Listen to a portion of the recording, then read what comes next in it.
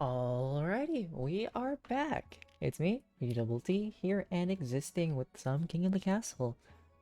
Time to continue a Monarch that's been kind of lasting a lot longer than I thought it had. I can't believe we're on the fourth King of this, or fourth Monarch of this whole situation. But yeah, for now, we'll wait and see when people join, and I'm going to throw something in the oven real quick.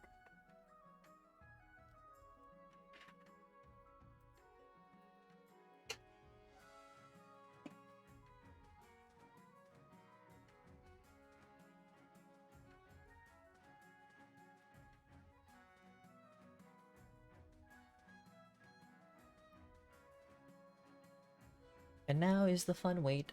Sorry, not the fun wait. Now it's just the waiting game. Oh, I need to finish this green drink as well. Oh, there's so much sediment on the bottom. I saw it. I was like, "There's different layers. How is there different layers?" And wait, technically, that's just if anything solid and liquid. Solids will sink unless they're porous or something. I had a moment. Don't mind me.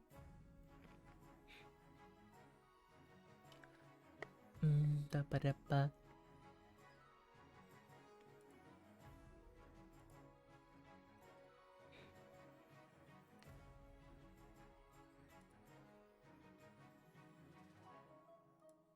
What day is it today? Today's Wednesday. I guess while we're here, I guess I could just sit around and just chat with people. Let's talk. If anybody's around.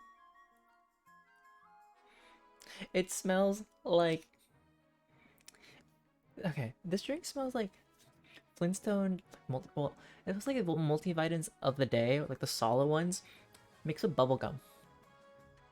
When it's supposed to be like matcha flavor and pineapple. Not the best combination, if I'm being honest.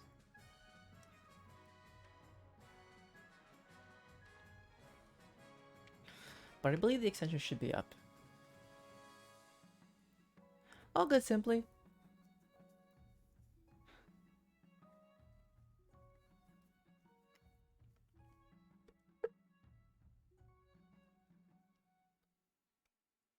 And by the time you're probably back, you'll words. And by the time you're probably back, I'll probably still be streaming. I mean, I still have about 5 hours to go. That's enough for like 2 games of King of the Castle, depending on how fast we started and how fast I decided to be a horrible ruler. I mean, a good ruler, you know, for the monarchy.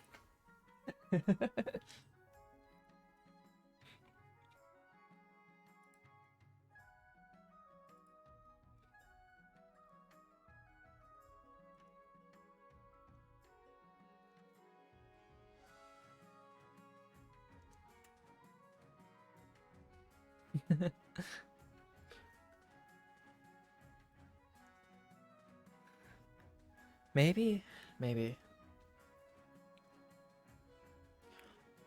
Since this is a continuing dynasty, I wonder how many children we've had for certain people. I think somebody died at least 4 times. I think it was Lake. Yeah, Lake's on like their 4th successor. It's amazing how fast they have successors if you think about it. But technically it makes sense because of the fact, yeah, something. Oop. I forgot to say, looking for a game ping.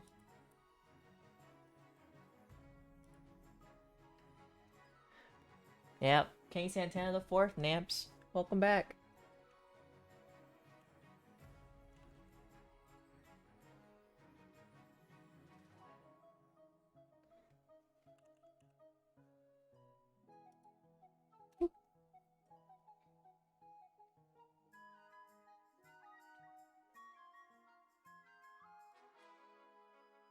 Oh no, Namps, no.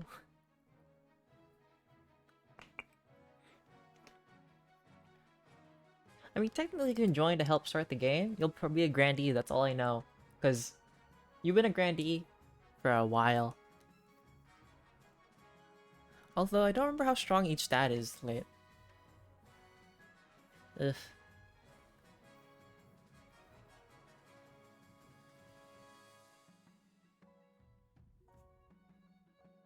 I'm very persuasive, yes.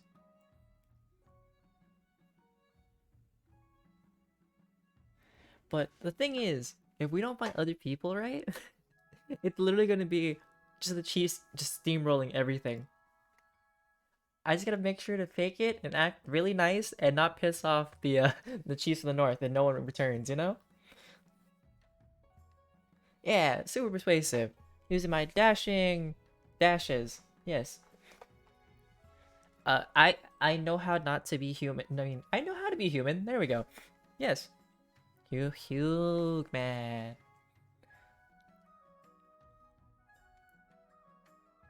Me fake? Not like my BBL. No, I'm kidding. Oh gosh, I feel a little unhinged in my humor all of a sudden. And that's a sign of one or two things. I need sleep, or I'm hungry. Or it's just me.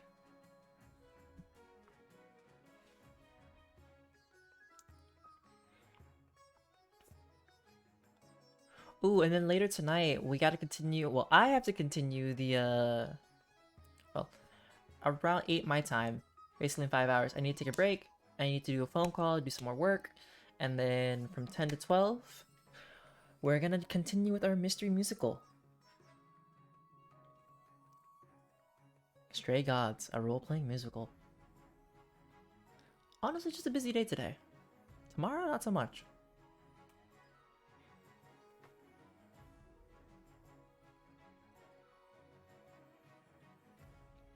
But wait, Naps, is there like a reason why you have a vacay at the moment? Or is it just because you were trying to avoid the snow?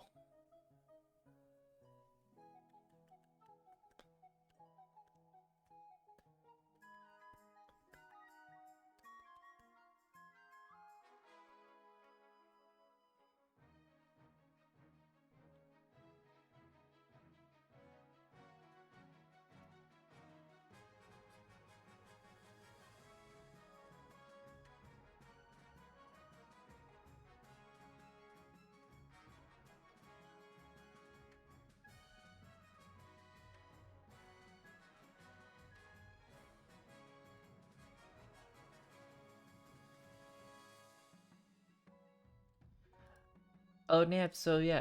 You know what I did? I made one of the emotes actually like animated, so now we have the crying one that, well, yeah, basic animation.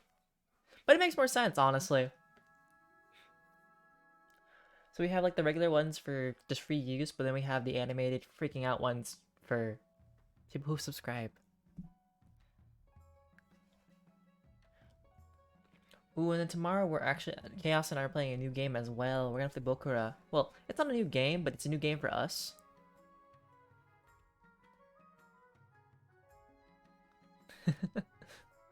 Now, what if it was a beach but covered in snow? Would you like that? Would you dress warm? Would you? Actually, you probably dress warm. Would you really dress warm if it was a beach that is cold? Beach but cold, which is a thing.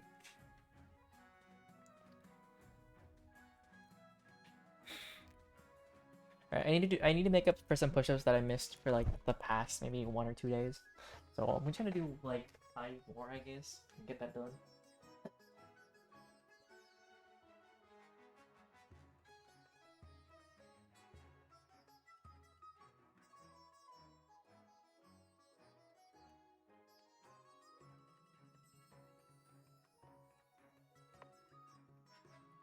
No, pick or. You can have both.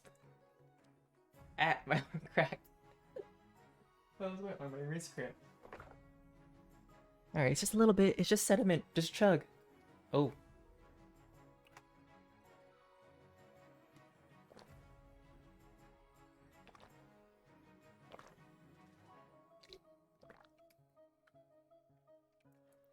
Yeah, this doesn't taste good. Mm-mm.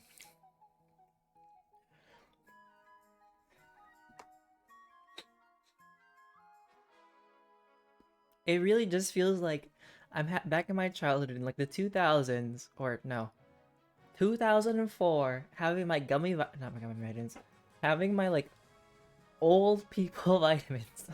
Sorry, no, I'm having my child vitamins that are just like chalk. And this just tastes like vitamins. Good for me, but my body says no. It's not.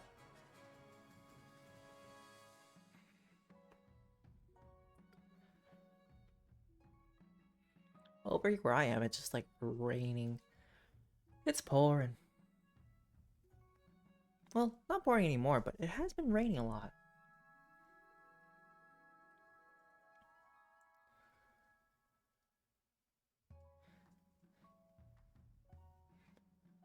Oh, Keith. Thanks for stopping by, Namps. Will you be around later tonight?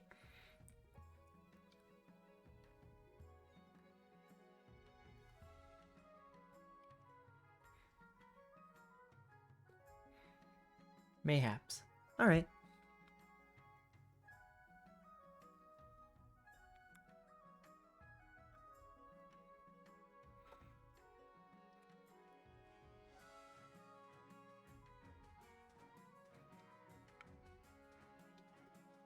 Ba-da-ba. Ba-ba-da-ba-ba. Mm-hmm.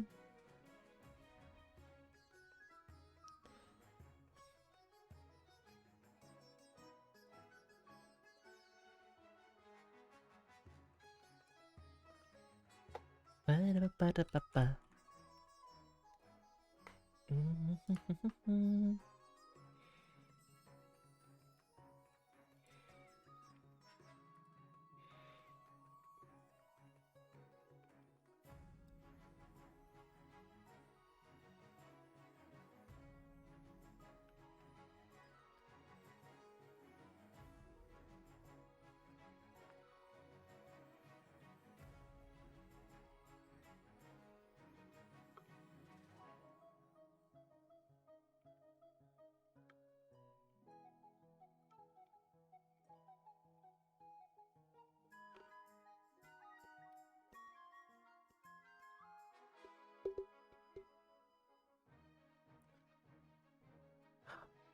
Oh, it should be done. I just gotta wear some mitts.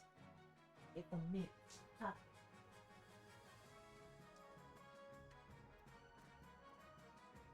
Ah. Oh, that's a lot of steam.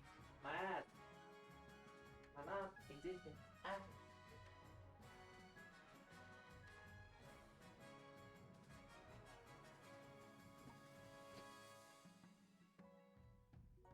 I heels on my tippy toes. Tippy toes. La ba de ba de ba ba de ba de. Ba da da ba da da da ba da da ba da.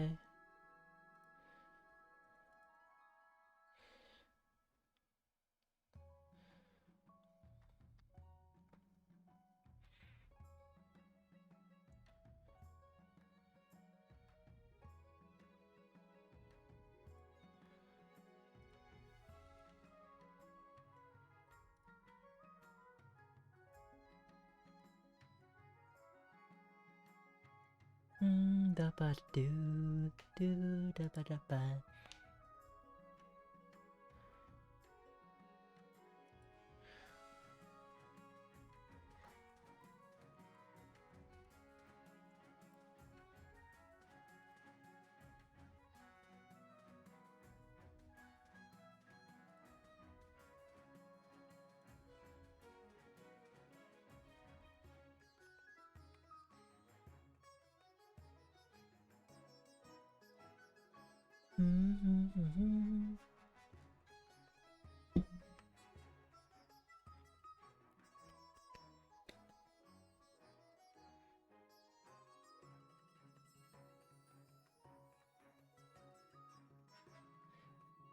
I'm starting to feel like the people that work at Little Company. I'm doing like the dance, like.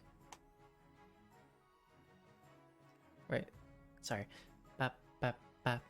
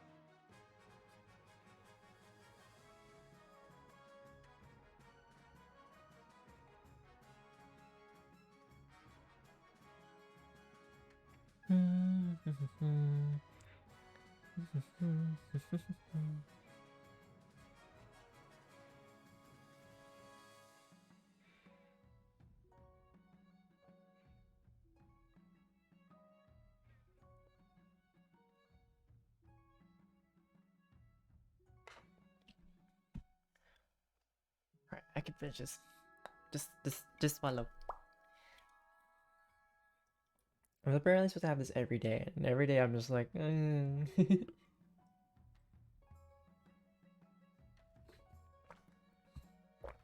oh, that is something.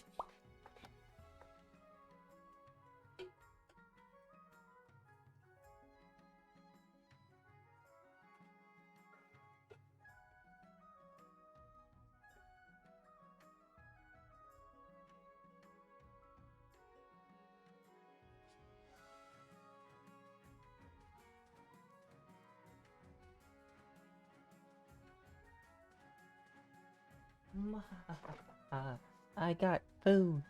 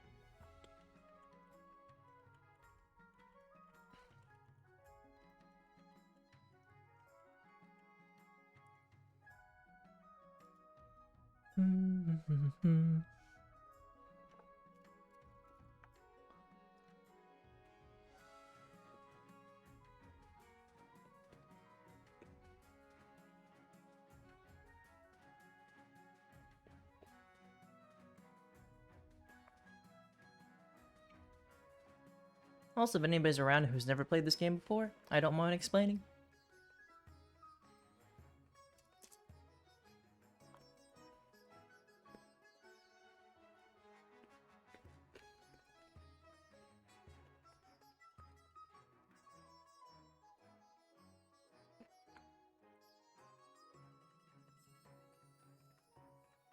Currently, I'm just nomming food while waiting for like one more person to join the game.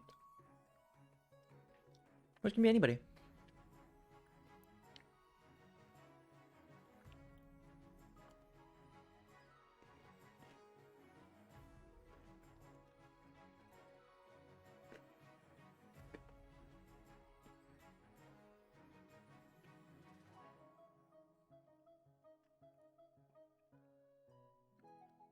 Ethan Lambeth. So if you want to join the game of Game of the Castle, all you have to do is type !join, follow space followed by any pronouns you would like,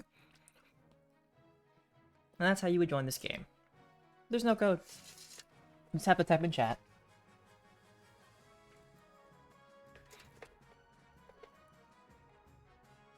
Alright. We have our final character that we need for the game. Thanks, Ethan Lambeth. I'll be partially eating along the way just because I am hungry.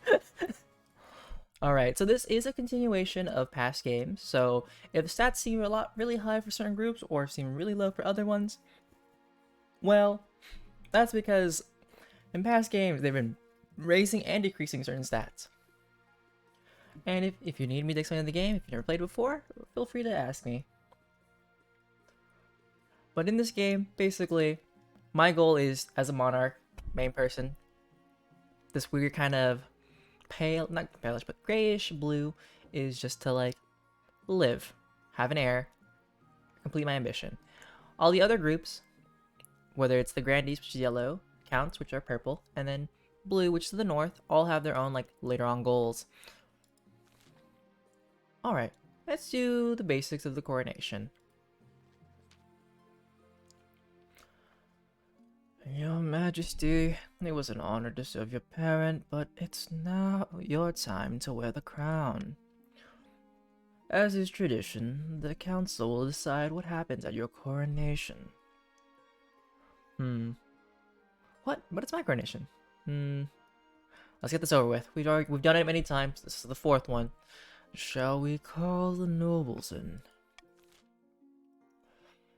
Alright, for this section, once I click start vote, you'll type in chat, !vote, space ABCD.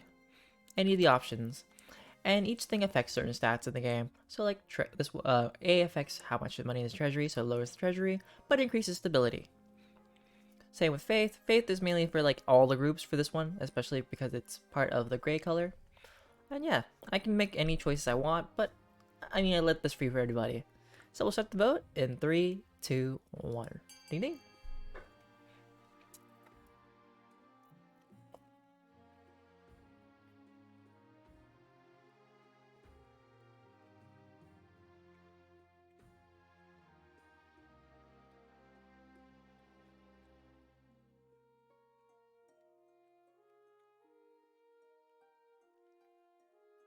A cult classic.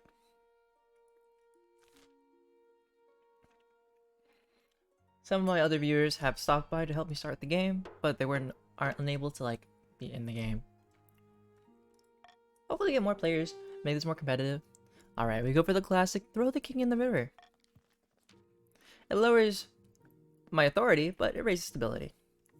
It is decided, the king will be thrown in the river. And so it begins. The nobles pick you up and carry you out to the Treadwater River, hurling you into the shallow water with a sheer.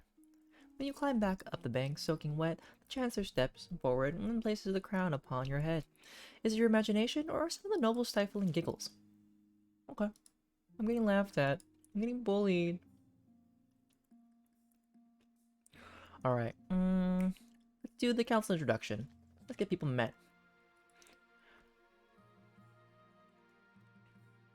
Now that you're the king, your first duty is to meet the council nobles. I introduce myself to the chiefs.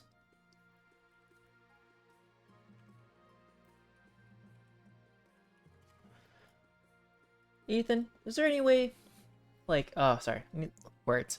My words are not working today.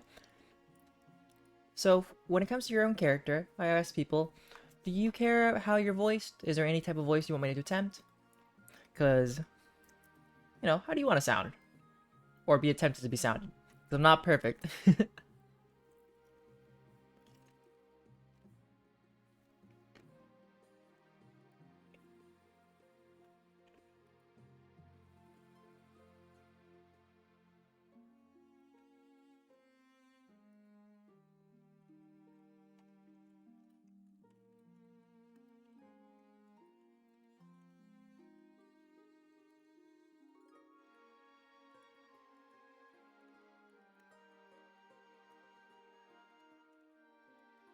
And there's no response, I will just, figure out a voice.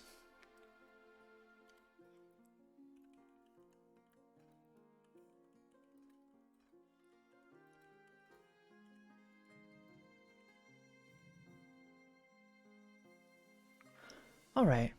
Good luck in the days ahead, your majesty. You'll need it. Dealing with us a lot. Alright. Simply Volpte. An honor to finally make your acquaintance, your grace. I was dismayed to hear of your parents' passing. May the ninth god bless your reign, your highness. I just trust you that you will conduct yourself with honor and faith. And with that, the introductions are done. The council hall immediately fills with raised voices as the nobles argue. Is this what your parent fought so hard for?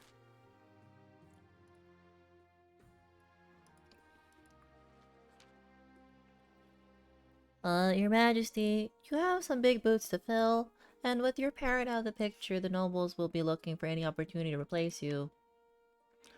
When you die, how do you hope the kingdom will remember you?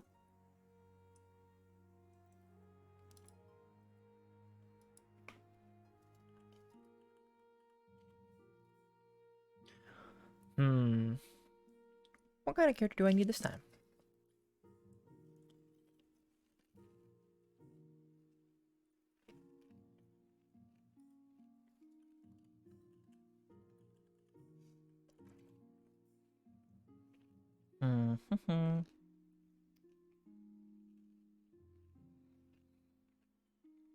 No, let's go for Golden Age.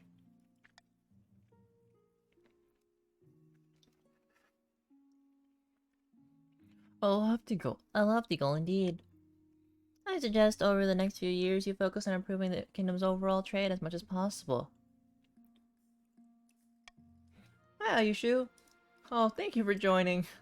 Okay, which one have you joined? You joined the counts. We're kind of dry on players, so just a heads up. It might be me versus just you. Well, I'm kidding. It's not me versus you. It's just, you know, we're gonna peacefully coexist and hopefully one of us lives. Mainly me. Once you have an heir, I will return to discuss how your ambition is progressing. Good luck, your majesty. Oof. That must have been rough. Yeah, for me, sometimes I'll just sit here and wait. There was one time I think I sat here and waited for like an hour and 30 minutes and we couldn't get a game started. But it happens. Alright, Delvira of the Ayushu dynasty, a sinister eastern chess master, leans delicately on a podium, whispering carefully.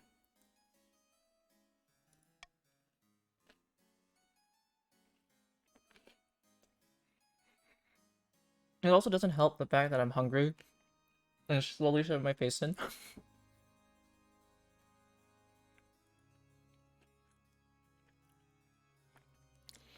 My fellow counts, in ancient times, the East was its own proud kingdom. We can bring back those days of glory, but not while the false King Santana IV wears the crown. Alright, well, this is your vote. You subterfuge, uprising, or possession. All party favors. Party.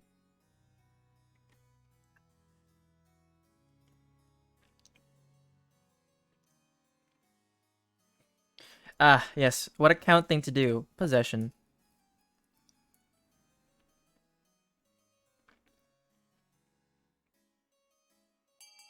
Ding ding. Voting has closed. The Count's plan to summon a demon to possess the king, putting him totally under their control. First, they must lull the king into a false sense of security. To advance their scheme, the Counts must lower their defiance to 4 or less in 2 seasons. Finn of the Ethan Lambeth clan, notorious Northern Elder, stands precariously on a longhouse crossbeam, droning as if in a trance. Chiefs of the North, we all know I should be on the throne, not this impostor King Santana the Fourth. How do we make that happen?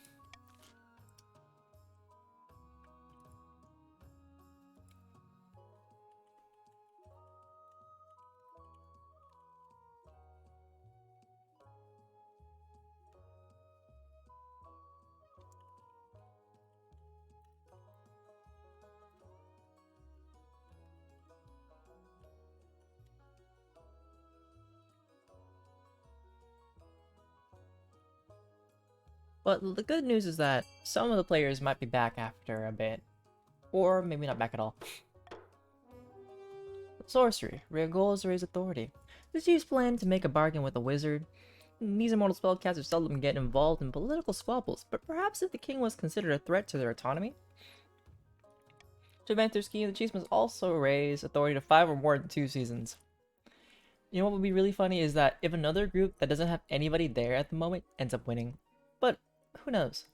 Xenovan of the Nappy lineage, infamous southern elder, stands bathed in sunshine, ranting in a fury.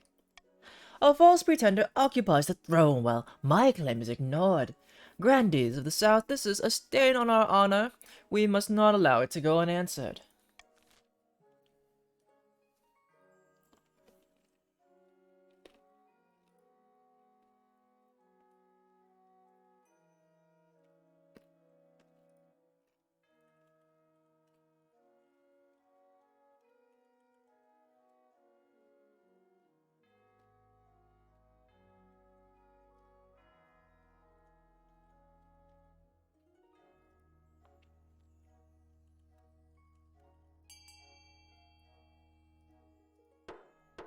Voting has closed.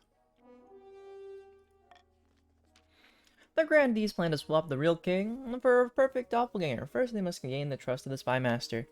To advance their scheme, the grandees must keep defiance at 4 or less in 4 seasons. Alright, what is our acronym today? Finn is the false pretender, Delvira is the distant cousin, Xenovan is our treacherous half-brother. SPD. Why does that remind me of something? Like, it's Power Ranger. Is it SPD? No, it's not. It's not SPD. Is it SPD? Who knows? Alright. You know what? That one. Always that one. An invitation, a new plague, and the honor guard.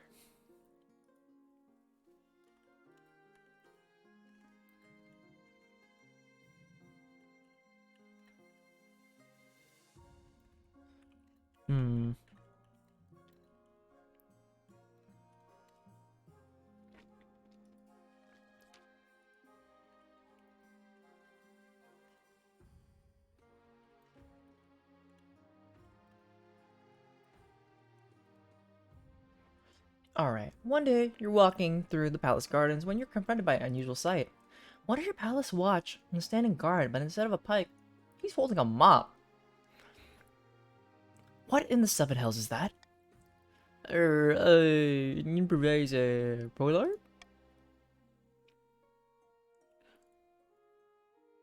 Last week, a grubby little urchin kicked me in the shins and stole me proper pike. I grabbed the first replacement I could find. What if there was an assassin? You're an idiot. Get a new pike right now. Get a new pike right now. I tried, but the quartermaster was too drunk. I can only apologize, Your Majesty. The Palace Watch have been more incompetent than usual, and recently, it's obvious you need a proper honor guard to protect you. But first, how can we improve the watch? Hmm. What are the options? We have A, spend a fortune on fancy new equipment. B, invite Northern soldiers to provide training. C, enforce harsher discipline. Or D, there's no need to do anything. I'm gonna vote for this one. Why not? We'll start the vote in 3, 2, 1.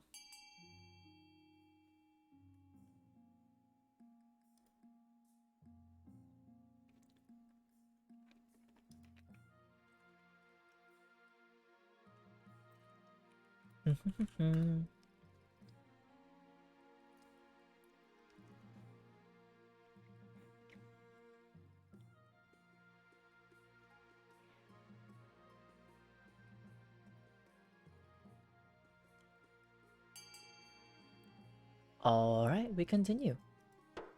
Voting is closed.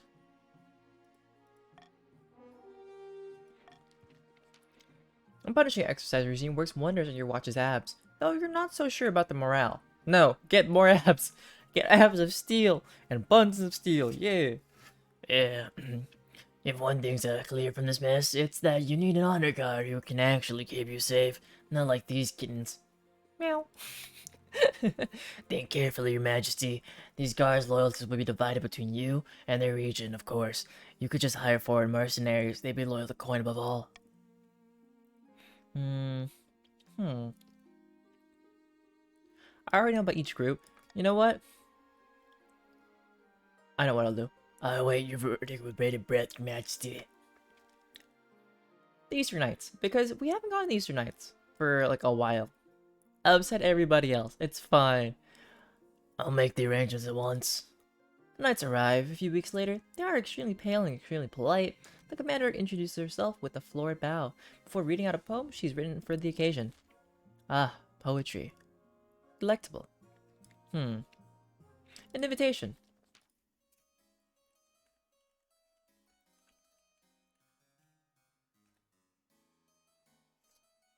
Without a word, Count Ayushu hands you a blood-red envelope.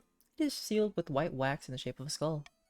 Inside is a beautifully written invitation to an event called the Crimson Vigil, due to take place on an autumn night later in the year. What is this all about? I suppose I shall attend this event, whatever it is. Oh, yeah, I'll just attend it. Yeah, it sounds lovely. I there's something that I always do for everybody that joins my stream and like as a character. Is there any voice you want me to try to attempt a voice for your character, or do you not care? And I can just pick a random one.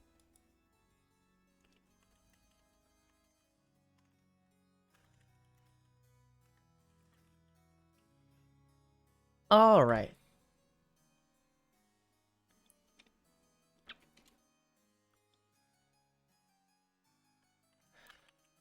One cool thing before.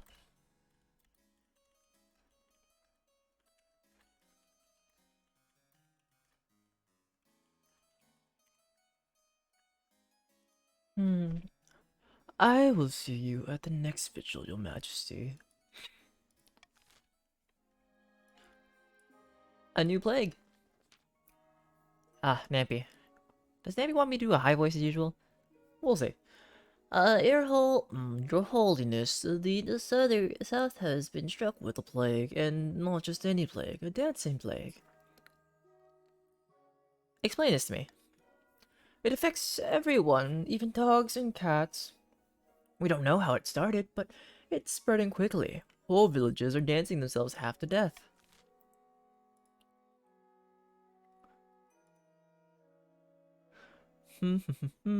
Alright.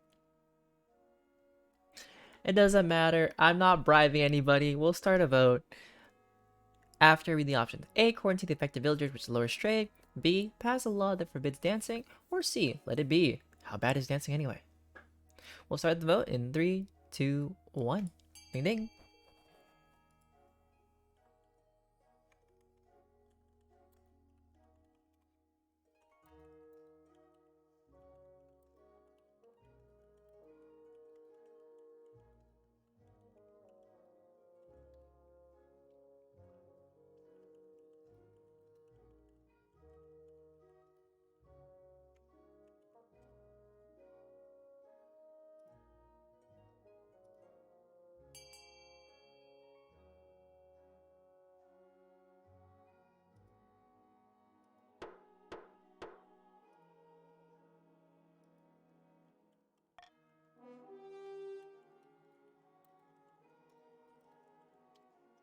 Alright.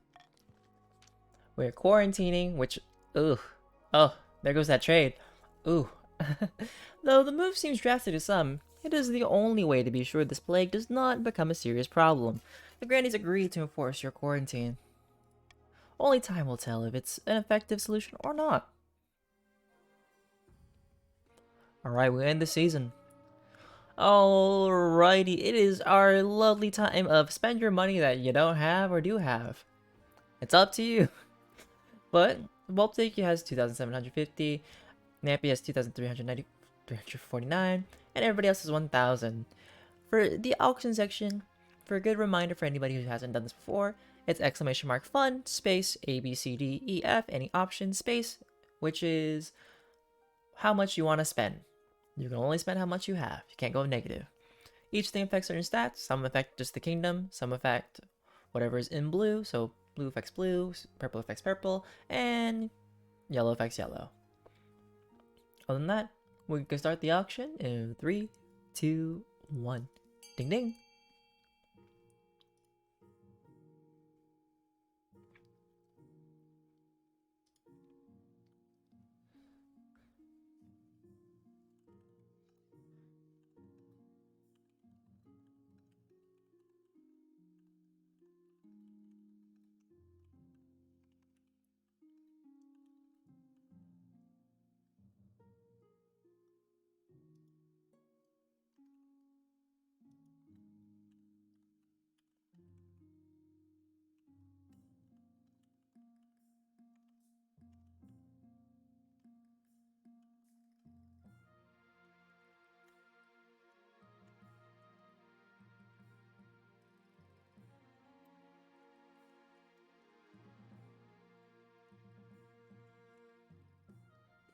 Nothing? Really nothing. Could I ask you to spend a coin for my authority?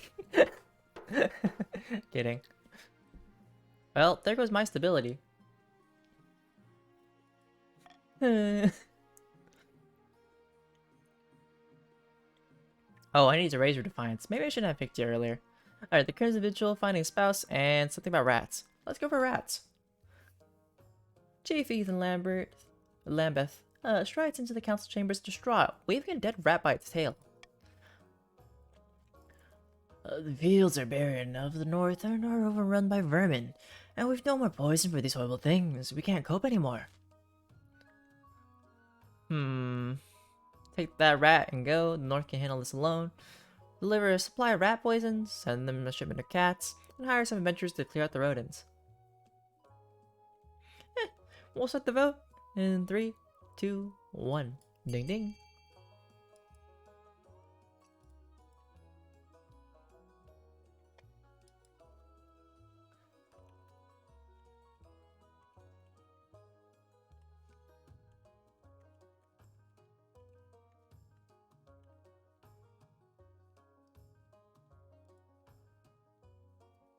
Now watch the game be cruel. It's like, oh, you got 80%. Fail. Because it does do it for like 70% a lot. Okay, Chief Ethan Lambeth's face falls. His grip tightens on the rat's tail. How are we to survive with the rodents crawling over everything? Oh, very well, your highness. Rat infestation rages through the north like fire through straw. Thankfully, there's enough food stored safely that people do not starve. Interesting. Crimson Vigil, the Crimson Vigil. The Crimson Vigil takes place in a bleak castle atop an eastern hill. Your journey takes weeks.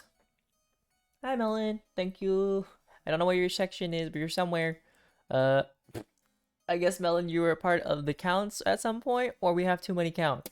Everybody's a count today. That's it. Anyways, your journey takes weeks and your baggage train keeps getting stuck in bogs. Guests at the Crimson Vigil compete on who can dress in the most ghoulish and frightening costume. What do you dress as? Just your normal clothing.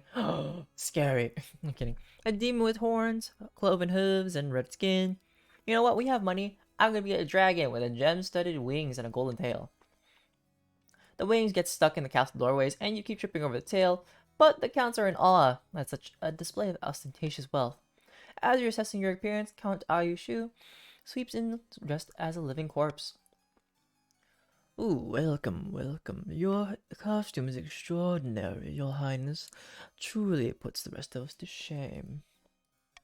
Please remember to stay in the upper levels, the dungeons are out of bounds. In the ballroom you'll find the counts gathered all dressed up as frightful monsters, wolfmen, pumpkin heads, witches, and a waiter glides past, holding a tray of gnosis stocks. A pianist plays a mournful tune. The Crimson Vigil begins at midnight. What role will you take? A mourner, or are you willing to betray a hound of the betrayer?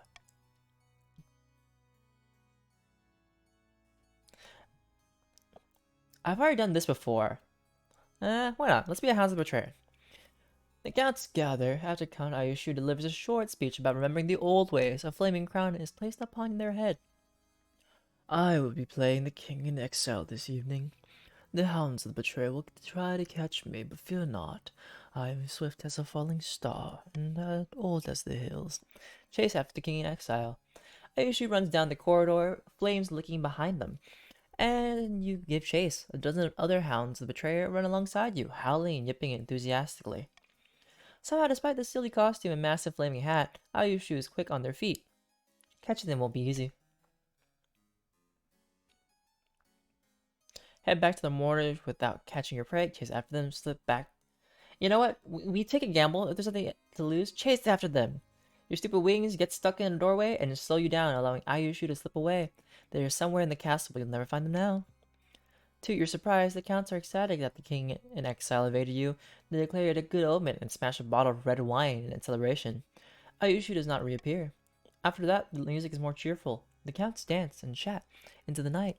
At dawn, you board your carriage and begin the long journey back to the capital. Time to find a spouse. I want to put this piece of food in my mouth, but I can't because I know that I have to read. Your Majesty, it's important you find a spouse sooner rather than later. I'll take the liberty of finding eligible candidates. What is your preference, men, women, or you do not mind? You know what? King Santana IV does not like love. I'm not interested in love. Are you sure, Your Majesty? The nobles will be most upset, and I've seen this for 4 generations at this point. I'm tired of it all. Surely it behooves you to look at some options. My mind is made up. Very well, Your Majesty. We shall speak no more of marriage. But, Your Majesty, may I ask why you refuse to marry? You know what? Party. Marriage would weigh me down. I want a party. Ah, I see. Far be it for me to question my king. Good luck in the days ahead. You'll need it. No. Good luck to you. Good luck to you. Indeed. Yes.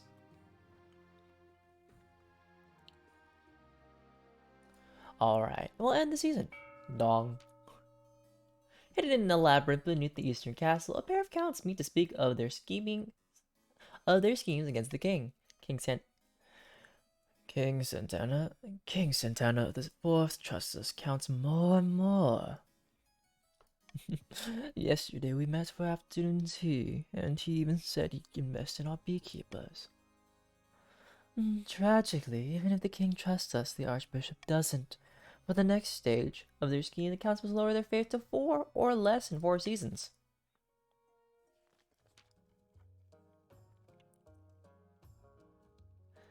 Far to the north, Chief Ethan Lambeth sits before a roaring hearth, 2 enormous wolfhounds lying at his feet. A shadow darkens the door. The hounds whimper and flee, tails tucked between their legs, as a skeletal figure steps into the room, accompanied by the jingling of 1,000 bells. My apologies.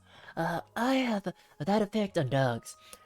Their ears are so sensitive, and my bones rattle and crackle like nobody's business. Why did you call this meeting? I may be immortal, but my time is still more precious than yours. 'Cause you know, I live forever. Well, I thought we might have a common goal. The king has been overstepping his bounds recently, hasn't he? Oh, that's true. The Watts tried to turn me away from my favorite bakery last week, saying that I was scaring the people because I'm just bones. Simply because my presence shattered all the windows in a mile's radius. I'll help you. Those fig rolls are worth committing regicide for, but first you'll need to take care of the bees. Did you say bees? Yes, in the Dreamlands, they call themselves the Dreams of Being, and they're deadly foe, even for a wizard, of course. Their waking selves tend to buzz about and pollinate flowers. They love all kinds of royalty. Protect them from magical treats, but they won't harm non-magical folk, beyond the occasional sting. Bzz. For the next stage of their Skin the Cheese must lower all regions combines farming to 14 or less in 4 seasons.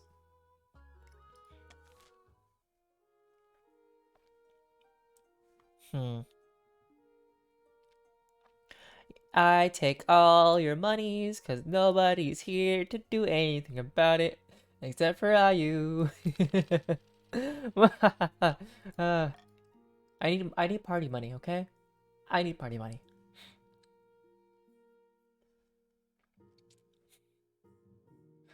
Hello, Akariz. You have joined the Chiefs. We finally have a player for the Chiefs. Okay, now we got some competition.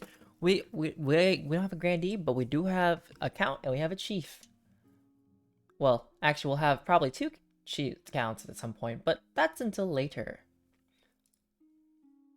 How are you though?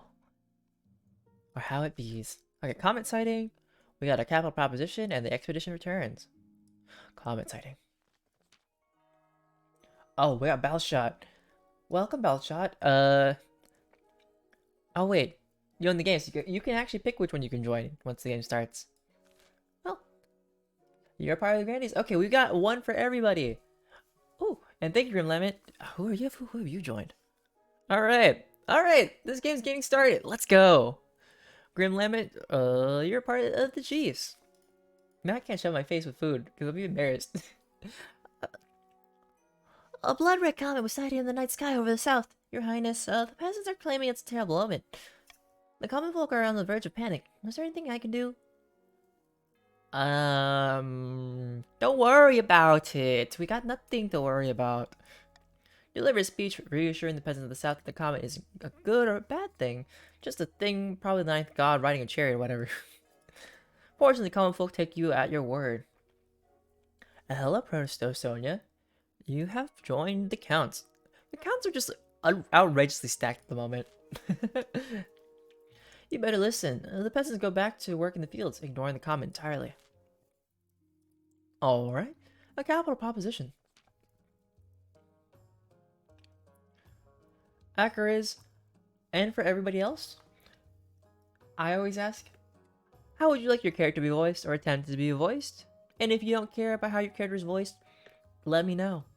Because then I'll pick a random voice and try to remember that that's the voice for your character.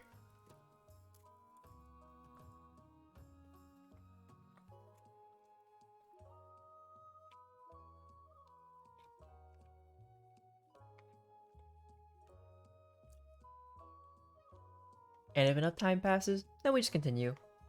I'll pick a one randomly. So just let me know if you have a preference.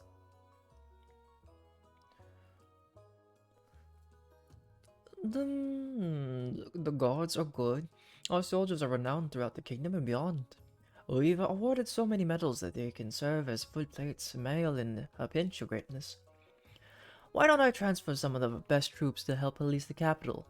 They'd improve security and show the Northern Army for what it is, the pride of the kingdom.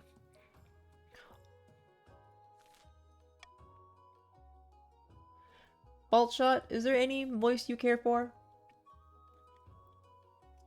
Because your character has made a lovely appearance.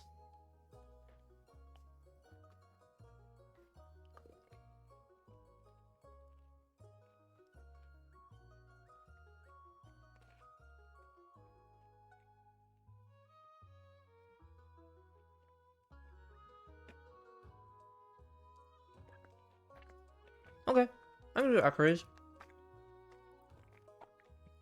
I think I already picked a voice for you, so we're good on that.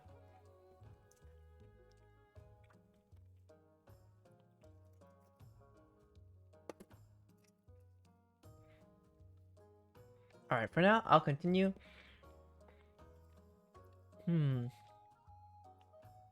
You want to station soldiers in the capital. Your Majesty, think of the threat to your security. Let us make use of them instead. Alright, we have some options. We got A, B, and C. A, bring the northern soldiers to the capital. B, order them to help out the grandees. Or C, leave the troops in the north where they belong. And as you guys also need reminders for anybody who just joined recently, your goals. So for the Chiefs, you want some sorcery, so you want to lower all the region's total farming to 14 or less in 4 seasons. If you're a count, you want to do some less faith. Less faith for everybody. And, well, for your character actually. I mean, for your section. And for the grandees, you want to have bloater defiance. Other than that, we'll start the vote in 3, 2, 1. Ding ding.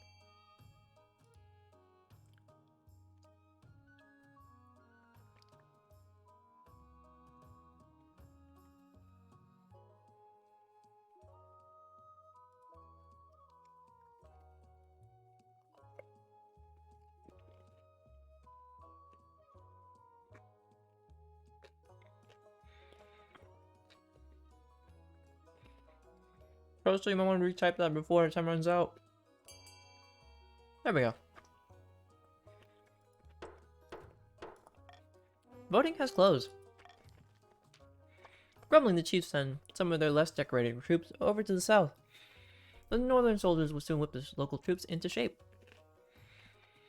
As rugged northern warriors parade proudly through the villages, southern peasants flock to admire them, keen to learn axe throwing and get their own tattoos. Many join up on the spot. Cows go unmilked and fields unplowed, but the army ranks swell with enthusiastic recruits. Ooh. Alright, and we have the expedition returns from our last game. Alright, let me like swallow all the bits of food. Your Majesty, like most excellent news, the expedition that your predecessor, Monarch Santana III, Sentature, has finally returned, and they've brought back something quite extraordinary. Like a number of bedraggled sailors into the room, they're supporting an incredible figure who stumbles around uncertainly on the stone floor. The figure has the head of a horse, and their body has been twisted by magic, but was clearly once human. They still have one hand with 5 malformed digits, and their 2 hooved feet clap loudly as they walk.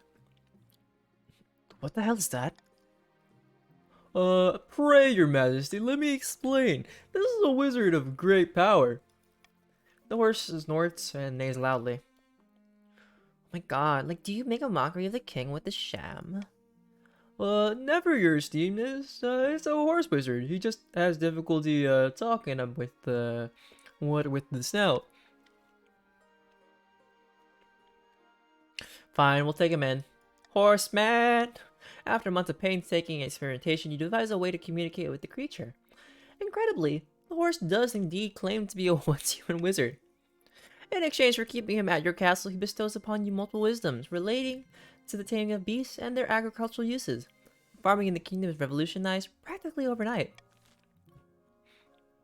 Alright, time to end the season. Dong. By royal decree, well, laws. Laws. Yes. End the year. A fishy wedding, invasion, and a new festival. A new festival?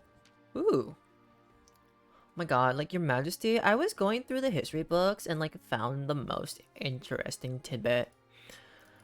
During the reign of Queen Aga, like, the kingdom held a huge parade in honor of all the regions coming together. It was like called the Day of Kinship, and it was quite the party. A festival, you say? Lots of drinking and dancing? That sounds exciting. What sort of parade? I don't know about that. What sort of parade? Actually, no. We're party king, so that one. Like, yes, but it wasn't just about that. With all the visitors who came to the capital, the city flourished. I hear it made things much more harmonious across the kingdom, too. I suggest we reinstate the Day of Kinship. I never need a reason to party. Let's do it. I'd rather do something more low-key. I don't think we got the funds or the time. You know what? Party! Wonderful, Your Majesty. Like, the question is, how much money do you want to spend on the Day of Kinship? Like, I'm sure the nobles will have opinions on this subject. Alright, how much should be spent on the Day of Kinship Parade? Money's no object, only the finest parade for the crown. The king should spend a respectable amount on this. Go for the cheapest parade possible. You know what? If you vote for me, we spend money. We'll start the vote in 3, 2, 1. Ding ding.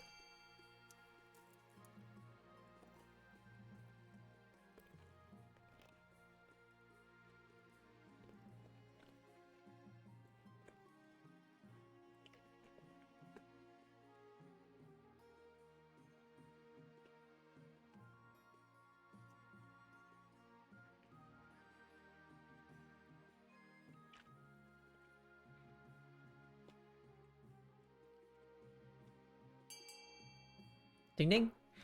Alright, voting is closed. The treasurer looks worried but scribbles down notes. Take notes, everybody, take notes! Oh my god, like, you gotta take notes that, you know, I gotta be financially stable, because this king is not gonna save the treasury. Okay, like, I got, like, stilt walkers and contortionists. Excellent, like, I'll make the arrangements out directly. She and the chancellor leave deep in conversation. Soon word, the day of the kinship, spreads all across the kingdom. Guests are already planning their outfits. Invasion. Your Holiness, we're being overrun. Not by sword and spear, mind you, but by lampreys. A particularly virulent breed of Salish sea lampreys, to be precise. They must have been introduced by a careless trader, but now they're feasting on local fish. Oop, and there's something that I... I'm sorry. Alright, what should be done about the invasive lampreys taking over the south?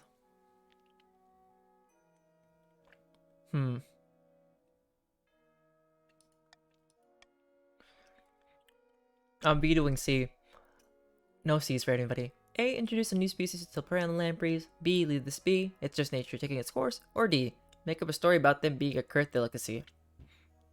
We'll start the vote in 3, 2, 1. Ding ding.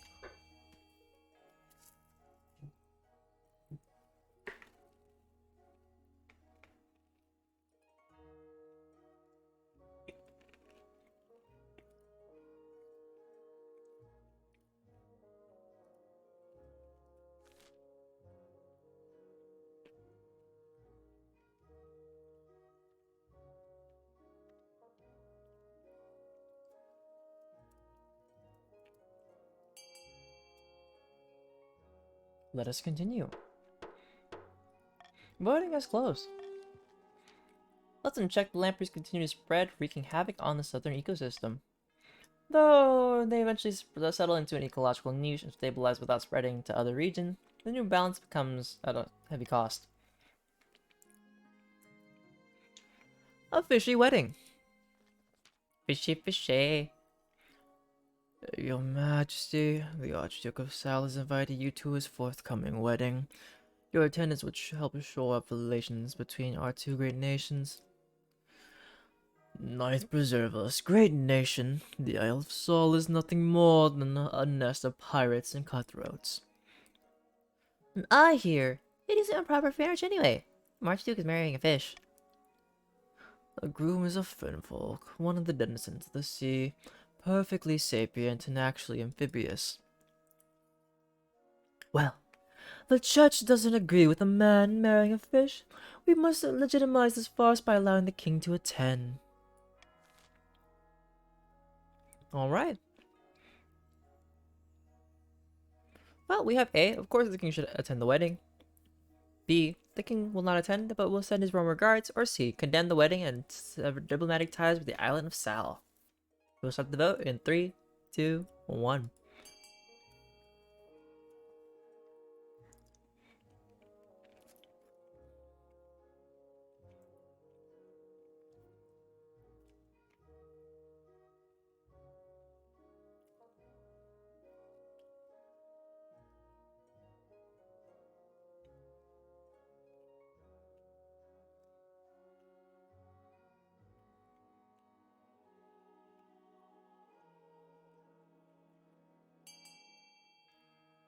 Okay.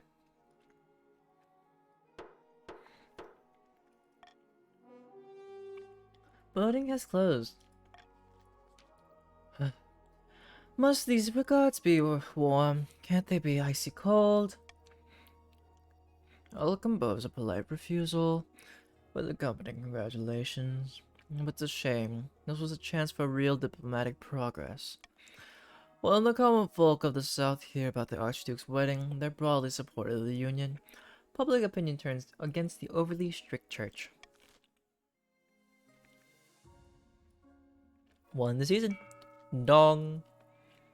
In the south, beneath the scorching sun, Granny Nappy is strolling through their vineyard in the company of a few close friends. You said you had a surprise for me?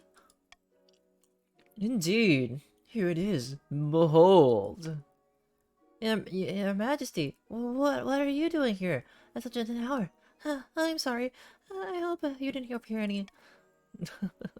Quick babbling, you blowhard. This isn't the king, it's a peasant who's the king's spitting image. Oh, God above. And just in time, the spy master trusts us, and we can move to the next phase, kidnapping the king and putting this fool in his place. Alright, Gilly the Kid, you are part of the Grandees. And we actually need a Grandee, because I think all the Grandees have gone. So thank you. How do we manage that? Well, we need the kingdom in utter chaos.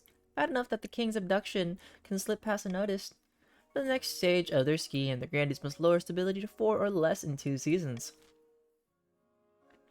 Lead the charge to victory, I hope. Alright, here's everybody's goals for a quick reminder. We've got sorcery right now. Lower all regions total farming to 14 or less in 2 seasons for the Chiefs. For the Counts, lower your own faith to 4 or less in 2 seasons. And for the Grandees, lower the kingdom stability to 4 or less in 2 seasons. Why do I feel like this is going to be a quick game somehow? Oh, the day of kinship, quarantine continues, and the island rises. The quarantine continues. Your Majesty, you will recall the quarantine you ordered to deal with the dancing plague? It's been many months since anyone had last entered or left the affected area. We think the plague may have run its course. We ask your permission to lift the quarantine. You know what? I trust whatever you guys choose. We'll start the vote. Well, A is lift the quarantine, B, continue the quarantine indefinitely, C, hire an adventurer to check that it's safe, or D, send Grandy Nampy to check that it's safe. We'll start the vote in 3, 2, 1. Ding ding.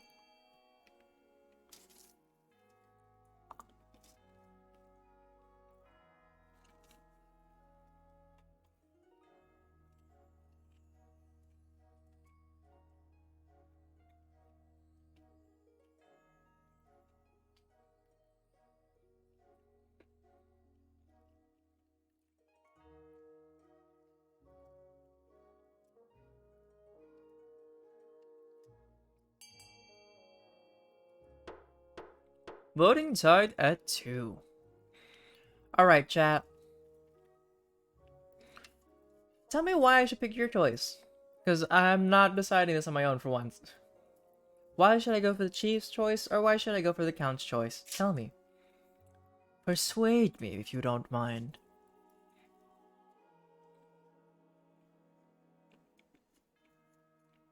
But if there's no persuasion... Oh no, if Nappy were here to see that, Nappy would be like, no!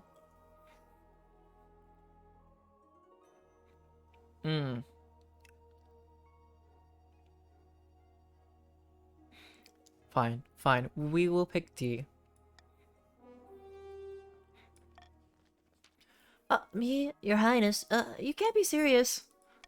Despite Nappy's protest, the king's word is final. They are sent into the quarantine zone. You have to hear back from them soon. Oh dear. An island rises. Majesty, your highness, something most strange has occurred in the Eastern Sea. A new island has risen halfway between our shores and the island of Sal. The Finn folk raised it from the depths using their weird ocean magic. It's true, your majesty. The Finfolk raised the island to celebrate the marriage of their prince to the Archduke of Sal. They will gift it to him on the day of the ceremony. This is terrible news. That island is of immense strategic importance. We can't let it fall into Salish hands. Treasury is too low. Pay a wizard to sink the island back into the sea. We're broke. So because we're broken, these options are fine. Well, A. Send the king to conduct secret negotiations with the Finfolk, or C. Send the king to seduce the Finfolk prince. You know what? I'm gonna vote for C. Why not? We'll start the vote in 3, 2, 1. Ding ding!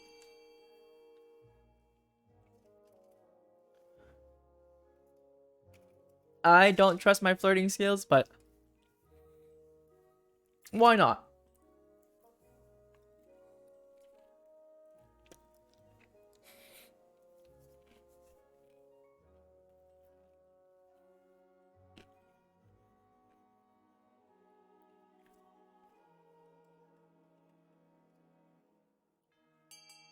Let me flirt. I can flirt, yes.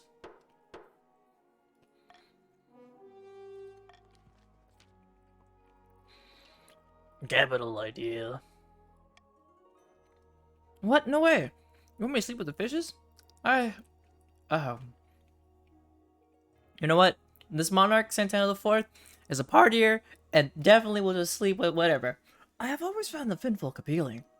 The silence follows over the council. The nobles glance at each other, coughing and and adjusting their collars. Ugh. Well, you're unattached, and you would make a far better match for this Finfolk prince than the Archduke of some rainy little island. What's the harm? Very well. I'll seduce the sexy fishman. We'll all admire your sacrifice, your holiness. Preparations begin for your clandestine visit to one of the Finfolk's undersea villages. The Chancellor has heard of magic reeds that allow the bearer to breathe underwater, but such a thing will take weeks to track down. At least that gives you time to prepare for your underwater visit, and to buy some waterproof roses. Aren't roses waterproof? You just gotta be careful of heavy currents. Or is it ropes? I just couldn't read. It's fine. Who needs robes anyways?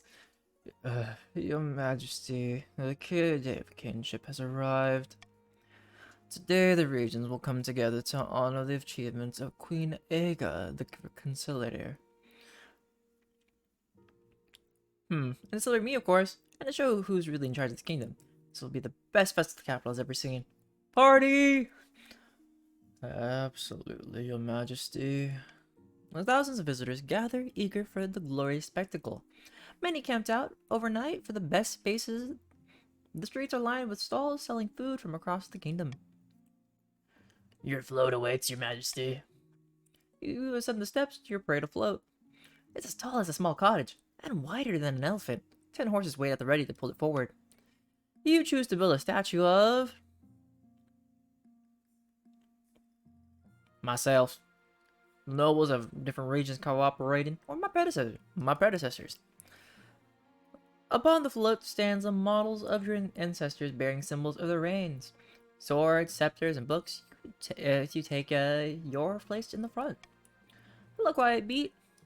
Welcome. Quiet Beat, you are our second grandee, because I know that they get... basically, a lot of people are here and not here. You know. Thank you for joining. The horses drive forward and crowd roars in excitement, clapping and cheering and throwing rose petals. You could get used to this. I want roses. Can I have blue roses? Although, scientifically, you cannot actually have blue roses. But that's another day. As you make your way around the capital, the other floats follow you in your wake. Akaris and several other chiefs stand atop a model mountain on the northern float, dressed in ceremonial kilts. An effigy of an ice giant towers over them, glaring at the crowd. On the eastern float sits a model of the Black Spire, the tower originally built by Queen Zhenya. A watermelon and the other cave counts stand around it, each holding a flaming torch. None of them look particularly festive. Oh, it's your first time playing, Quiet Beat? Well, if you have any questions, I believe chat can help you out, Or if, you know, I'm not in the middle of reading, I can also help explain, just in case you've never played. Well, just in case there are things you don't know. I almost repeated the fact that you haven't played before because you haven't played before. Words. Sometimes I'll fumble. On the southern float, a mobile temple laden with flowers, several grandees lounge on gilded sofas as quiet beat shadow duels with a ceremonial rapier that whooshes impressively. By the time your parade reaches the lush gardens of St. Serena's Park, it's sunset. Towering bonfires banish the dusk. Oh, Grand Lemon, it's really your second? So, how do you like it so far? Or is it just like, do you have the game, or what's your story, I guess? Very jolly, Your Majesty. The Chancellor's been looking forward to this for weeks. Can I get you a drink? Gets me many drinks. Oh, couple it's not right now, Marshall. Just one thing. Gets me many drinks. She brings you back an entire tray of wine bottles. The rest of the night is a little hazy. The next thing you know, morning sunlight is burning through your eyelids as you wake near your parade float. A model of your great grandparent is staring right at you. My God, what happened? Ooh, understandable. I feel like Twitch is a good place to play the game, you know, because there's only people who want to try. And because if you have the game, you can pick certain things to join, do other things. Am I dead? Nearby, Prostosonia picks himself up from the wreck of the Eastern Float. Prosto! We haven't met your character yet. So, is there any voice you want me to do for your character for whenever they show up, or do you not care? And for those of you who haven't had your character show up either yet, it's also a thing of, you can pick out your voice for your character for me to attempt to do, or if you don't care, I'll pick a random voice in my head. And try to remember that that's the character's voice.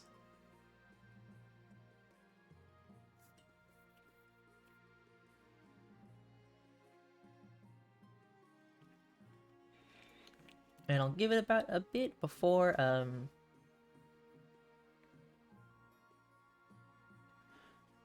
And what do you mean by that, Criminal? I meant, like... Oh, gotcha. No, I read that as something else, and because I'm having a inability to read at the moment. Alright, well, then I guess I'll pick a voice. By the blood of the dead, what a night. Hello, Six Sparrow. You have joined the Grandees. Okay, now the Grandees are having a lot of people, but we have 3. Okay, 3 there. We have about 3 here, and then we have 2 over the Chiefs. Chiefs need 1 more. Do you remember Geese? I remember getting into a fight. Did I break something? Do I remember Geese? Ooh, Grimlammet, it's your character. Ah! Thank you, Six Sparrow, for following. Scared. Oh, okay. Well, you just showed up, which is the funny thing. You ordered a whole flock of northern ducks to be sent to the palace. You wanted their feathers for the royal pillows, but then you unleashed them on me. They pecked me half to death. Oh, thank you. I remember now. That was brilliant. You drag yourself back to the palace where you enjoy a long and luxurious snooze. So Quiet Beat, when it comes to choosing the character like in game, you actually have to own the game itself, and then from there you can actually design your character for each of the groups. But if you're just playing it from like Twitch or joining somebody else's game, you're just a randomized character. But you can choose your pronouns at least, like he, him, she, her, they, them. The Chiefs are asking. Oh wait, the Chiefs are asking you to apologize for your behavior during the Day of Kinship. You caused quite a stir. I try. I hope I can remember it. But Count Sonia says you were just throwing yourself into the festivities, and you did nothing wrong. I'll just lay my hair down. Look at this luscious hair. Although, under the hat, I'm bald, but you know what I mean. Alright, send a token apology. Sure, I'll apologize for being the best king ever. I was the best king ever. Boop. Several other chiefs join the grumbling, but you rise above the whole thing and regain your dignity. That's the true meaning of the Day of Kinship.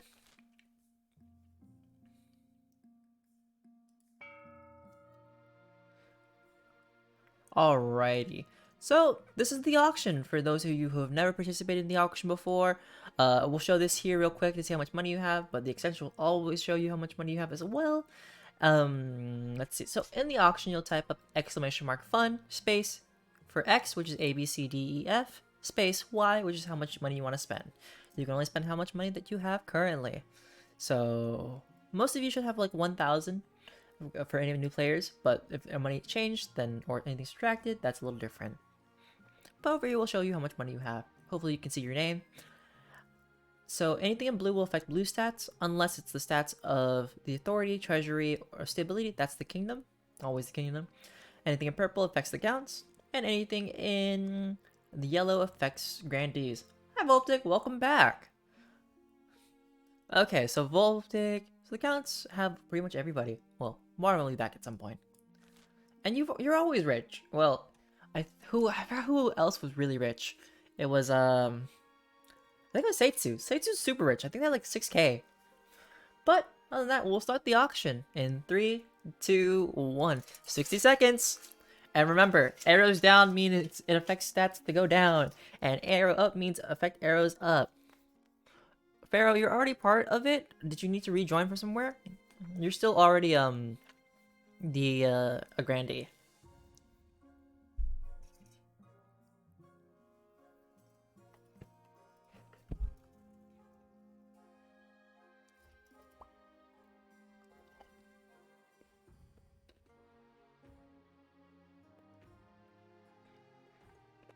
O ye of little faith.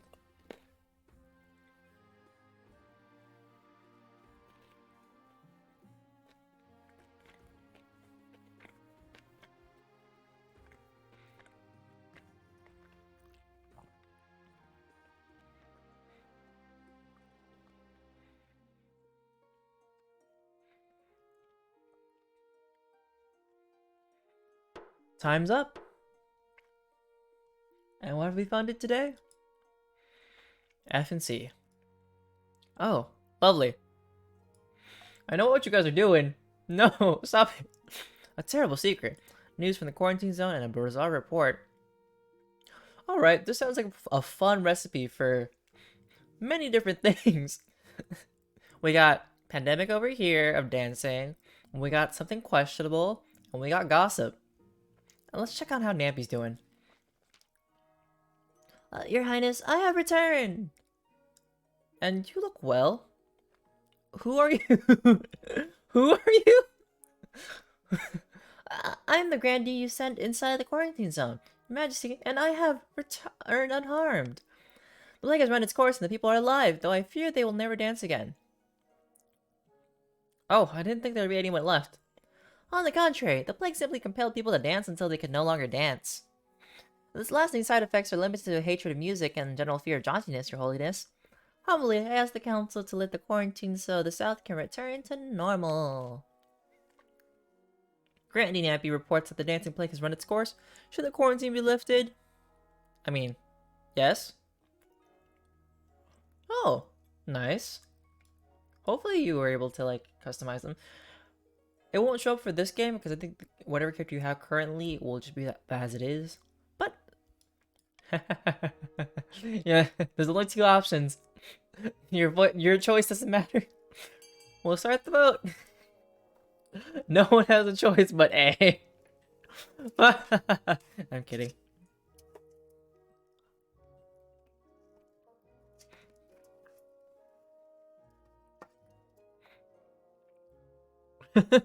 You can't vote for B because it's been vetoed.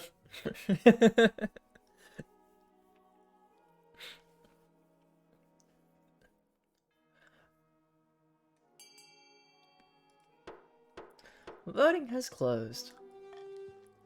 The grannies are grateful and formerly quarantined merchants are soon trudging graciously throughout the kingdom.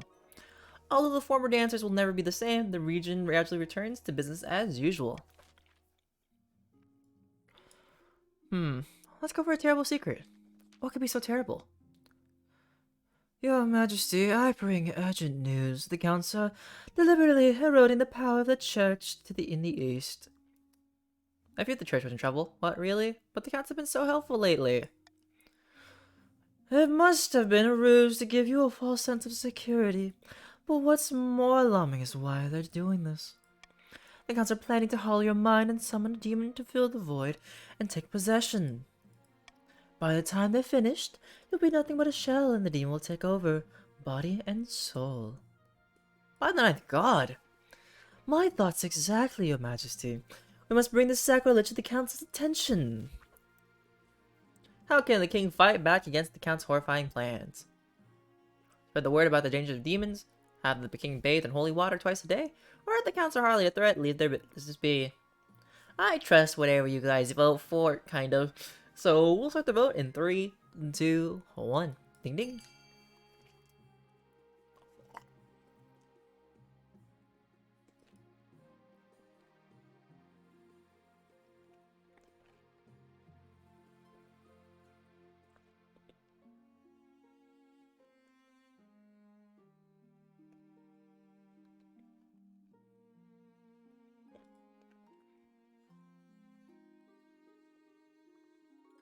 We just need like one more chief to balance it out. Oh, nope. Voting has closed. Oop. The High Inquisitor storms off to her chambers, but there's nothing more she can do against the Counts. Oh dear. Bizarre report. Your Majesty, I have received reports worrying and confusing. Well, I'm constantly worried and confused. Yes, Your Majesty, I did get that impression. I've received reports from one of my little birdies in Grandee Nappy's manor. They have a most unusual guest. Who? Let me guess, the second god himself? Oh no, is this some kind of parasite thing? Let me guess, the second god himself? No. It's you, Your Majesty, or someone who looks like you. I have no reason to suspect the Grandies of plotting anything, and yet I can't square this away. Unfortunately, I can't devote too many resources to solving this puzzle with the kingdom in such a lamentable state. Too busy fighting fires elsewhere. I recommend you call a meeting of the council and try to do something to put a stop to this. Very well, assemble them at once. Alright, we have A. Triple the security around the palace. B. Conduct a thorough search of the southern manors. Or C. Do nothing. We'll start the vote in 3, 2, 1. Ding ding.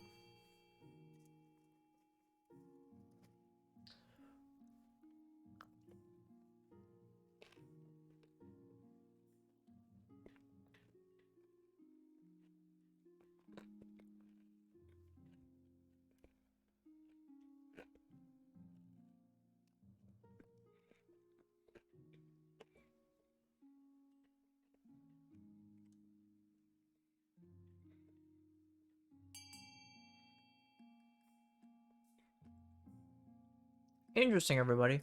Interesting.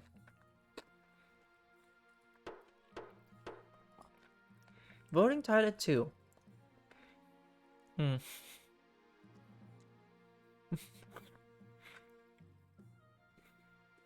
know what? I'm gonna do absolutely nothing. Why? Because absolutely nothing. The council chooses not to intervene based on such scanty evidence. Whatever the Grandies are planning with your body double, it will go ahead without interference. No, Voltic, why? How must you redeem the hat? It's been a while since I've actually worn one. I guess I can wear this one. Keep my head warm and fuzzy. Now I just gotta put my headphones over them. The council... Ugh. Oh gosh. The council chooses not to intervene based on such scanty evidence. Whatever the Grandies are planning with your body double, it will go ahead without interference. I don't think it fits over my headphones. I can try.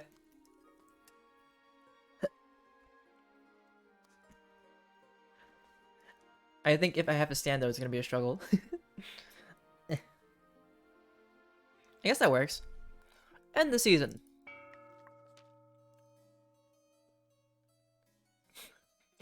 Account rides to a remote or remarkable spot of moorland. Soon, another joins them. The church is scrambling for power. The High Inquisitor is losing her grip on the populace. Voltic, since you're back, how do you want me voiced today?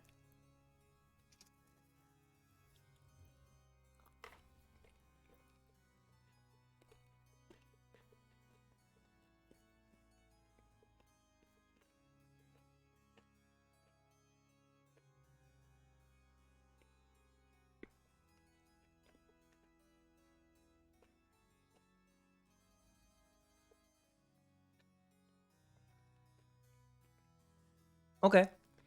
Ah, how delightful. Now we can make our move unseen. We must invite a demon to possess the king. The ancient books describe two demons, each attract to different aspects of a human mind. Alright, you counts. Do you want Rakmasa, the Matar, and the Cockroach Queen? Ugh, roaches. Or B, I almost said C, like there's a C. Murmurak. Or Duke agreed in the face of all coins.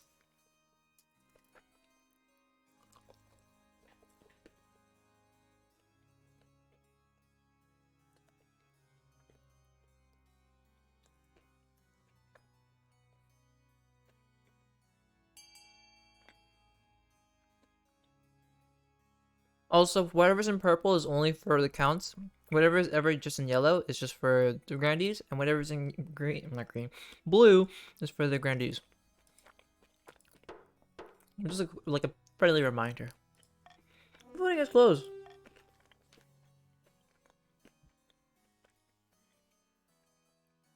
The Cockroach Queen was once a favored servant of the Ninth God, but when she betrayed him, he banished her to the deepest caves where she became a twisted agent of the Seventh.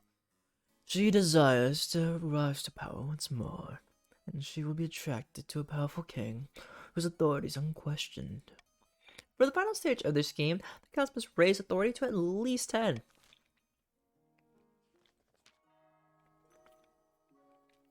Meanwhile, in the south, Granny Nappy has invited their closest associates to their manor house for some wine and cheese and treason.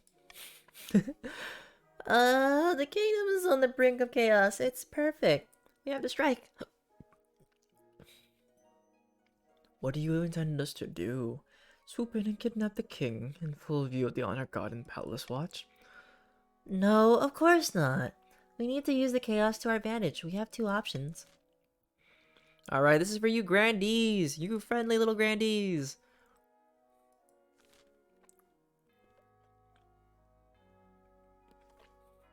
Imagine getting possessed and then that's when they kidnap like the demon. Alright, I'm just gonna step away, throw away some trash, wash my hands. Because I had pizza bites.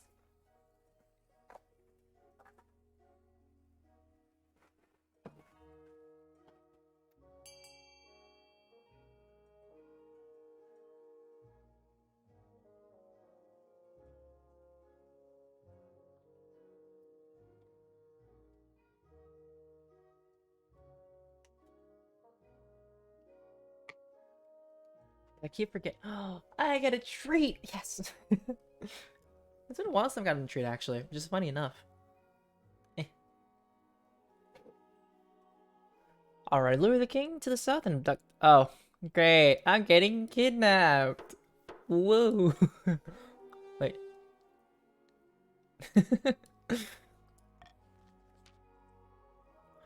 We need to convince the king that the South is on the verge of rebellion. And in the current climate, he'll be forced to make a diplomatic visit to smooth things over. That's when we strike. One king enters the peace tent, and another king leaves. By the final stage of their scheme, the grandees must raise their defiance to at least 5 without starting a rebellion. And Claire's, I think it's caramel. Pick caramel. Well, you and Nappy. Whenever Nappy's around, she does that every now and then. Up in the north, Chief Ethan Lambert and the wizard are enjoying a grand feast together. and glassware has been carefully replaced with ceramics. Oh, the kingdom is still absolutely teeming with bees. Buzzing, buzzing, buzzing. I can't get away from it. Oh, it hurts my skull. Uh, Zit, brisk Grounds and the oaken table splits down the middle like a tree struck by lightning. Not the bees, but yes, the bees. Because, you know, you want honey. Sugar, you know. Honey, honey. I hope this is not affected with the way I talk right now. Oh. Please, please, please. Just give me a few more months. My odd health's horn. I won't let you down. say that you don't. Skull aches make me irrational. And when I become irrational, I go magic. Jay's aim is to lower all regions combined farming to 14 or less. Oh gosh. I forgot. Yeah. Caramel. Really pulls at your teeth.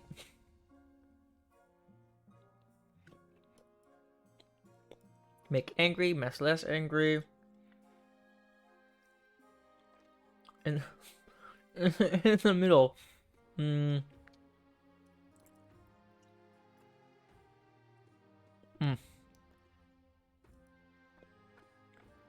know what? Let's have a broke treasure.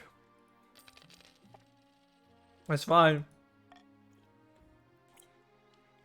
Make your link, visiting the Finfolk, and about your heir.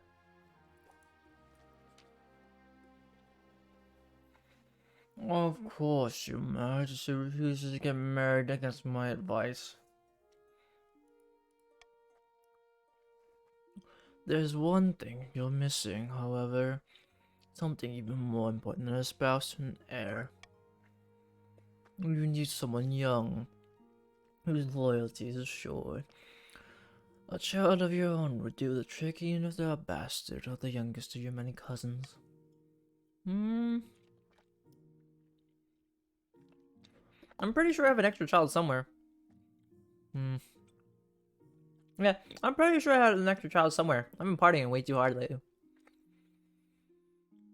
And the church won't be happy, but they're just as keen to avoid a civil war as we are. They'll legitimize the bastard without much fuss. I will meet with the Archbishop tomorrow.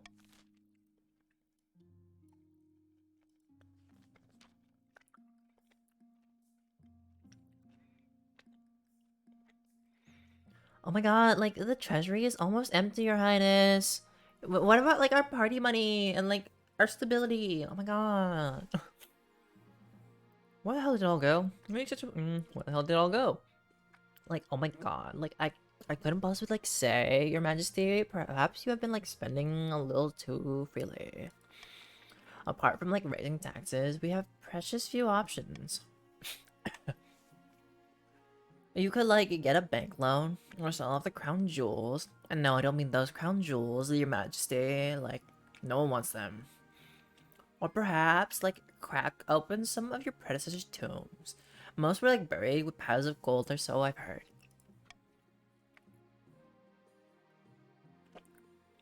Why not? Sell off some of the royal jewelry to the wealthier nobles. Maybe, Grim, maybe, Grim. You auction off dozens of necklaces, 5 gold rings, and a jewel scepter to the nobles. It is humiliating. It is a humiliating affair. Selling off symbols of power makes you look weak and desperate. Ooh, look at this tiara. Fetching, isn't it? Don't mind if I do. Hey, check out this scepter. It's like I'm the king. Visiting the Finfolk. The Finfolk stay in the stagecoach made from a giant clam pulled by seahorses. You equip your magic breathing reed and hop inside. The clam carriage plunges back beneath the waves and you are whisked down into the murky depths. A few hours later, you arrive at an undersea citadel of kelp-woven huts. Their prince meets you at a grand table formed of knotted coral. Tiny finfolk's fondlings swim around your legs as you sit. Oh, greetings, your majesty. We are honored to have such a prestigious visitor. Ugh, it's cold to bed. It's cold and wet. Wow, this place is amazing. Let's get down to business. Sorry. Wow, this is amazing. A whale passes overhead, momentarily dousing you in a shadow. So, you're here to discuss my betrothal to Archduke Shomo and the island I'm giving him as dowry. The Huns. Oh. May I ask, why do you have to give him a dowry? This new island could cause a war between your future husband and I. First of all, I must offer my congratulations. More like fine folk, am I right? Awooga. Whoops, I just dropped a big bag of pearls. Could you pick them up for me? More like fine folk, am I right? Awooga. Your clumsy attempt at seduction is beneath the dignity of your office. Wait. Your clumsy attempt at seduction is beneath the dignity of your office. I'm to be married soon, remember? I have no more time for your foolish games. Goodbye.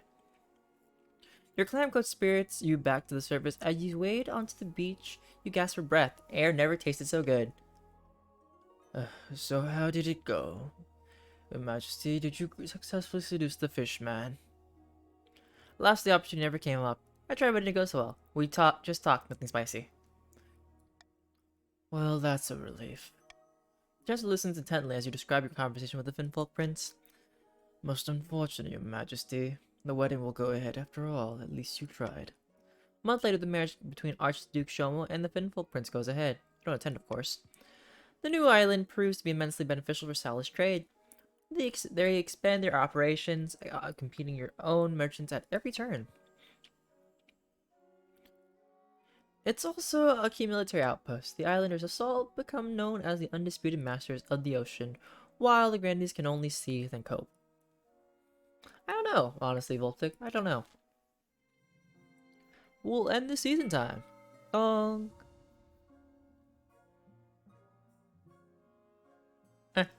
Alright, end the year. Don't need any of these new laws.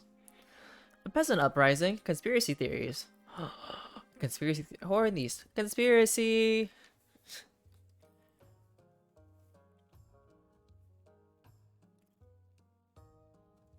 Historical rumors are sweeping the northern common folk that with thousands of otherwise sane individuals now believe they the entire council, and indeed your highness are actually frog people. I do not have a frog hat.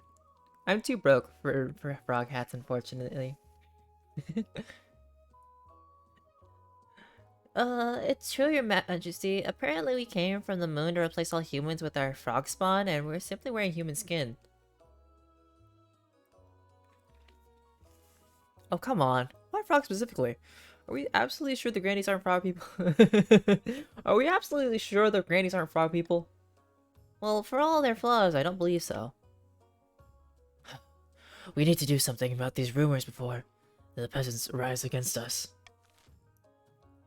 What can be done to address the rumors in the south? In the north, not the south. In the north that the king and his council are frog people. Forbid all mention of frog people in the north. The king should give a speech to address the peasants' concerns. We should dignify these allegations with a response. Alright, A or B, people. We're starting the vote in 3, 2, 1. Ding ding!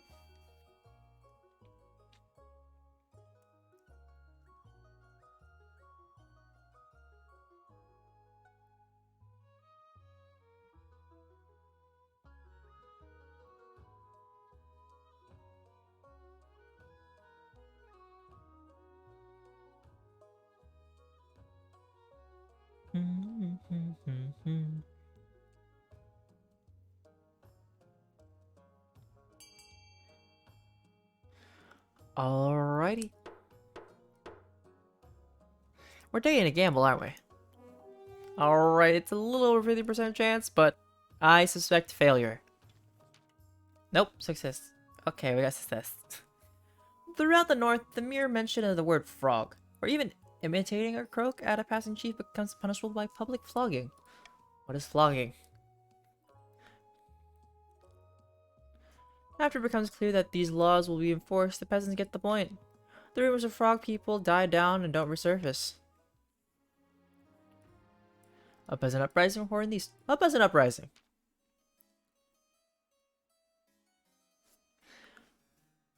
Well, watermelon's in here, so I guess I'll do. A band of peasants have staged an uprising in the east, Your Grace. In the dead of night, they stormed the castle of my good friend Count Prosto Sonia. He and his family are currently languishing in his own dungeons. What caused the peasants to rebel? How were the peasants able to take the castle? Well, they bribed some of the present guards. They also seem to have brand new, well-forged weapons, pikes, and swords. Mostly, I have no idea where they found the money. What are the peasants' demands? They want Count Prosto Sonia to be stripped of his assets, with his lands divided among the peasantry. Oh no, me castle. In return, the rabble will free him and spare his life.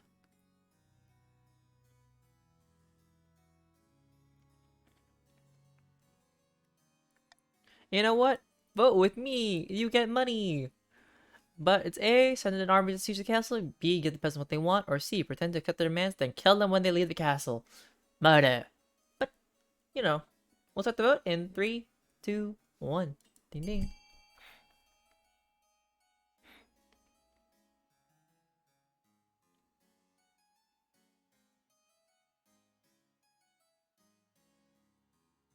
Why not, you Prosto?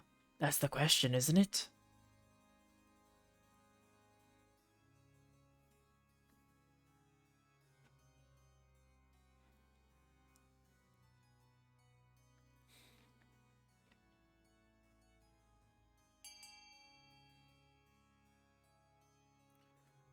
Aw, no one wants to vote with me. No one likes my choices. Choices. No, no. Oh dear, it's terribly bad form to deceive people like this.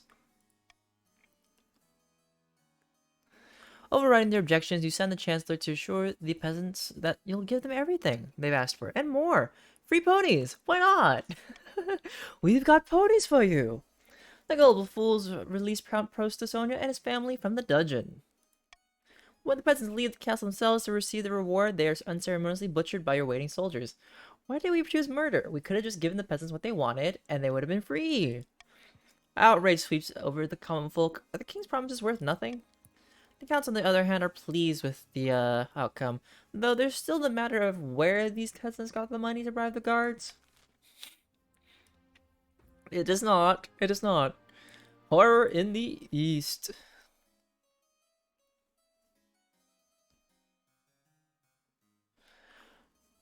Well, Your Highness, a monster has been stalking my farms at night, smashing down the doors of cottages and feasting on the peasants inside. Tasty. Sounds ghastly. Only a few have seen the beast and lived to tell a tale.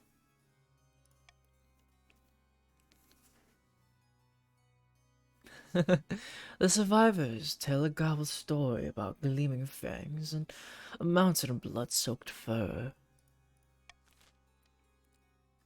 How should the council deal with the monster in the east? Well, doesn't matter what I do, so let's start the vote in 3, 2, 1. Ding ding.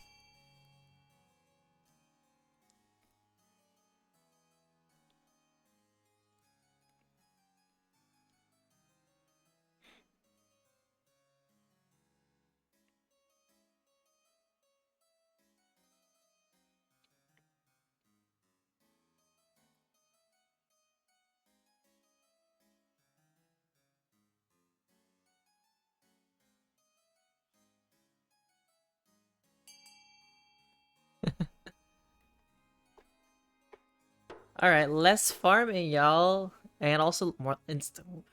Great, we're creating an unstable kingdom. Just because I like drinking and partying doesn't mean I need an unstable kingdom. The monster continues to menace the east, growing more bold every day. You hear reports that it no longer confines its attacks to the nighttime. Soon peasants are too afraid to tend their crops, which lie rotting in the fields. Oof. Alright, ending the season. Remember, kids, the counts, the grandees, they want their schemes to pass. Panic in the council, the conspiracy revealed, and a new contraption. Panic in the council? What's happening?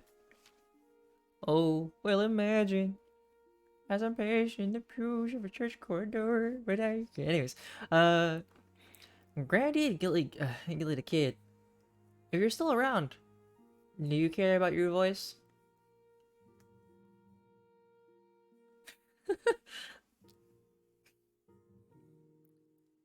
Hmm. I don't think I have an honor guard. Actually, no. Actually, I do. The honor guard is yours, Voltic. Because I remember last time you were asking me to pick your guys, that I had it. And for a while, I just hadn't picked the counts. So I picked the counts this time around. Ah. Oh, your majesty. I bring bad news from the south. We are receiving reports of, I'm sure your news can wait. I bring urgent tidings from the north that demand the king's attention at once. At disadvantage. Roll at disadvantage. Roll at d20 at disadvantage. We'll see. Anyways. Well, wait your turn, you ignorant dolt. Well, why don't you settle your quarrel outside? Meanwhile, I have news from the east that is really urgent. Now, one at a time. Oi, the cities of the south are being consumed with riots on a weekly basis. Our citizens want to overthrow the king and elect a more competent ruler.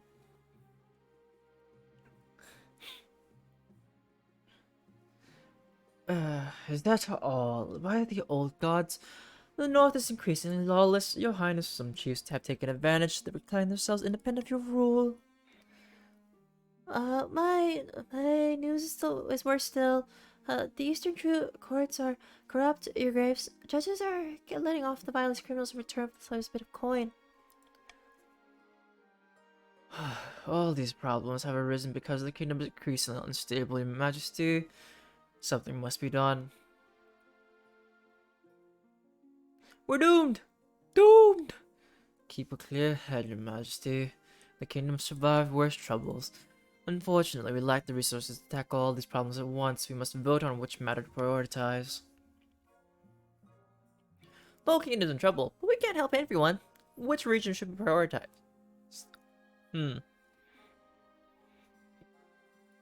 Eh, doesn't matter what I choose.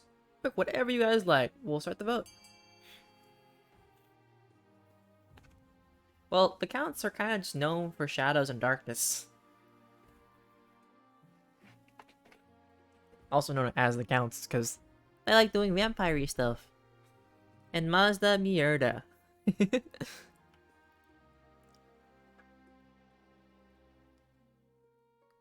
Then I get to pick, basically.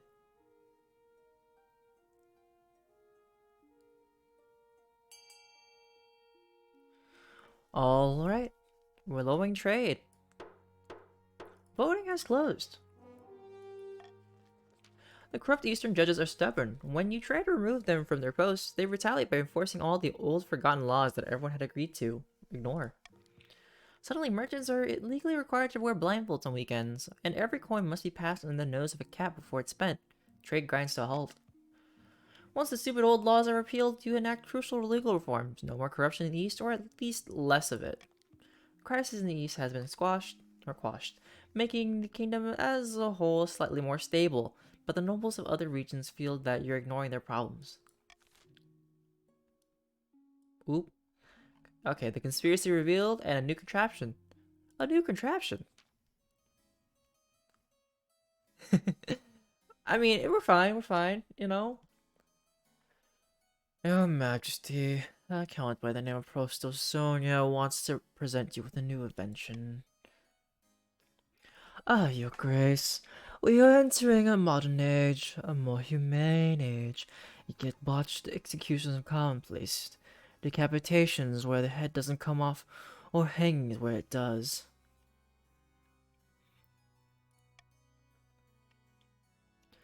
No more, behold, a merciful machine for moving heads quickly and painlessly.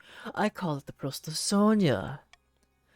Welcome, Nick Benz. Let's see, where have you ended up in our group? You're part of the Chiefs. He swishes away a cloth to reveal a huge machine of iron and wood. It has a hole for someone to place their head, and a heavy blade dangling ominously above it. The sight sends a chill down your spine. How efficient. Precisely. With the Prostosonia, you'll send 12 heads rolling in the time. It'll take an ordinary execution to chop through a single neck. Oui, c'est vrai. C'est une French Revolution. Anyways, with a little funding, Your Majesty, I can distribute the Prostosonia across the kingdom. Fine, but we are not calling the Prostosonia. Very well. I suppose we can call it the Decapitator. Should the council provide funding for the Decapitator?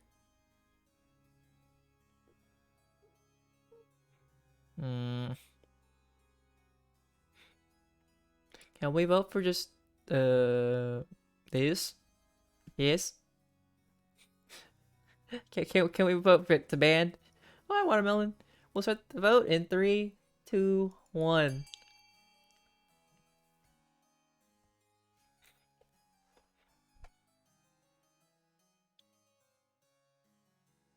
We can't let B or A pass, because if they pass and things go well, the counts basically win.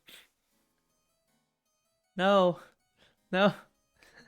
Vote C. we must prevent victory.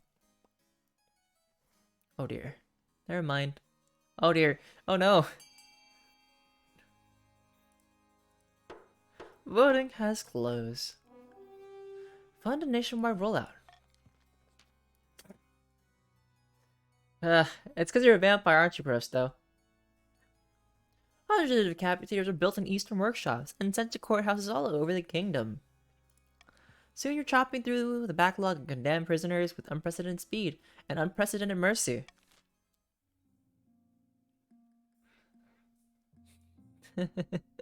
Sadly. Did I use Iron Choice? Oh, I thought I was using something else for extra vote. Oops.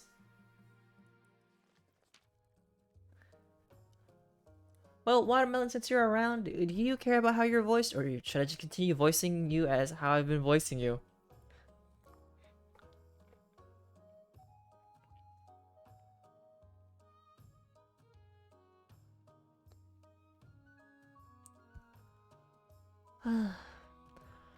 Your Grace, we've discovered another shipment of weapons and money on its way to a different group of would-be revolutionaries in the east. The chiefs are funding rebellious peasants on our lands.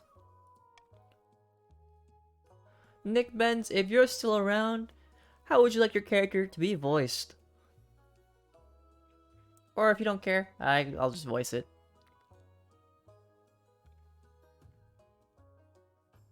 I also forgot how long I have to have this hat on.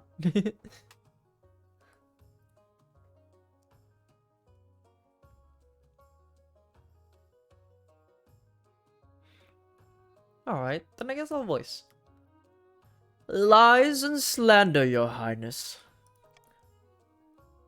We found a receipt proving that a weapons shipment was coming from the north. Who else could be behind this? How should the council account for accusations against the chiefs? A. Order the chiefs to pay a fine to the counts, or B. Arrest. Oh, that's right. Yep, I picked the wrong thing. You were right. Simply. Whoops. If you vote for me, you get money. Just vote with me, you know? Alright, we'll start the vote in 3, 2, 1. Ding ding. Time to go find a plushie while things go on. Do, do, do, do.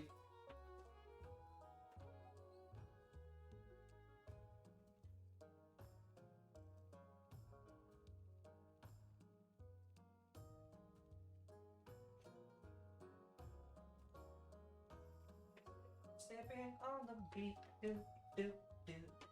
Stepping on the beat, do, do, do, do. Stepping on the beat. Ba da da da da. I think you're the only grandee quite beat. Yeah, Six Pharaoh joined. They're not here. I haven't seen them in a bit. Gilly the Kid, same. Bolt Shot, same as well. And Nampy's not here.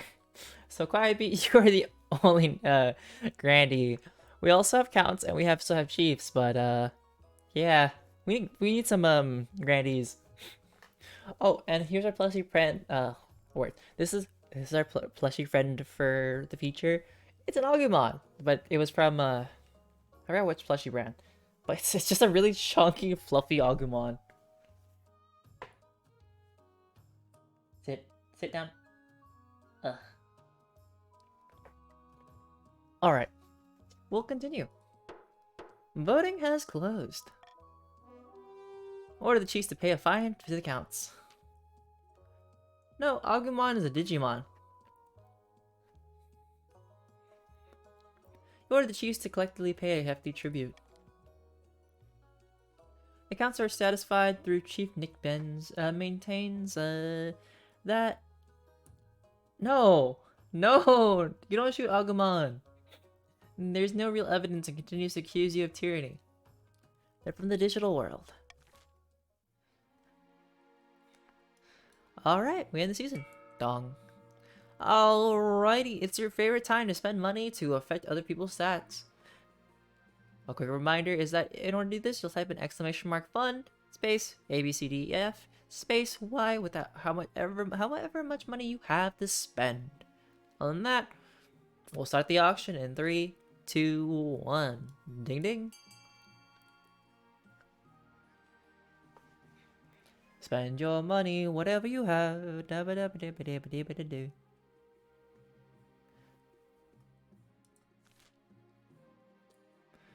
I put the noble list up because just in case you guys don't know how much money you has.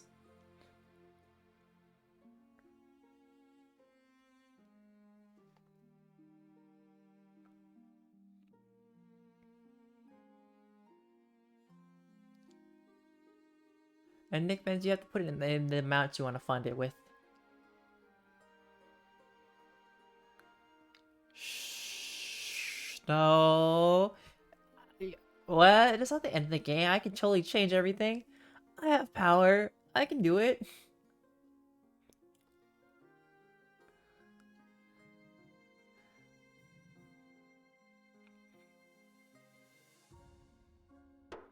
Time's up.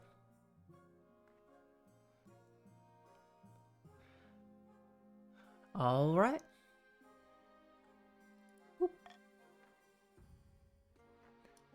Double take. Double take.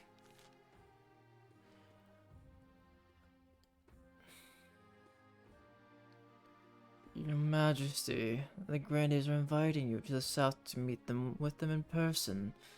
I think it would go a long way toward soothing your recent tensions. Very well. But the south is so hot. You'll only have to put up with it for a few days, Your Majesty. You embark on a long, uncomfortable journey down south. After crossing searing deserts and drive out riverbeds, you reach your destination, the House of Sunset. What was the Grady's final goal? Because I kind of forgot. This is traditionally a place for diplomacy and talk of peace. It is neutral ground, where no blood can be spilled. Ah. Welcome. Take a seat at the high table, Your Highness. Can I get you a drink? No need, let's cut to the chase. An excellent plan. 3 Eastern Knights take their seats behind you, watching Grandy Nappy carefully. Actually, Your Highness, I had something I wanted to speak to you about alone. I'm sorry, but I must simply insist. Grandy Nappy yanks a lever, cleverly disguised as a candlestick. A giant trapdoor swings open beneath your honor guard. Oh. You drop down into the darkness below without even enough time to scream. Dash. Before you can make it 5 yards, a dozen southern soldiers burst through the door and seize you roughly. A blade is pressed against your throat. Your Highness, there's someone I want you to meet. What happened to Mary and the Finfolk? You hear soft footsteps, a curtain parts, and you are suddenly confronted by yourself. Well, aren't you a handsome devil? The voice is almost, but not quite, identical to your own. A little too nasal. Do you like it? It took a year of training to get the voice right. I'll never get away with this. I'm willing to roll the dice, men. The southern soldiers holding you hostage bundle you toward the door. Quick, we must make sure his body won't be discovered. Bag yourself over your head and your arms tied behind your back. You're loaded onto a mule like a sack of grain. As you jolt around on the mule, you'll have plenty of time to contemplate your upcoming demise. It's funny, the kingdom won't even notice you're gone. When the bag is finally whipped off your head, you find yourself perched at the end of a pier, standing over a mud-brown lake. Dozens of crocodiles swim and snap below. Any last words before perhaps you wish to offer a prayer to Knights for salvation? Suit yourself. Grandy Nappy takes a run up and kicks you firmly off the plank. Oh, she just drop kicked me. Oh, the crocodiles thrash and spin, finding each other to reach you. The water turns red. Long live the new king, same as the old king. Seeing double, you were replaced as a part of the doppelganger scheme. Fatality. Don't leave anybody. If you want to play for a second game, we are going to play a second game for today. Because I have enough time for one. But the Grandies are victorious. Nobody would ever know that the king had been replaced by an imposter. It isn't mentioned in history books, only the Grandies knew. And they took the secret to their graves. Shortly after King Santana's IV's reign ended, the Inquisitors raided Count Aishu's castle and placed them under arrest for evil magic. As they burned, they screamed the secret name of the seventh god. The attempt to woo Brusk is to the northern cause was doomed to failure. Eventually, the wizard, bored of these mortal quabbles, trapped Chief Ethan Lambeth in a bubble of silence from which he never escaped. The Grandy's doppelganger was in power long enough to meet Xenoman as his heir before meeting his own unfortunate end. Grandy's grip on the crown was secure for now. Alright. Well, congrats! Quiet, you won by yourself. Out of sheer who knows what. Alright, back to the lilac tomatoes.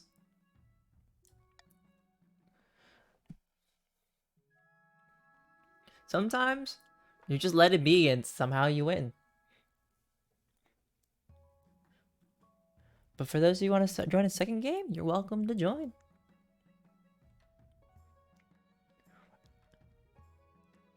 You'll be forced into exactly where you were last time. Do we have any chiefs left? I think we do have a chief at least. But luckily, because, you know, once all the other people are gone, we can start filling up the other slots. And hopefully there won't be like... No patricians.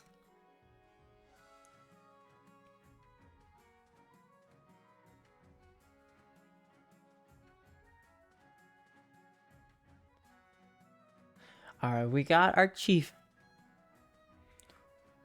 And I guess we'll wait just in case, just like maybe for like one more minute before we start the game.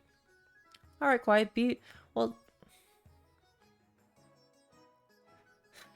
I hope you get some good rest. And if you want to catch me another time, feel free to follow.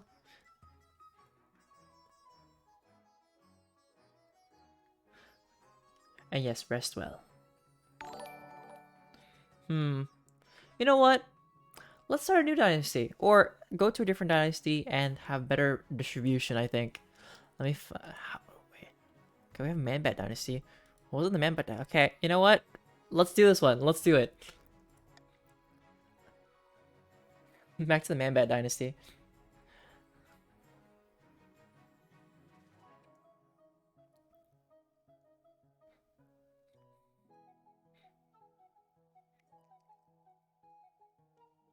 Sorry about that. One more time to join.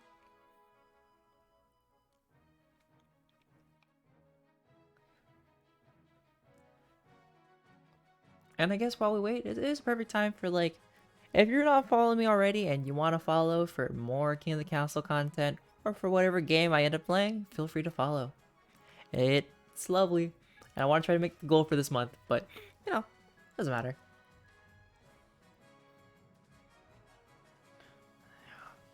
We have enough players. Let's do it. Alright, so we got 2 Barons of the March, we got 1 Grandee, and we got 1 Patrician. We'll figure out the rest at some point and see where everybody else joins in.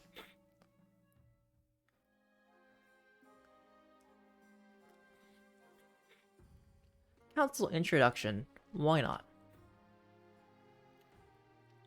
Alright, because this is an alternate universe where people are different from what they are. I'll do a brief reminder that if you want to have a character voice and your character pops up, please let me know and I can try to attempt a voice. If you don't care, just tell me that, I can do whatever. So, Watermelon, what do you want today? Also, Watermelon, fun fact, I was looking at the Discord for King of the Castle, right? There was actually Lord Watermelon. Are they an ancestor of yours?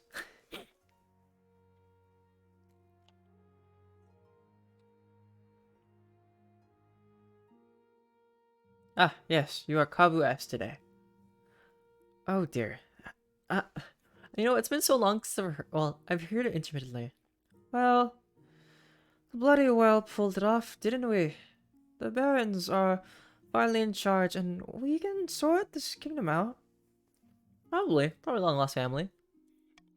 Now just remember our little agreement. We put you on that damn throne, so you do as we tell you, got it? Glory to the march. Huzzah! Now introduce yourself to the rest of the counts, but don't forget what I told you today.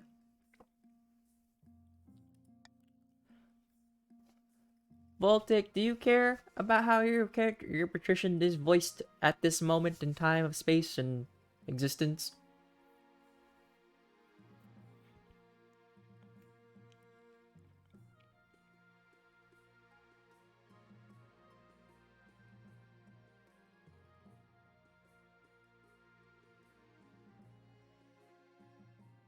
Alright.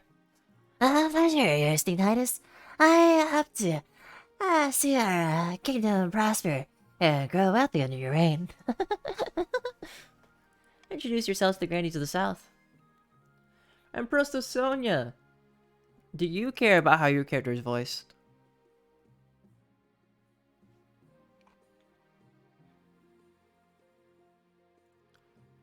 What do you mean? There is nothing, Okay. Well, if you come up with any thoughts, let me know. And and for now, I guess I'll just voice it, right? Well, I have some random things in my repertoire that I can always use Voltic. It's what happens. Well, may the night god bless your reign, your highness. I trust you will conduct yourself with honor and faith. And with that, the introductions are done. The council hall immediately fills with raised voices. Meanwhile... Okay, I can do a little voice next time. And Grimlammet, what about you? Anything for your preference of a voiceover character?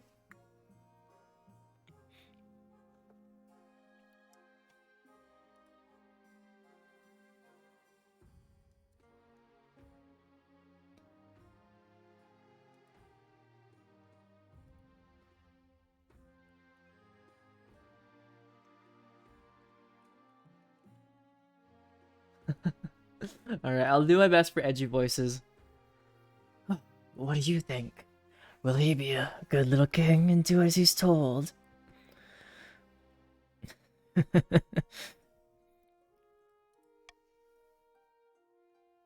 Well, too early to tell. We should have a backup plan just in case. Alright, the path to victory, coronation. I don't want to do the path to victory for once. Let's do something out of order. Your Majesty, the history books do not look kindly upon usurpers unless, of course, they prove themselves worthy of the throne they have stolen. Hello, next door. Alright, if you want to join this game, all you have to do is type in chat, !join, and in the space, whatever pronouns you would like, he, him, she, her, or they, them. And then you'll join a random team of different groups. And if you need me to explain, I'll explain more along the way, or chat can also help you for those who already know the game.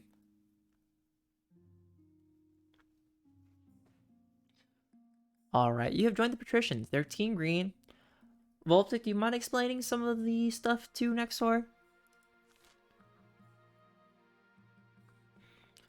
But there will be certain sections where we have to type, basically. For now, you just sit and relax as I make choices, and yeah.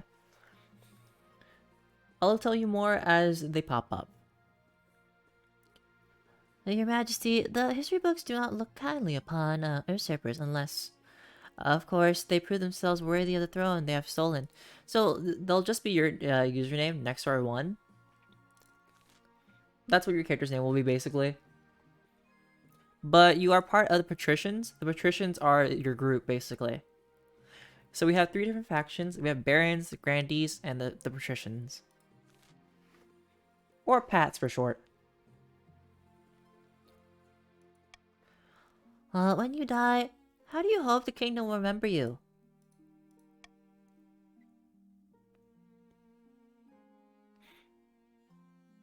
You know what?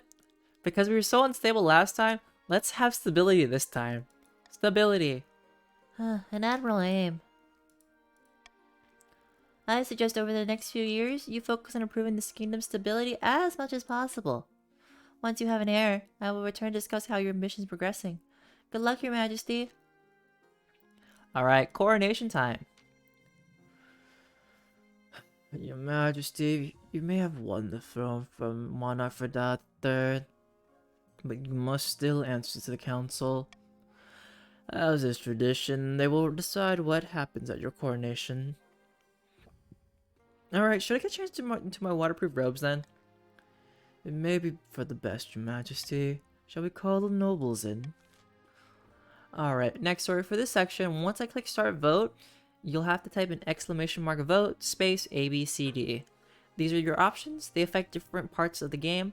Like, it'll affect how much money we have in the treasury, raise stability, raise authority, lower stability, or raise farming for your group, or lower it. If it's in like this color of a kind of palish gray or blue gray, it will affect the kingdom basically. If it's in your color of green, that affects patricians, and yellow, grandees, red for barons.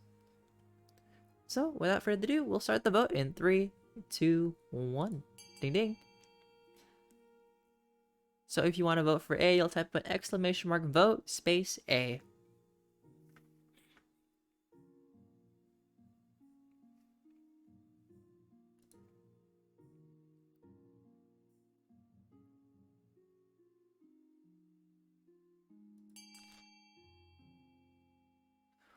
Alrighty.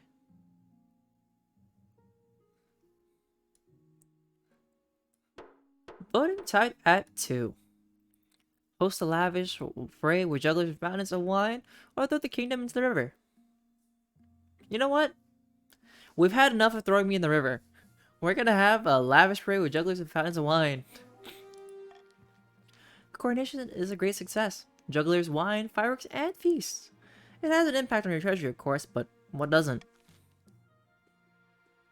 We'll end the season. Ding ding. Serafina, the Prosto-Sonia lineage, charismatic political mastermind, stands bathed in sunshine. Droning on as in a daze. No, watermelon. The waterproof robes were for the wine. You know? Because what if I drank too much wine and then accidentally spilled some on myself, you know? And wine stains really badly, especially red wine. A false pretender occupies the throne while my claim is ignored. Grandees of the South, this is a stain on our honor. We will not allow it to go unanswered. Alright, this is for the grandees only because it's in yellow. So for grandees versus Prosto, what are you gonna vote? A, B, or C? Sorcery, doppelganger, excommunication.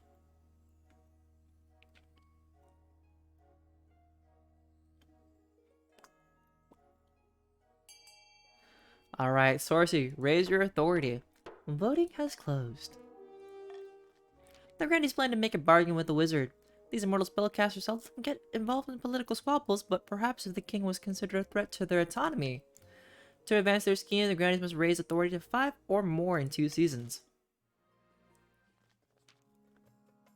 Cyril of the Next Door family, infamous Navy Admiral, scribbles with a well-used quill on a hardwood desk, explaining in unmeasured prose. Fellow patricians of the coast, my name claim to the throne is far more legitimate than that of King Leopold. Something must be done. Alright, this is for the patricians, all you green people. What are you gonna vote for? That means next door and simply. Intimidation, conspiracy, or C, corruption.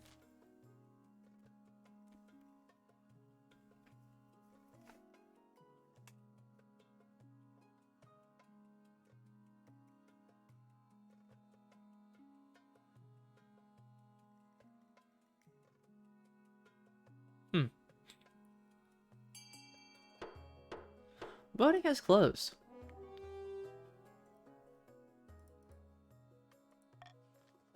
The British words. The British plan to hold the king hostage in his own palace. First, they must lull the spy master into a false sense of security.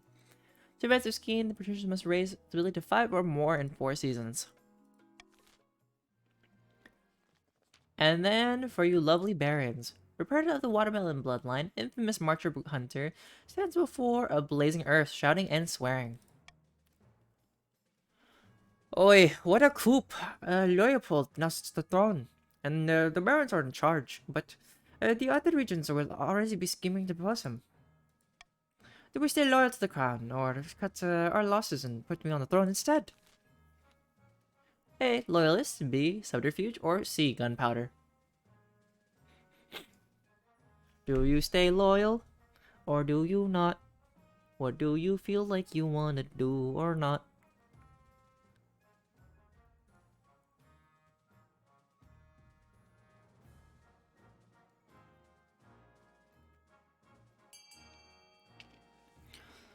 Okay, we got some loyalists. Making my life a little bit easier, hopefully. Keyword hopefully. Well, that settles it then. Glory to the king and glory to the monarch. But we can always change our minds if Leopold ever gets out of line. We can take up arms and get rid of him the old-fashioned way. The Baron's goal is to aid the king by countering the other region's schemes as much as they can. They will win the game if the king produces an heir and completes his ambition. However, if defiance gets too high, they can still change their minds and rise up in rebellion. Alrighty. Ruperta is a distant cousin, Seraphina is also a distant cousin, and Cyril is the bastard offshoot. What is our acronym today of scheming? LSI. Let's see. Not so close. It's so far.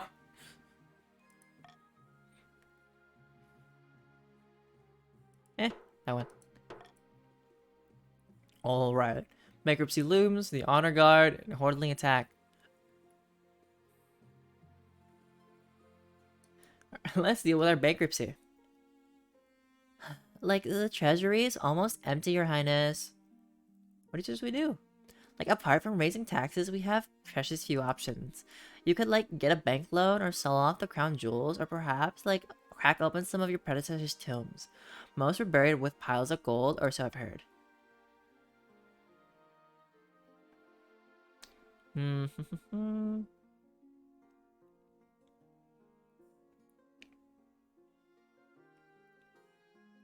Why not? Selling the jewelry. You auction off dozens of necklaces, 5 gold rings, and a jeweled scepter to the nobles. It is a humiliating affair. Selling off your symbols of power makes you look weak and desperate. Oh, look at this tiara! Fetching, isn't it? Don't mind if I do. Hello, Alcon. Alright, Alcon, where have you ended up? You're part of the patricians.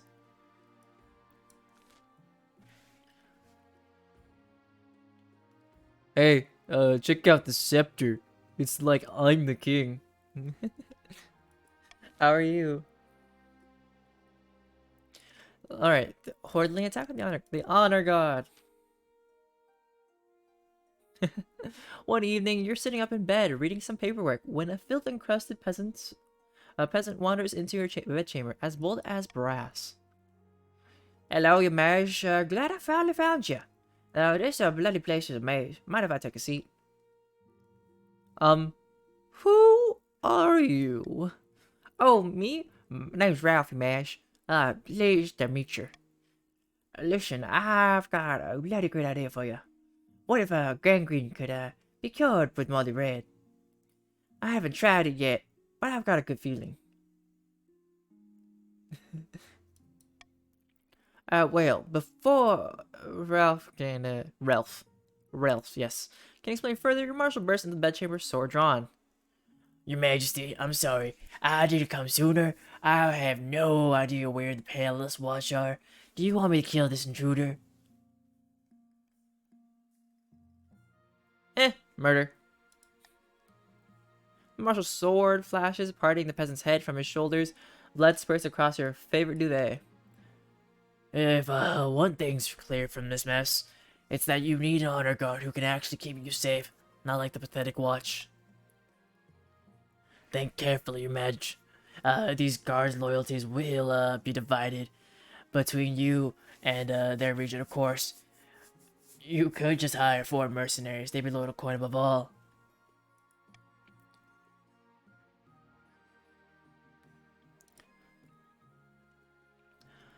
Well, no need to even ask, Marshal. The king knows that our veterans are only ones with experience of real warfare.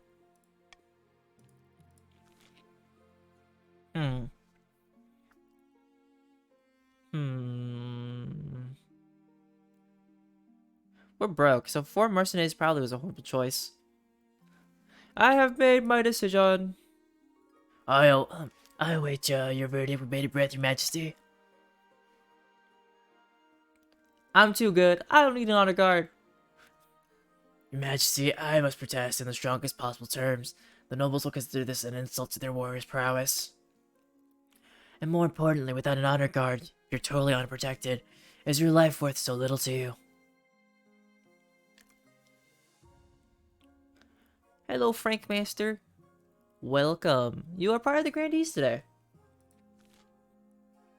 Hope all is good with you. And anyways, I'm willing to risk it. Fine, no doubt about the common folk will see this as a sign of strength. But don't blame me when you wind up on the wrong end of the assassin's blade. And then we got our lovely Hordling attack. Alright, well, Frank Master, you've already shown up, but I give this as an option for everybody who does join the game and hasn't been met yet. But how do you want to be voiced or attempted to be voiced as a character? But if you don't care about your voicing, you can always just tell me to go with whatever I'd like to. And while I wait, I'm going to drink some water because voicing the Marshal is like a challenge on my throat because of how raspy I have to make it.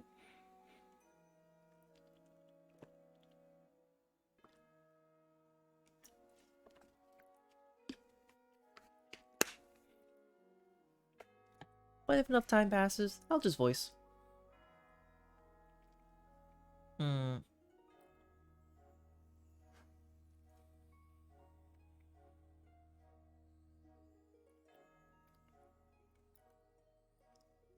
Your Highness, I'm ruined. Horlings have occupied my vineyard and driven my staff away. What's a Hordling? I was some of the council. I have no time for petty problems such as these. Why can't your fellow Grandees help out?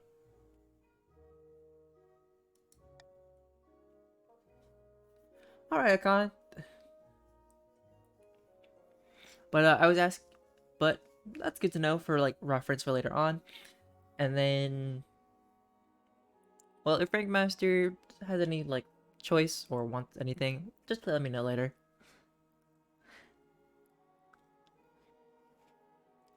I have why not? I have no time for petty problems such as these. Why not? Within a month, you hear that Grandee Frank Master has gone bankrupt, and has been reduced to begging on the streets of Jacinta. Grandee Frank Master has died. Frank Master II has joined the council. You know what? This is a great dynasty rule.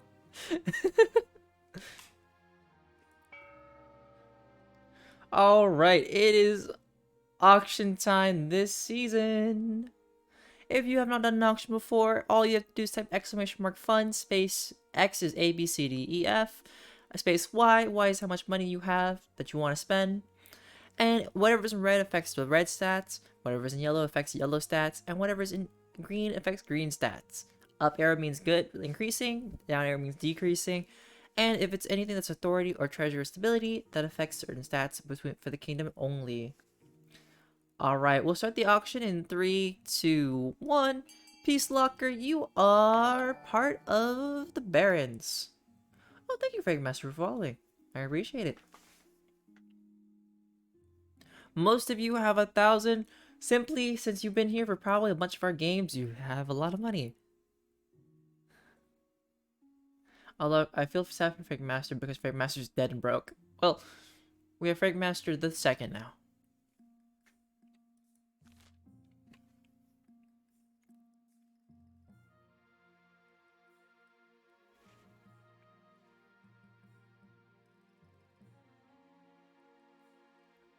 All right, we got A for 900, A for 900, F for 600. And did we make any changes? We got some votes for C, or well, oh, we got A for 1,000, A for 1,000, F was for 600. Are things gonna change? Well, we'll see, we'll see. Well, do you want to spend all your money? We'll see. Oh, well, time's up. Buildings funded. We got increase in trade and an increase in stability. So money is just for auctions only next door. That's really all that it is. But you can always get money in a certain way sometimes for specific events, or you can lose money due to specific events, like what happened to Frank Master, which was death.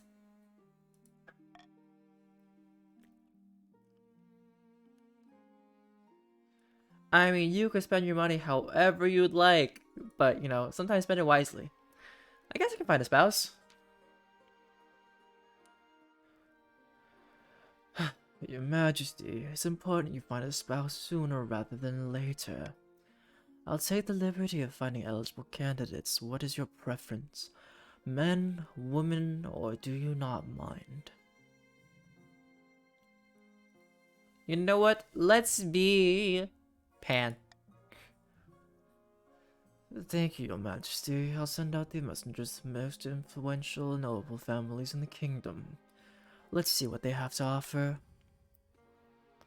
Alright, Peace Locker, this is your first appearance. I do this option for everybody, but would you like to pick a voice for your character to be voiced or attempt to be voiced as? Or would you rather just have me pick a voice for your character?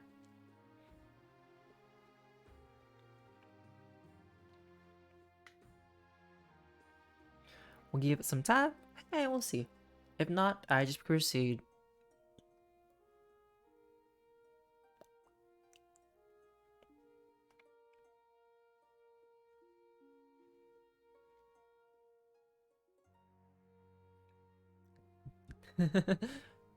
Possibly, Khan, possibly. Well, alright. Time to pick a voice in my head. Well, it's an easy enough decision. You'll marry into the Barretts as we agreed before you took the throne, right? Right?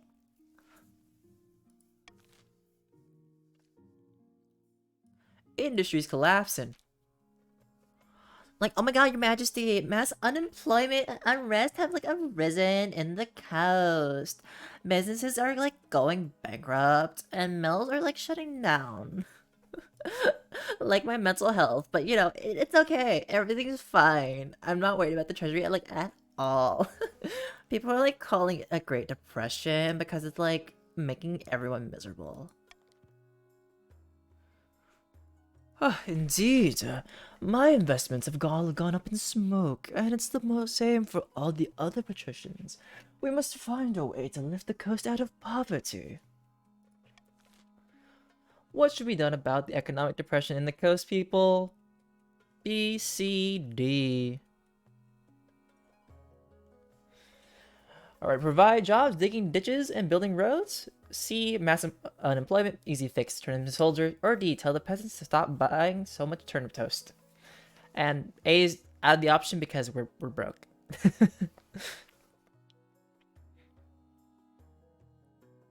Hmm.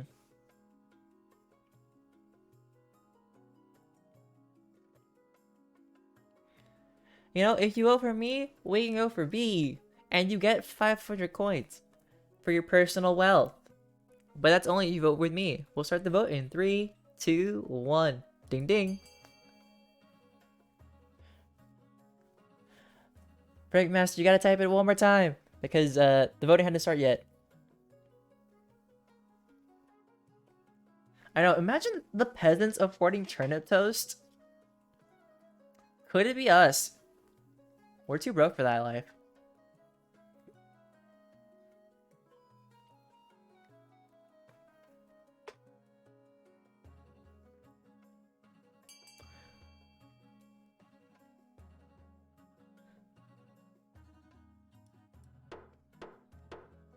Voting has closed. It's definitely a B choice. Alright. Alright, we succeeded. Yes, okay. Cool. Across the coast, you set the unemployed to work. Building roads, bridges, churches, anything to keep them occupied. Develop some skills and put cash in their pockets. It's a startling success. The coast's dying economy is revitalized. Let's go. They have some trade and some stability.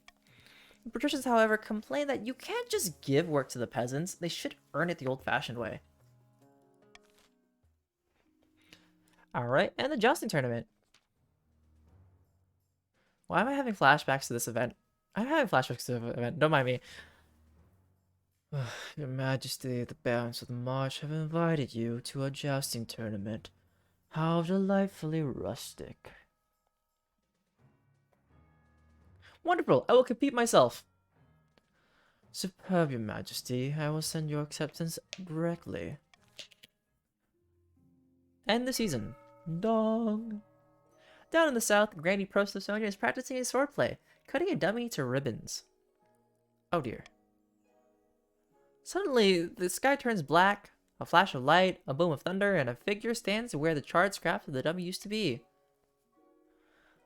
I am not Moral, the wizard of the storm. Speak your peace, mortal, and be quick.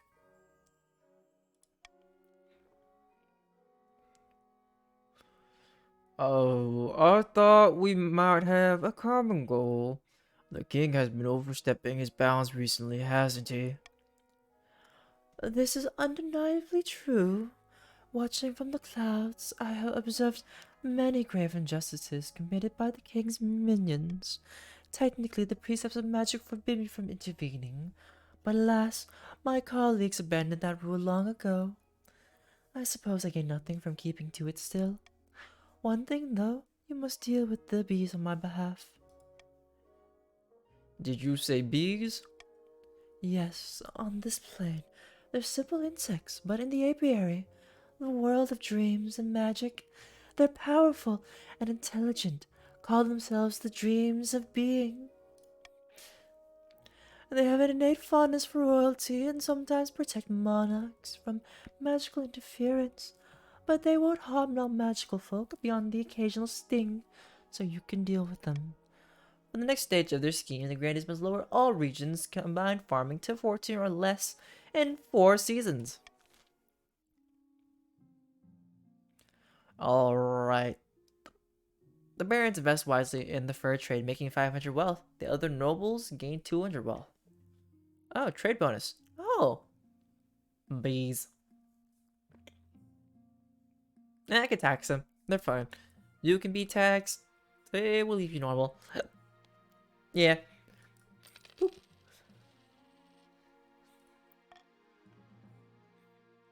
A special guest, eligible options, and a crime.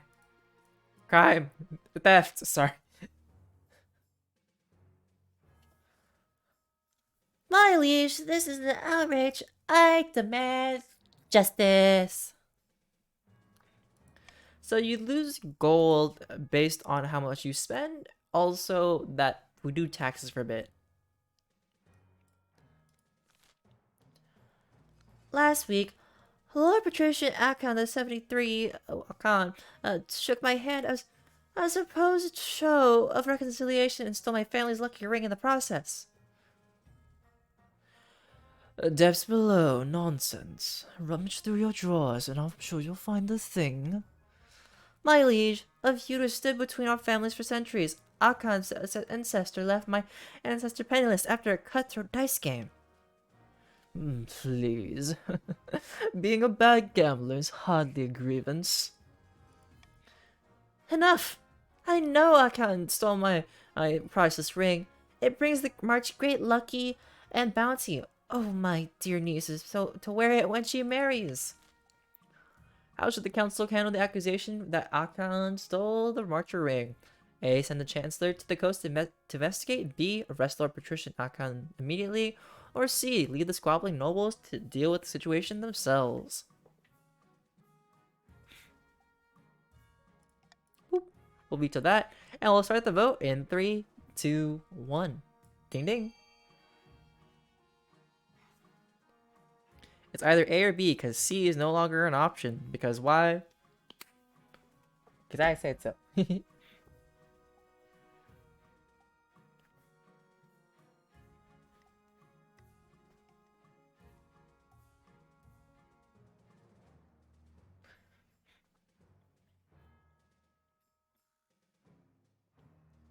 Aw, darn, I wanted B for authority. Oh well. Voting has closed. Peace Locker thanks you profusely, but the patricians are furious that the accusations are being taken seriously. You order the Chancellor to search Akon's home for his special ring. Goodness me. I do enjoy tales about such mysteries. I shall do my best. No, no jesting. Only jesting. A special guest or eligible options? Special guest. The barons have assembled upon a jousting field, watching from tall stands. The place is buzzing with excitement. A servant straps on your armor and helps you mount your horse. She hands you your lance and you ride out onto the field. Welcome, one and all. We have a most thrilling guest today. As you ride your horse past the stands, nobles gasp and stare. Blow a kiss at a baron. Smoochy, smoochy.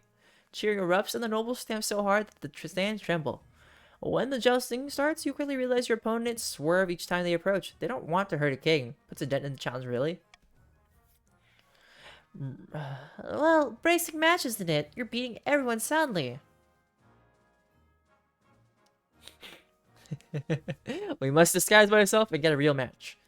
A new competitor is about to join us. He comes from our...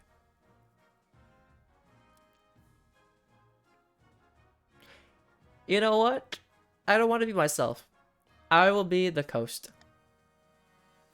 Your honor rush helps you into a new set of armor and you ride out onto the field.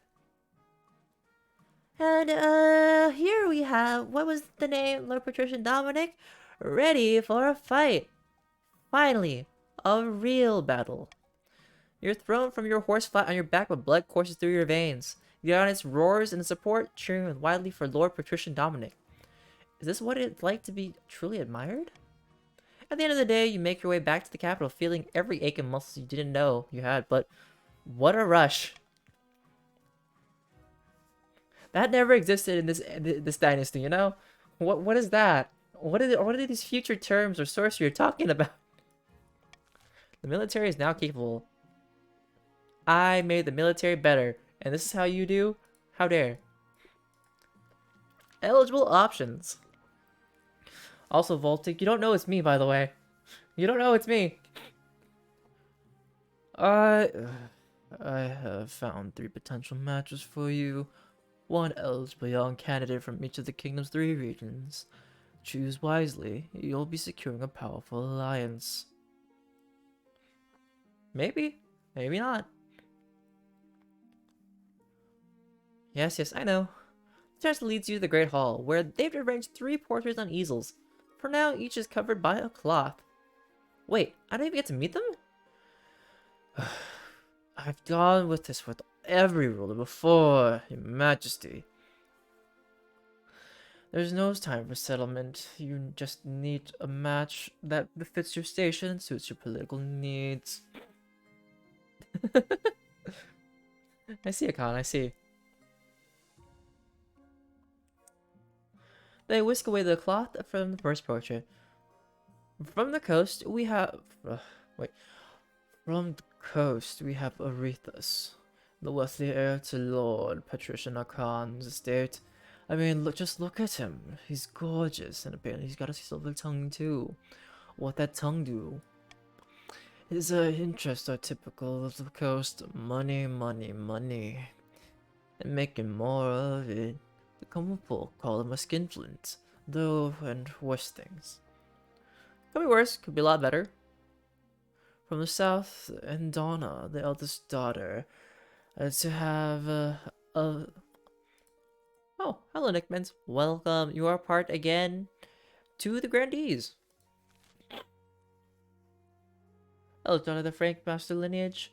She's reputed to have an ego the size of the sun, but there's nothing wrong with the confidence, right?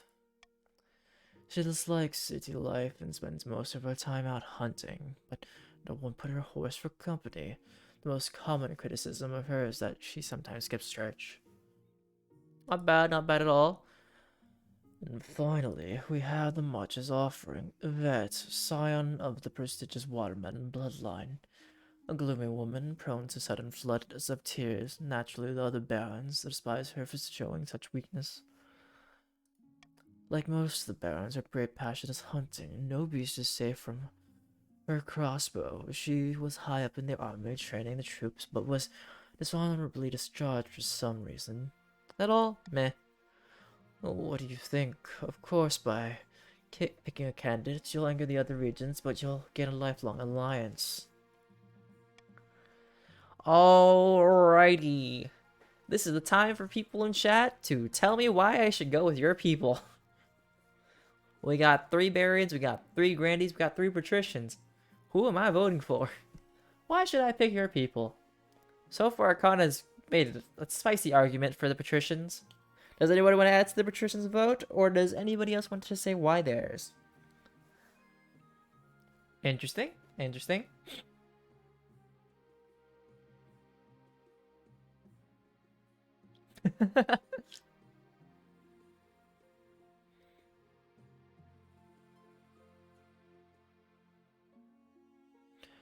Now, Patricians, where did you get that ring?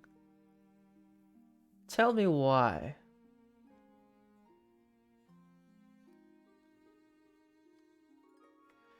No, Watermelon. We need stability. Interesting, Benz. Interesting. And where did you guys find it? You know what? For the money. For the money. We shall marriage for the money. For the money. Yes. Hmm? Would you like to take the ye old medieval lie detector test of guillotine? But like a guillotine chicken? Anyways, oops, I meant to... Yes. I have made my decision. Aretha's of the coast.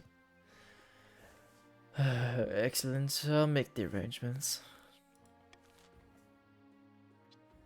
Alright, we end the season. Ding. Deep in the back rooms of the royal palace, the Marcher barons are poring over secret letters and scribbled diagrams. On the wall is a corkboard filled with pins and crisscrossed by colored string. The king has finally found a match, even if it isn't who we'd hoped. Now he just needs to get on with wedding. Aye. And then get on with the movie making. I heard tell of a secret meeting between the Grandies and the Wizard of Athmoral. God only knows what they were discussing, but it can't have been good. Then, we've got to keep our efforts. King Leopold isn't going anywhere on our watch. The barons must continue to aid the king by countering the other region's schemes. They'll win the game if the king produces an heir and completes his ambition.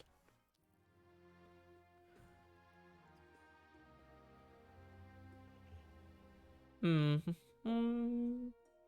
fine. End the year. We got the mystery night, the royal wedding, and a searching for the ring. The mystery night. As you walk the corridors, your spymaster falls into the step beside you. She hands you a wooden carving of a figure astride a horse. I hear a mysterious knight called Lord Patrician Dominic made quite the impression during the last jousting season in the March. No one knows who he is. Patricians want to sell these figures and commercialize the enigmatic jouster. It would be great, bring a great deal of money to the area. Do the patricians need more money? Sponsor the following of Lord Patrician Dominic. Dramatically reveal that the mystery knight is you. Refuse to let them profit from your achievements. You know what? Reveal. Nope, I failed. You make your big announcement. with incredible pomp, putting out a proclamation that the mysterious knight was none other than you.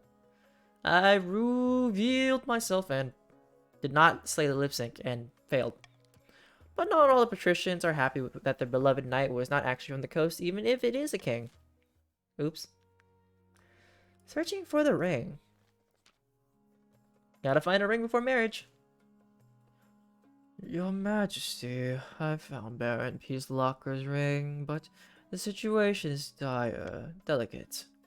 Lord Patrician Akan, his nephew, has it because Peacelocker's niece used it to propose to him.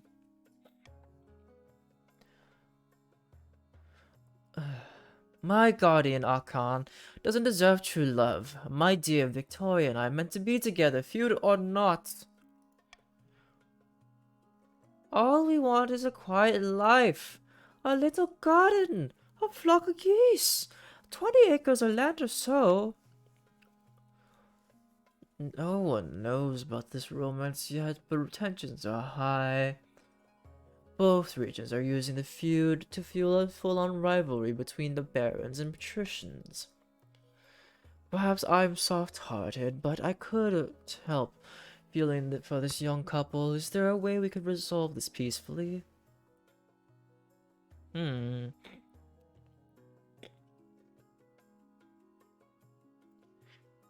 know what? Well, I don't need the ring.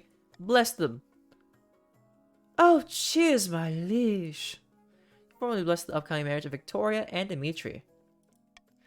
Both barons and patricians are outraged, claiming that you've disrespected their centuries-long feuding tradition. As wedding preparations begin, the story of the love-struck couple catches the imagination of the Marcher peasants who work together to make a huge cornucopia as a wedding gift. Oh no. No, no, no. Akan, no! Alright, time for the royal wedding. Your wedding to Arethusa is naturally the talk of the kingdom. Nobles and peasants alike travel from across the realm to attend. For a week and a day, the capital is one giant party. Feels like you're the only one not taking part. Instead, you're getting ready for the ceremony. Soon enough, you're standing in St. Bertrand's Cathedral with Arethusa at your side. Oh no.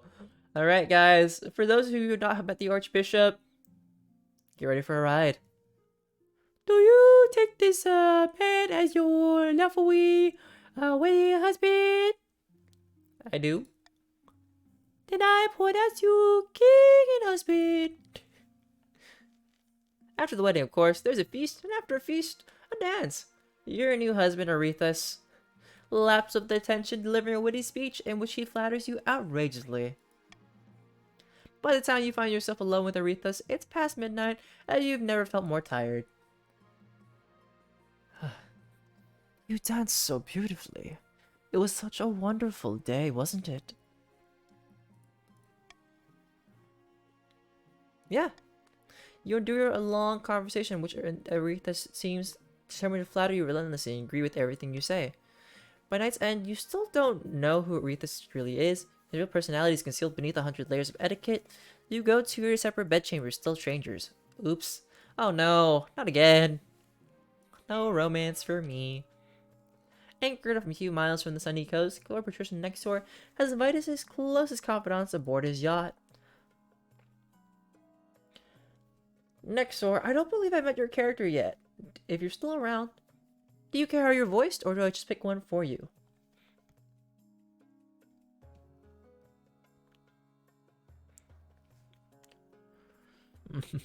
Our plans are going better than expected.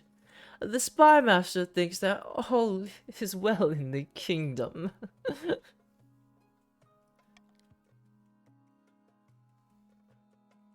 Well, thanks to her lack of attention, I've made fortune selling weapons to the Ashmedian Empire, even though it's forbidden. Well, things are proceeding better than I ever imagined. Our next step is to replace the palace watch with our own agents. Well, should be easy enough. If the king can pay them, the watch will look for money elsewhere. For the next stage of their scheme, the patricians must lower the treasury to 1,500 or less in 2 seasons.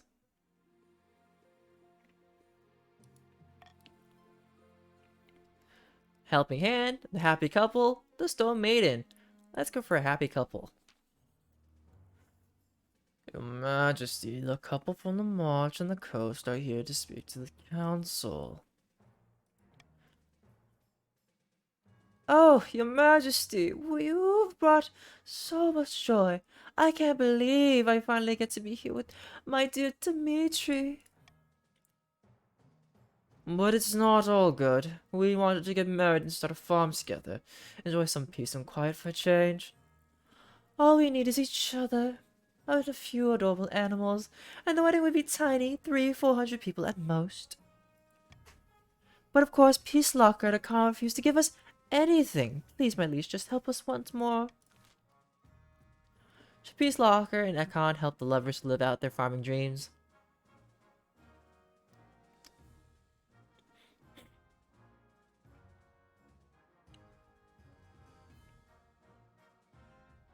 You know what? They should have their own choice. We have A, Peace Locker should give them marcher land. B, Akon should give the couple some land from the coast. C, South. Or D, the farm idea is silly, they're on their own. Anyways, we'll start the vote in 3, 2, 1. Ding ding.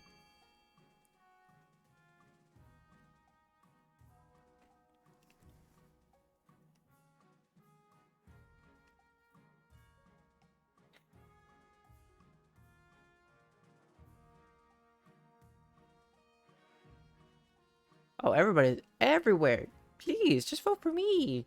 Support your monarch, you know? Please? Anyone want to support the monarch? Oh, alright. Voting has closed. Few nobles want their relatives to become humble farmers, especially if it's because of a whirlwind romance with someone of a rival lineage. Neither the bears nor the patricians are happy. But the grannies welcome them eagerly, even giving them some scrubby land to live on. It turns out that the lovers have a knack for wilderness life, helped along by the lucky ring, and they quickly cultivate a thriving farm that brings prosperity to the area. Victoria and Dimitri even named their first child after the king. Little Leopold grows up peacefully in the country, far away from the feuding families. Ah, this is Romeo and Juliet if they succeeded properly. A helping hand. Leopold, I had something I wanted to ask of you. What can I do for you? As you know, I run a very successful jewelers guild back home in the coast. But the current laws are a little restrictive of my trade. Lots of tariffs and regulations, you know how it is. I was hoping you would push for some changes in the council, and eliminate some of the import duties of unattaché jewels, perhaps. You want me to give the coast preferential treatment? I think it's only fair. The other regions just can't compete with us in the jewelry trade anyway. Fine, I'll assemble the council. Excellence. I'll see you there. Should import taxes on foreign jewels entering the coastal ports be reduced?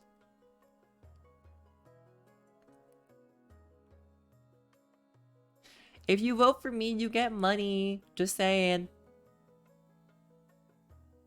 Alright, I'll start the vote in 3, 2, 1. Ding ding. Vote with me, you get 500. And if we succeed, you know? If you don't get money.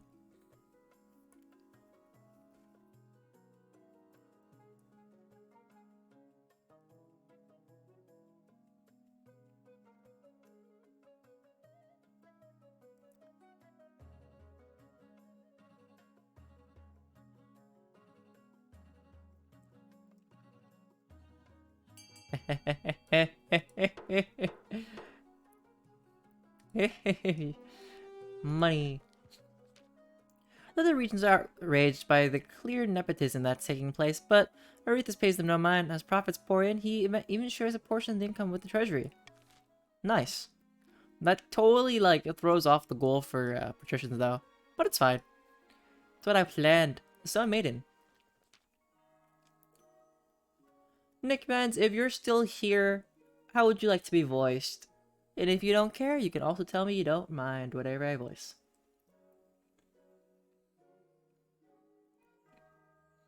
If not, I shall continue.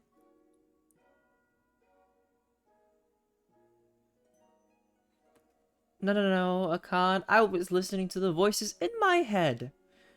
I follow the voices. And I do hear a gremlin every now and then for some reason in there. Ah. Behold, Johannes. Great Nick Benz pulls aside a tarpaulin to reveal a granite statue of Granny Frank Master II, which is impeccably detailed, its expression a frozen grimace. Is that so, is it not? A gift for me? No, Your Highness.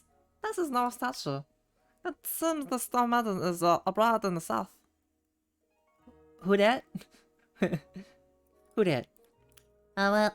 She's one statue with burning eyes, also winter days are turned to stone. She sleeps for years at a time before we begin terrorizing the kingdom. She must have ambushed the Master sent on his latest vineyard inspection. Ahana means family. Please, Your Majesty, we must do something. I'm sorry, Frank Master, you're just dying. We're on your third, lineage right now. Alright, what can be done to stop the Stone Maiden before she petrifies someone else? I highly doubt you guys would actually vote for B, but I'm gonna just do this one, and hope for the best. We have A, hire a wizard, B, send an army to smash this thing's rebel, or D, consult the fairies for a solution. We'll start the vote in 3, 2, 1. Ding ding!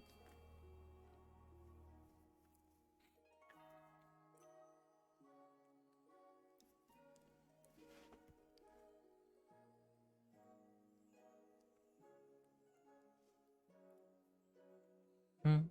Hmm.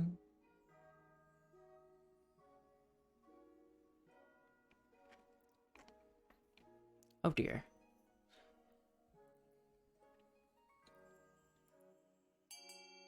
Where? Okay. Voting has closed. Well, so you gotta guide your people if you want that goal done, right? You know? So the fairy tales! You send for an expert folklorist from Quail University. According to legend, the stone maiden mourns her long-lost love, the third god. Perhaps she seeks revenge on the ninth god who drowned her lover. It's an interesting story, but it's hardly helpful. Unfortunately, the council draws a blank on the best course of action. You can only watch helplessly what comes next. The stone maiden enraged thought the south for weeks on end, turning thousands of peasants into twisted granite figurines. Whoops, that's not even voices anymore. As long last, she retreats to her lair deep underground and falls asleep once more. On the bright side, the Grady's now have plenty of oddly realistic statues to sell. Oop. End the season time. Alrighty, this is our lovely season of spending your money. Whatever money you may have. In the Lobos list, this is how much money you have currently. But you can also check the whatever thing is for the overlay for Kingdom Castle to see how much you have and where you are.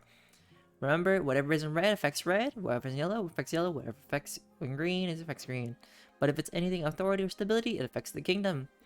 And if you wanted to fund your stuff, you type in !fun space ABCDEF space and how much you want to spend. We'll start the auction in 3, 2, 1. And Prosta, you gotta type it one more time because the auction has not started yet. Well, now it's started, but yeah.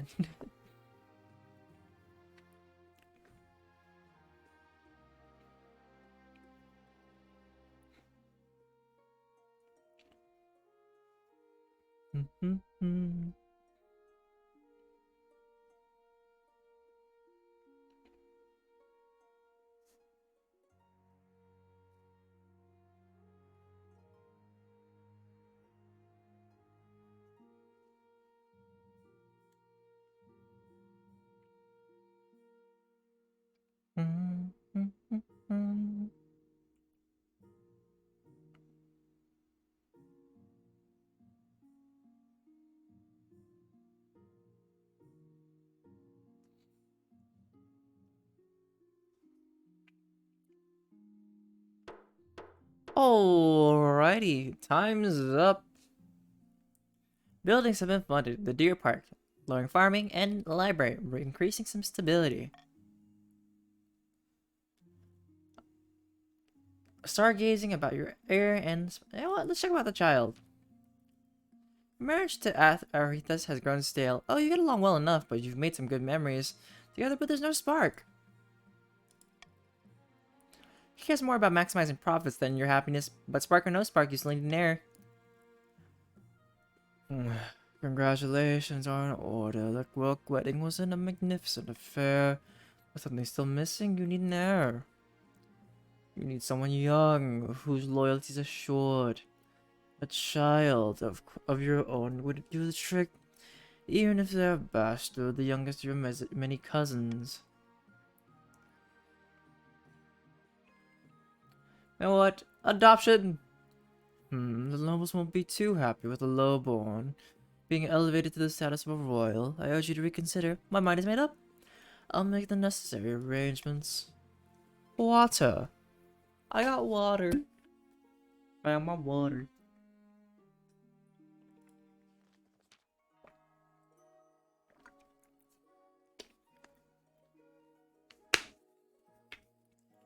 Alright, Prostosonia. Well, thank you for playing with us. And maybe next time I'll see you around at another point.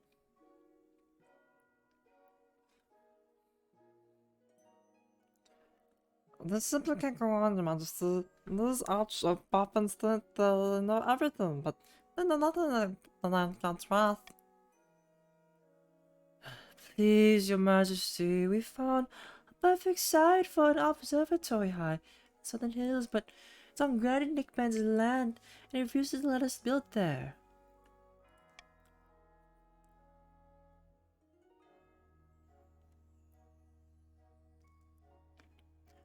Sisters are not heresy. The star's just as big and close as the night God intended, but what you up to this idea, I bet it was one of those professional simple boxes. Should the scholars be allowed to build an observatory on Nickman's land?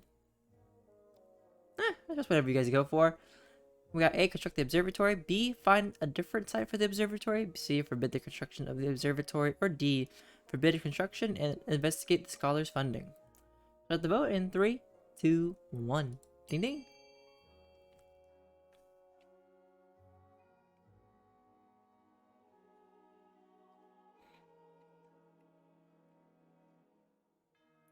Hi there, Sergeant Crane. How's it going?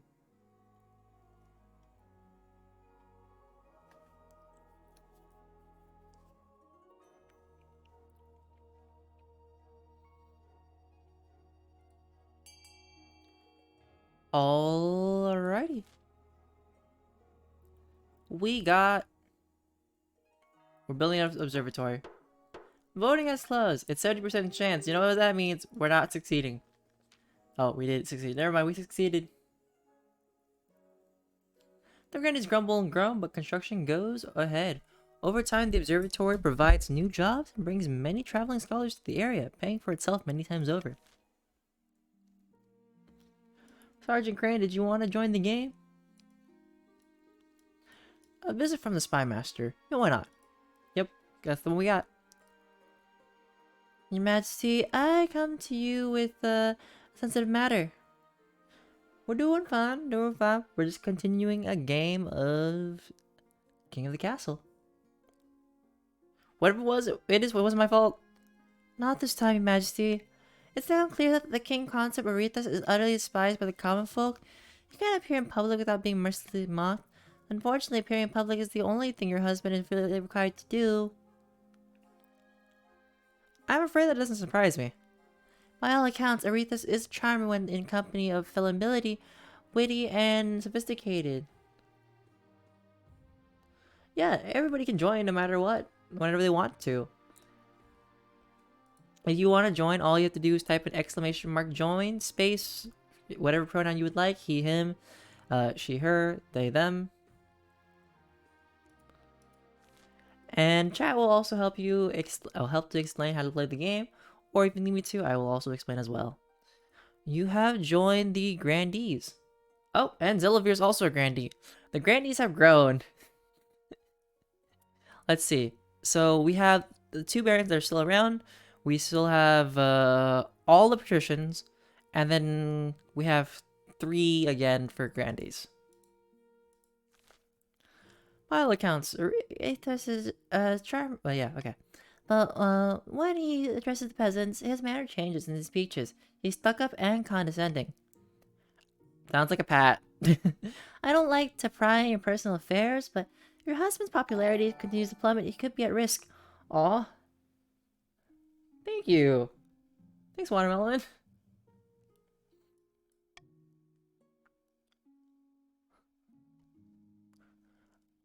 Okay, what am I doing?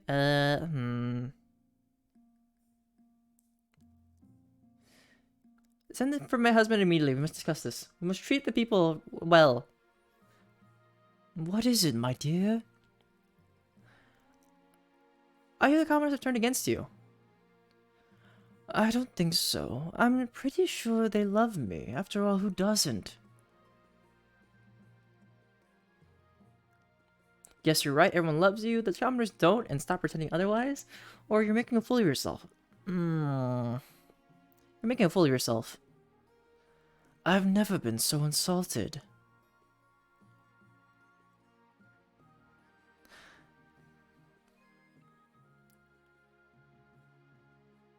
I'll pay for you to take public speaking lessons.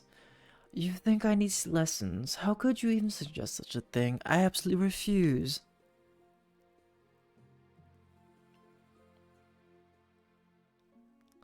Did you fix this? There's nothing to fix. Oh dear. Am I getting divorced this season? 'Tis a season for some divorce. Fa la la, fa la la la.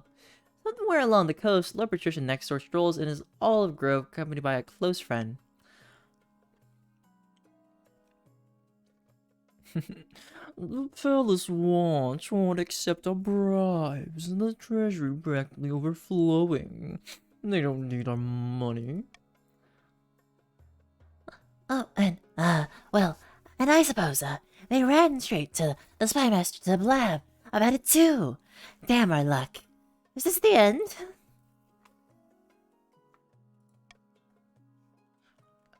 No thoughts here, head empty. The best investments are never profitable to begin with. We will bide our time and strike again when the king least expects it. The first name is to lower the treasury to 1,500 or less.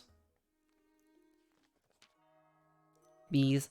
Down in the south, Granny Princess Sonia is visiting the wizard Athmoral in her tower, floating on an island amid the clouds. The beehives are silenced, and over in the apiary, the vast cities of the Dream Queens are hollow ruins. It pains me that this was necessary, but they were growing arrogant. My thanks, great wizard. Now shall we discuss how to overthrow this troublesome king? So next door, you guys all have goals. Also, this is for any grandees. Grandees, you can vote by typing !vote space A or B. But so you guys all have like goals to achieve. My goal as Monarch is basically to live, get married, have an heir, right? Your guys' goal is to get your side mission passed and basically to replace me somehow and get your person in as the person you want to be voted into, basically. Like your claim into the throne. You want to get your house's person into power. Alright, so we're gonna House should Athmoral use magic to finally overthrow King Leopold. Send him far away so he can never return. Goal is to raise stability. Far, far away. That can be done. I can steal the king away through the apiary, where distant works differently. But the apiary is a land of dreams, and in times of turbulence, nightmares. It must be peaceful if I am to navigate very far. Very well, that can be done. We'll make sure the kingdom is as peaceful as a sleeping lamb, and everyone's dreaming pleasant dreams. For the final stage of their scheme, the Grandies must raise stability to at least 9.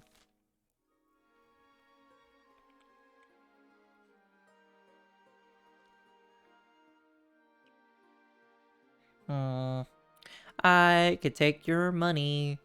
I should probably leave these normal. Alright, ending the season. It's gonna be really troublesome though. Proposition, the reaction of the mob, troublesome holidaymakers. Holidaymakers? Alright, Zillavir. This is your first appearance, and this is for also anybody who has joined the game recently and hasn't played with me. But how do you want to be voiced if you care about your character's voicing? And if you don't, please let me know, because then I will just pick a random voice. Or the question is, do you care about how you're voiced? Random is fine.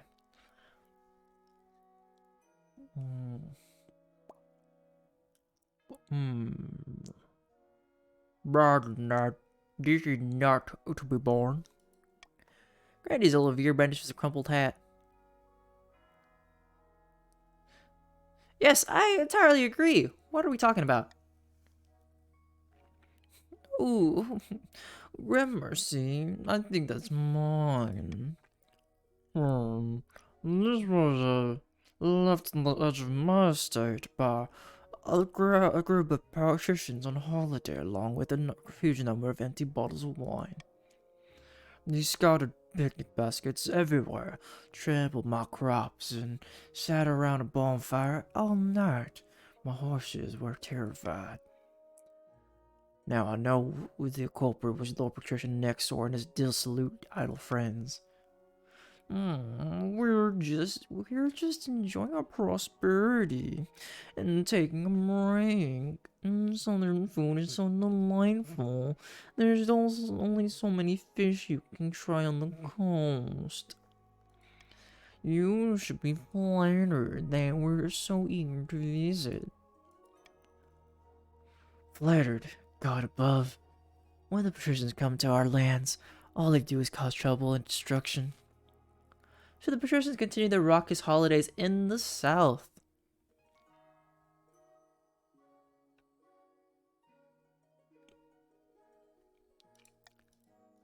Alright, we have A, no more holidays in the south. B, the holidays can continue, but the patricians must pay the grandees a generous sum.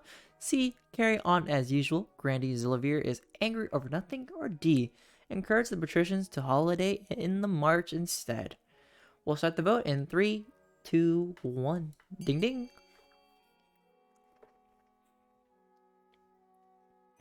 Maybe that's the case, or maybe it's not the case. It's all to be seen.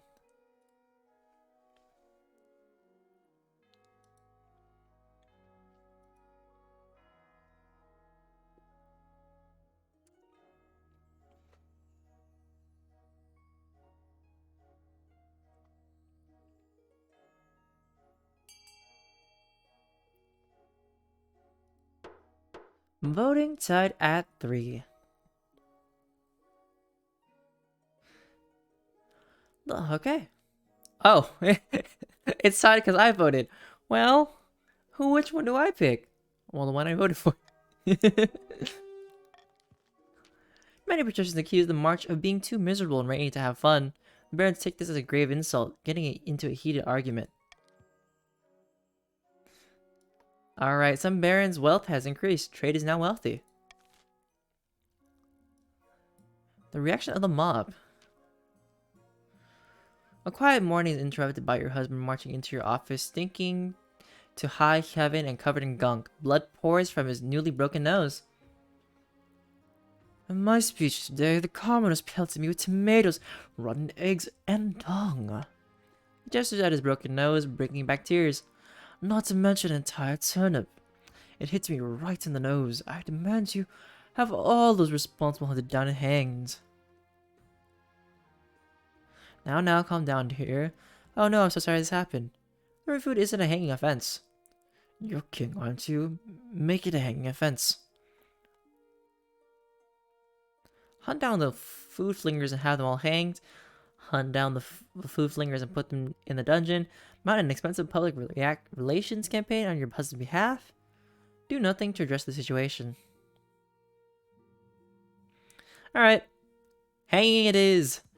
Before the week is out, the city walls are decorated with dozens of hanging corpses. Oops. I must admit, I was consumed with anger earlier. I didn't really mean what I said. Can't believe you killed all those poor people. The commoners keep their turnips to themselves from then on, but your spy master tells you that in the pubs and markets, they whisper that their king is an evil tyrant. Great. Cool. You wanted something in the heat of the moment, and you would have fought me about it. You know what? It's fine. It's fine. But my marriage is so fine. Like, your majesty, I have an idea that the best since lined up parchment, I dare say, fetch an expedition to Char. What a brilliant idea. I thought you'd, agree, so that's why I even, recommended it to you, because I knew you would, totally go for my idea. You have, a lot of wealth at the moment, your highness. It's, just sitting around collecting dust. Why not make a sound investment and send explorers to Chur? Who knows what they might find, treasure, rare materials, and ancient history, a new disease. She's a bit too animated when she says the word disease.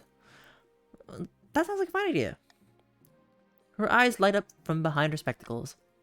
Wonderful news. I shall make preparations immediately. Expect a brief on your desk very soon. End the season. Ding. By royal decree, we can tweak the laws governing how the council votes. Okay.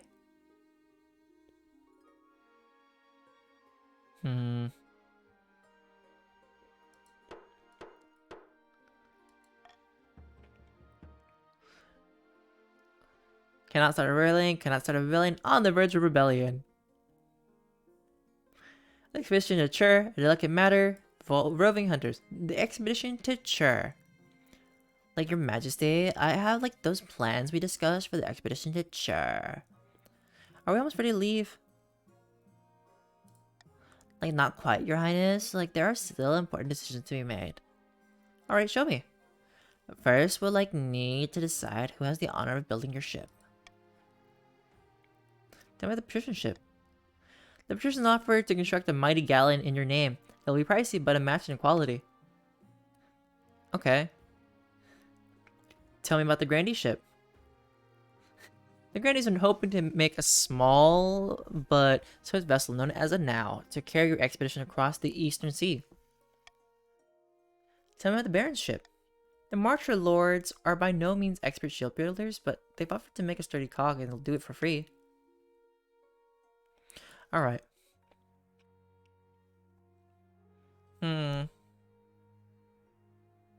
Well, let's have a galleon for the patricians. Why not? Make sure this is proper. Next, we'll decide who will crew your ship. I trust you to make a decision. In that case, your majesty, I think we'll enlist some navy sailors. It will be free and unlikely to desert, though it will weaken our navy for a short amount of time.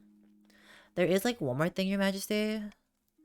The ship will be large enough to house additional expedition members or store extra cargo you wish to send across the sea. She hands you a list indicating there's room on the boat to fit 2 options.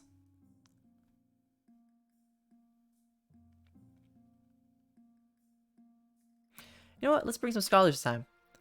Well, the university will be interested in whatever we find in Chur. It is a vast unexplored wilderness after all.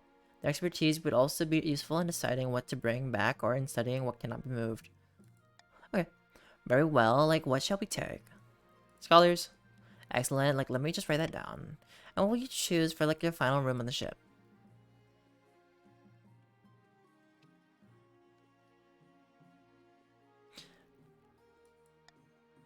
Certainly, a wise choice. Fantastic. I think that's everything. I shall get to work. And, immediately, your majesty. She picks up her scribbled notes and diagrams and hurries out of the room, her spectacles bouncing slightly on her nose. The ship is completed in record time. Clearly, patrons are eager to impress. You see it off from the harbor by the end of the season. The crew are eager, and the ship looks sturdy. You can only hope they bring back something worth the investment or come back at all. Roving Hunters. Your Majesty, two barons are on their way home from an epic hunt and seek shelter for the night. In exchange, they're willing to gift you a rare trophy and provide meat for an extravagant feast if you so wish.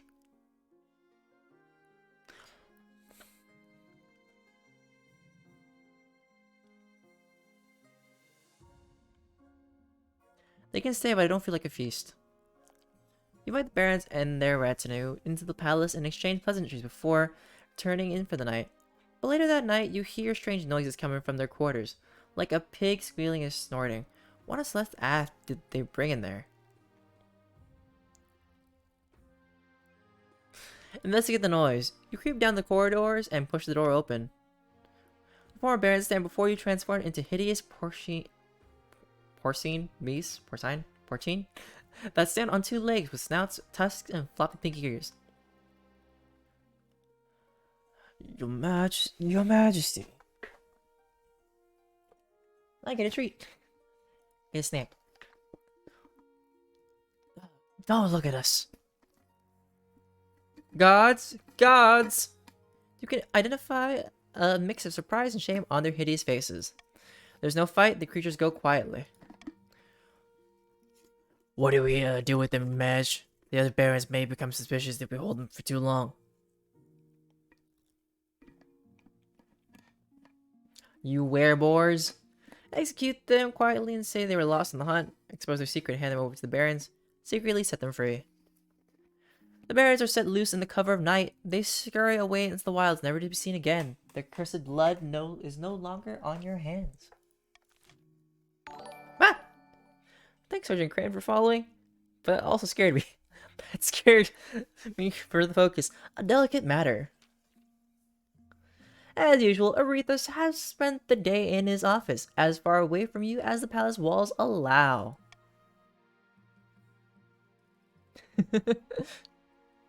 But after you've eaten your separate dinners, he strolls into wearing an obviously fake smile. I've endured the so-called marriage as long as I could bear, but I simply can't do it anymore. Your Serene Highness, it's time we part ways. I want a divorce. But I care about you. You're fine, Sergeant, you're fine. Care about me? Death's below, that's true, you haven't been showing it. Every time we talk, it ends the same way, with you stepping down everything I wish for. You haven't wished for anything, and I literally gave you what you wanted. What do you mean? This was never going to work. It's over now, for good or ill. I called for the Archbishop to witness the divorce ceremony. Yes, well, good evening, your Majesty. I know this is awkward, but at least it goes as smoothly as possible. Does the Archbishop ever make things less awkward? Oh no, not you. Archbishop, surely you can't support this. Your Majesty, I care about the kingdom and the king consort with us was very convincing that the kingdom is better without him being married to you. Alright, let's get this done, your August Majesty. We can't divorce. I love you. You had your chance. Leopold, what more is there to say? You know, Voltic, the Archie's voice was not always like this. Like, at first, it was more of like, it was high-pitched, right? And then it became more so. And then Chaos, when she was around, said, why don't you pronounce all your R's W's? Is there anything that would change your mind? For a second, Arethusa looks thoughtful. I want real respect. People gossip about me all the time and make my life a misery. I want that stamped out. Alright, we can make that happen. Who needs authority and stability? When you want love. You put out a proclamation praising your husband's wit, ingenuity, good looks, and general excellence. The grumbling dies down, at least openly, but according to your spy master's agents, the peasants now just associate you with your unpopular husband. You and Arethusa have dinner together a few times a week, and he even gives you the occasional smile. The situation has helped you bond. For now. And the season. Your Majesty, these upstarts are saying they have a right to your throne. Alright, so these are all your goals. For you, Pats, you want to lower the treasury to less than 1,500. Well, 1,500 or less. For you, grandees, you want to bring the stability up to 9. And then loyalists for the marchers. As long as I survive, get my ambition. A present uprising, blistering heat, and your heir. I guess I can see what the child is about. Oh, that's right, I did consume my treat. Your quest for an heir is finally complete. You stand before the council holding a small child in your arm. Don't ask how I got this child, I just got this child. Should I die? I ask that my crown be passed down to... The council hall is filled with nervous silence. My adopted low-born daughter. The silence continues, excepting a few stifled coughs. After the awkward pause has stretched out to over a minute, there's finally some sporadic applause. The nobles don't appreciate you inducting a lowborn child into the royal family, but whether they like it or not, by designating an heir, you have cemented the stability of the kingdom. Alright, Sergeant Crane, it's the first appearance of your character. How do you want to be voiced, or if you don't care, let me know. I think this is peppermint flavor this time. At least I won't pull out my teeth like Carol did.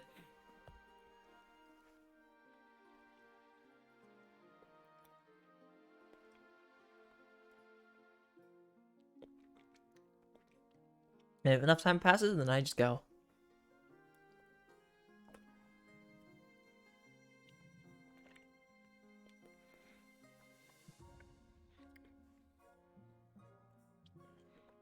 Okay, I can try. Your Highness, may I be the first to congratulate you on adopting an heir. What is her name? Leopold II. Praise be your high holiness. I'm sure Leopold II will grow up to be a chip off the old block.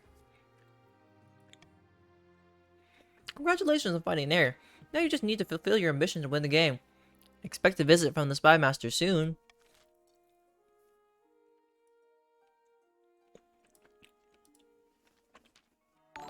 Ah. Thank you for following. I wish I could read that, but I can't. I'm so sorry.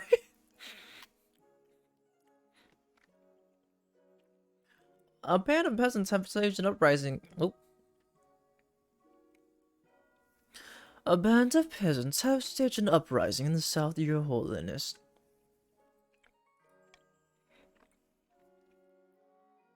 In the dead of night, the storm castle of my good friend Grandy Sergeant Crane, he and his family are currently languishing in his own dungeons.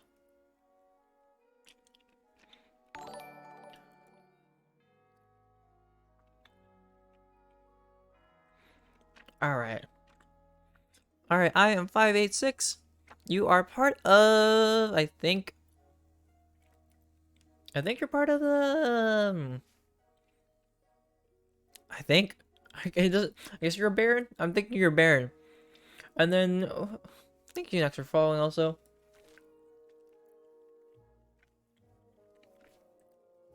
In the dead of night, they stormed this castle of my good... Okay.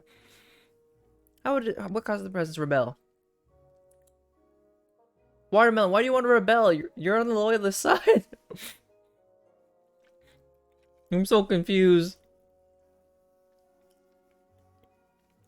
Oh, the usual complaints. The peasants accuse Grandy Sergeant Crane of being too strict in enforcing the Ninth God doctrine, as if such a thing were possible. But Watermelon, we're so close to winning. Literally, we're so close to winning. Oh dear. Well, How were the peasants able to take the castle? They grabbed some of the guards. They also seem to have brand new whale-forged weapons, pikes and swords mostly. I have no idea where they found the money. What are the peasants' demands? Well, they want Grandy Sergeant Crane to be stripped of his assets with his lands divided among the peasantry. In return, the rabble will free him and spare his life. Should the council give in to the peasants' demands about dividing Sergeant Crane's land? Why not? Come on, let's just give the peasants what they want. Let them be happy. Alright. A is to send an army to the siege castle. B, give the peasants what they want. Or C, pretend to accept their demands, then kill them. We'll start the vote in 3, 2, 1. Ding ding.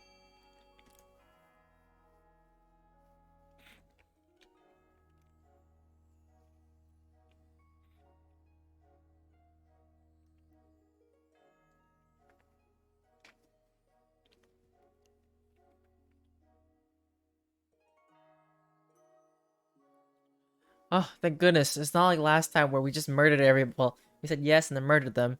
It's, you know, being nice and giving them what they want.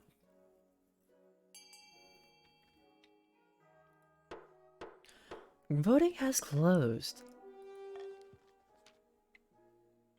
Particularly, the decision to grant the peasants what they want is met with consternation and outrage by the grandees.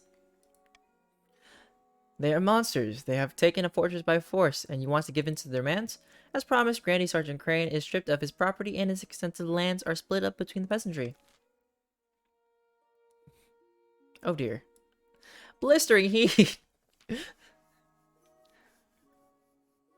Your Majesty, dreadful tidings. Summer has been exceedingly hot this year, and citizens have been dying from the heat. The harvest will be poor, as you can imagine.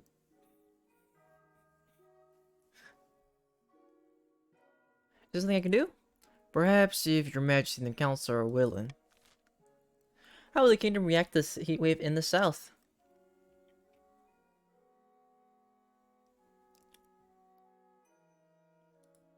We'll start the vote in 3, 2, 1. Ding ding. It's either A or C.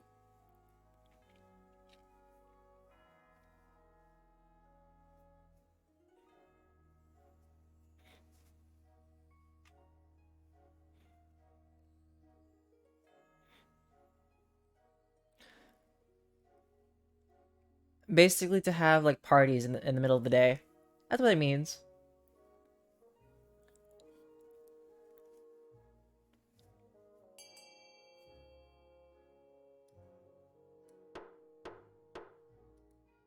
Voting side at 3. That one. You implement special measures in the south to account for the hostile climate. The peasantry are grateful in return, so are the grandees. Though productivity dips, your benevolence is marked through the land. Hi, Lake. Lake, you are part of... Where are you, Lake?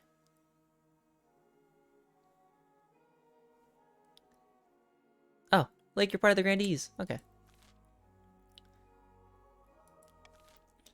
Although it's looking like the game is kind of having problems. Yeah. Alright, it is auction time. And I believe everybody knows how the auction's done. But we have option A, which is lowering farming. B is the raise of trade. C is the raise of stability. D is the lower stability. E is the raise military. And F is raise authority. We'll start the auction in 3, 2, 1. Ding ding. Watermelon! Oh, thanks for giving this.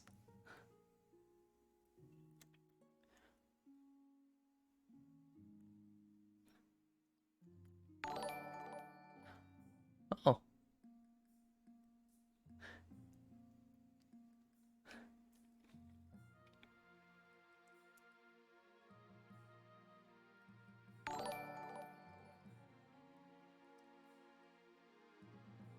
Now those will all go slowly past.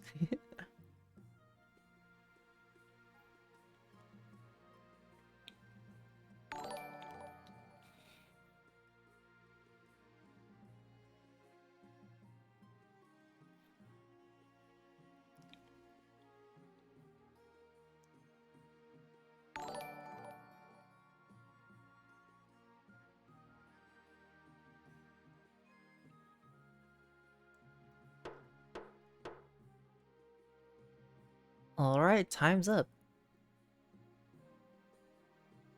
Aw. Oh yeah, you are broke. I'm so sorry. Oh dear. Huh. Is it because we're now stable? Okay, so for right now, it's like the Grandies could win and they get one more stability. Like, it's like right there.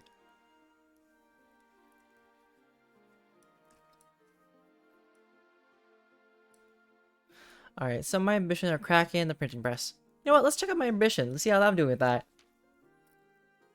At the start of your reign, you said you wanted to be a peacekeeper. You succeeded on that front. The kingdom is peaceful and you're renowned for your mercy and wisdom. Well done, your Maj. But to down your noble scheming for good, we need to build on that reputation. Your advisors have some ideas.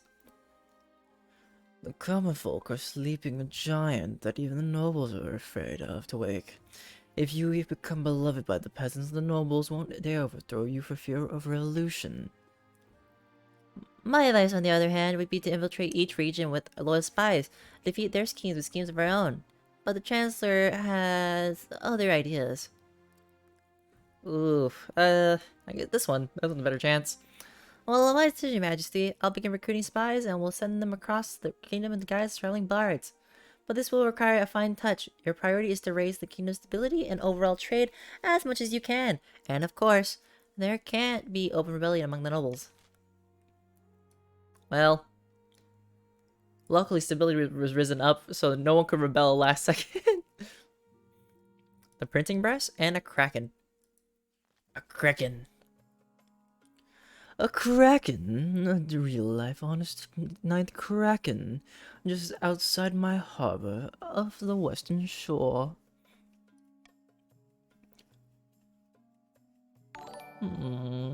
We should send our navy to subdue the beast at once. Oh, thanks, Sergeant Crane. Thanks for subscribing.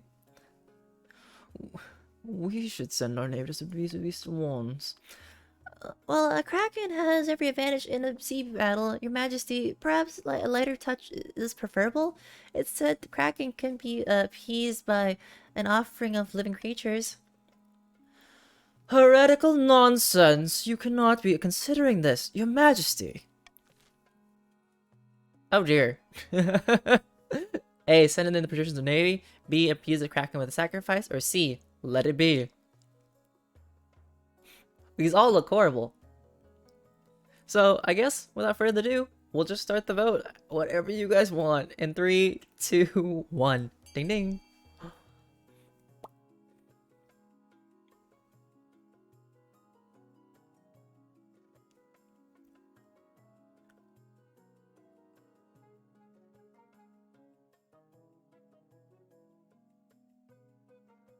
I kind of think we should just let it be, you know? Let it be.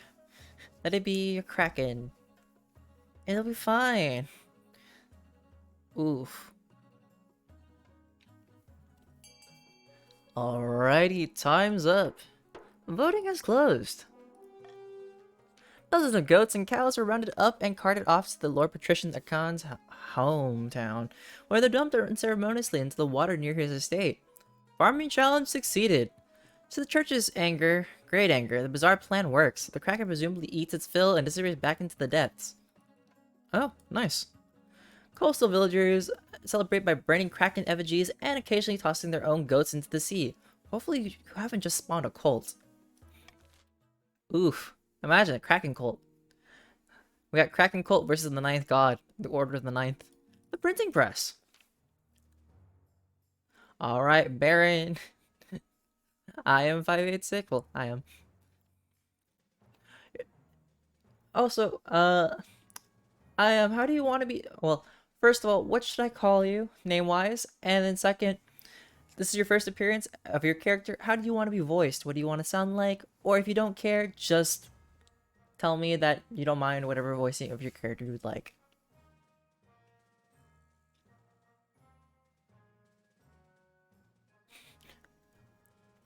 No, it's for I am 586, which is the one with.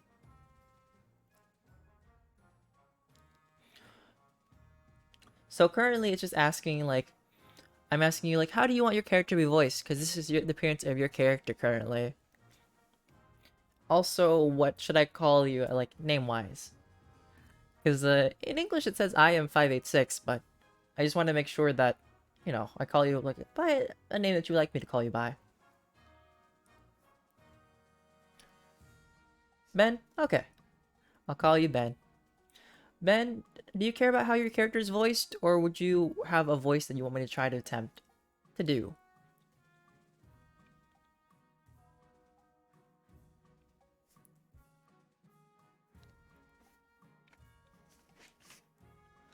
Also, I think the squares appear just because of the fact that this game is only in English, so you won't see any other, like, symbols or letters usually.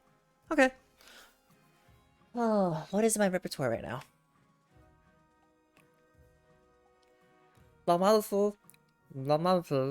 Our first person in the South Nameless in the Marsh has come up with some sort of printing contraption. Just saying. Oh, I got it. Instead of relying on the painstaking effort of scribes, it's produces 100 copies of a text an hour. Ugh, books. How boring. By the night, my liege, don't you see the potential? This could prove a most profitable investment. Lake, you've returned. How would you like to be voiced today, if you care?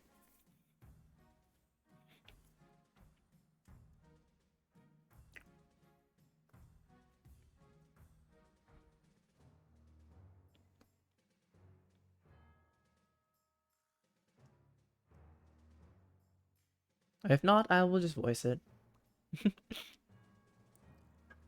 Well, don't you see how dangerous this is? Well, actually, don't you see how dangerous this is? Books should stay actually in the churches and universities, or else commoners will start getting ideas. So the council suppress this dangerous new technology.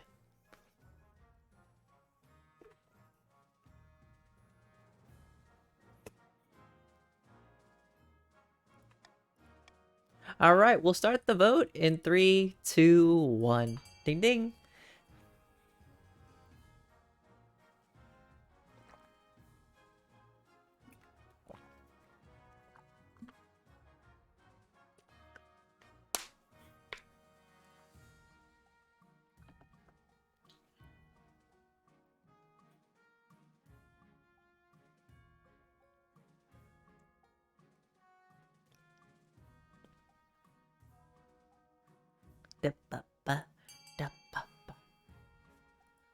Alright, voting has closed. Should the council... Alright, allow printing presses to be used by the masses. Well, actually, you're going to regret this one day, Your Majesty. Ignorance is not the only thing keeping the common folk in line. Well, nonsense, you're just jealous. In the end, both are right. The South develops a thriving publishing industry. But as more and more books are printed, radical ideas start to spread. Ideas like maybe peasants deserve rights, and should we even have a king at all? Oops. End the season. Alrighty. Bribery. Yeah, it's fine. They could... Everybody get... No. No. Let's not go into bankruptcy. Too soon for that. Yeah, the printers have money. It's fine.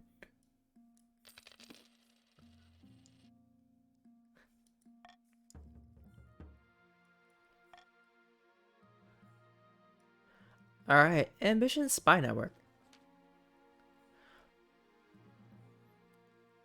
All goes according to plan, Your Majesty. Let me show you.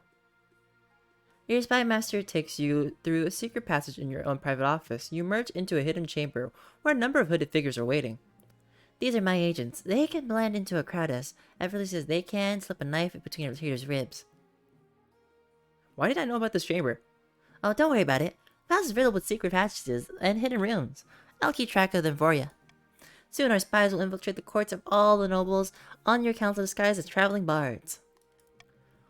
One of the spies tosses aside her cloak, revealing a lute and the colorful costume of a troubadour. With charm and flattery, they'll worm their way into your nobles' hearts and minds. Then we will have a spy network the likes of which the world has never seen. I hope that you make even the gauntlet traveling look like rank amateurs.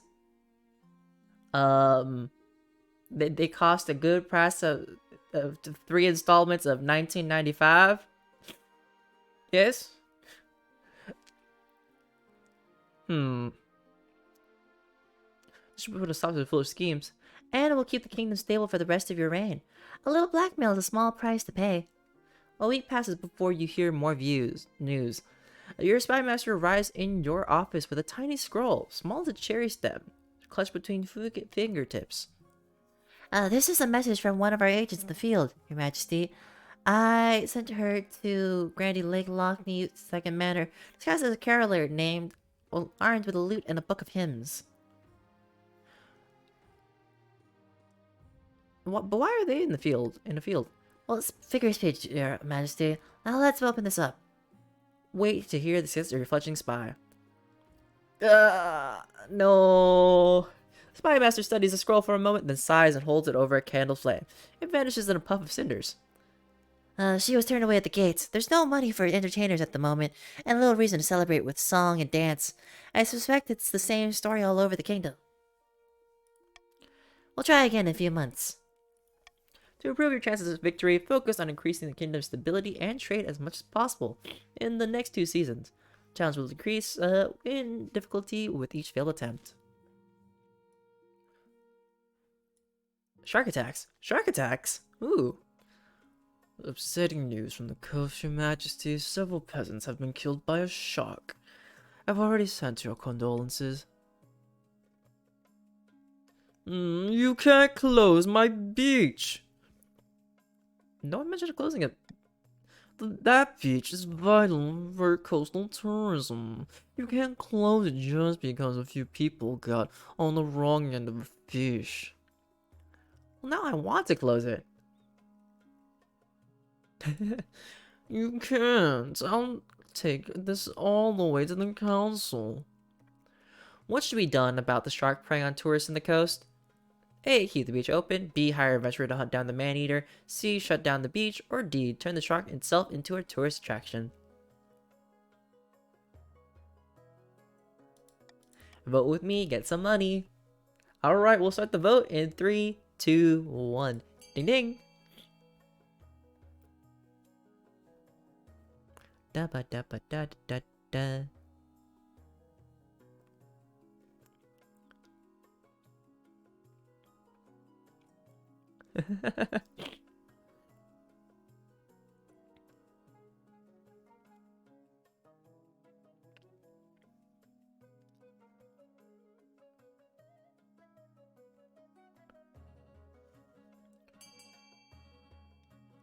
Yes, give some money. Someone's getting money. I don't know who's getting money, but someone's getting money.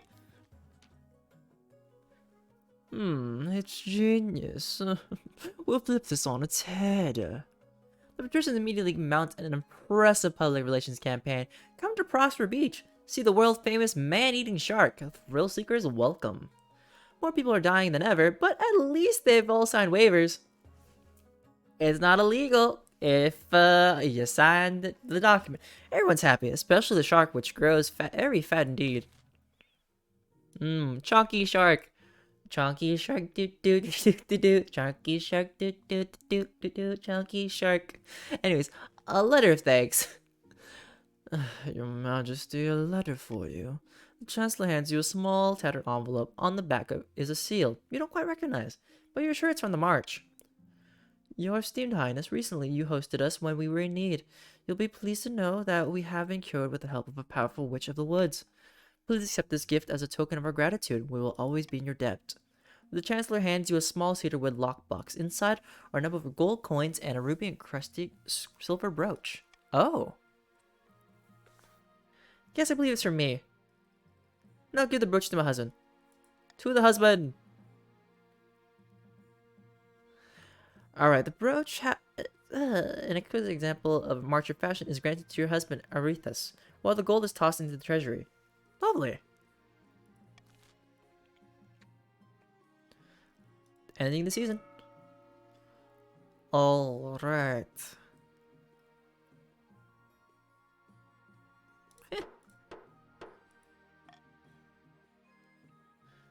An old debt, rogue golem, and swan trouble. Swan trouble!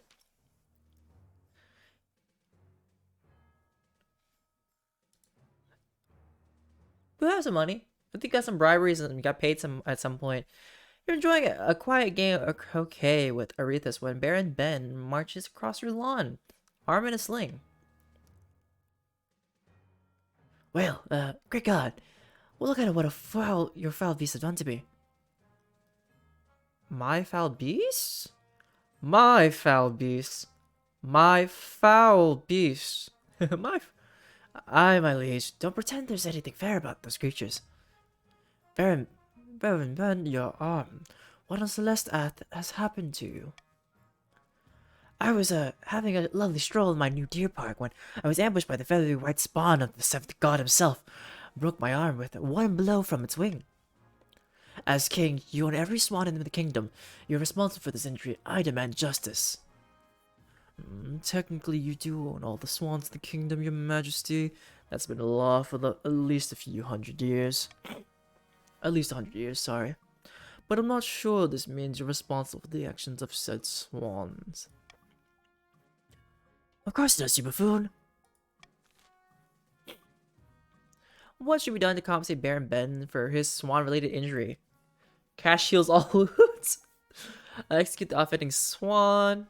Remove swans from the king's ownership. This really isn't the king's fault.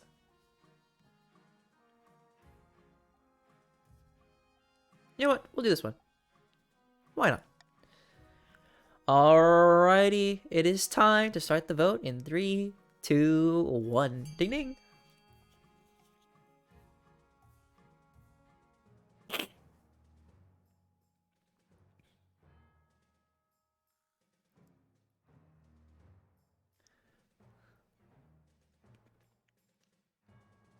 Oh dear.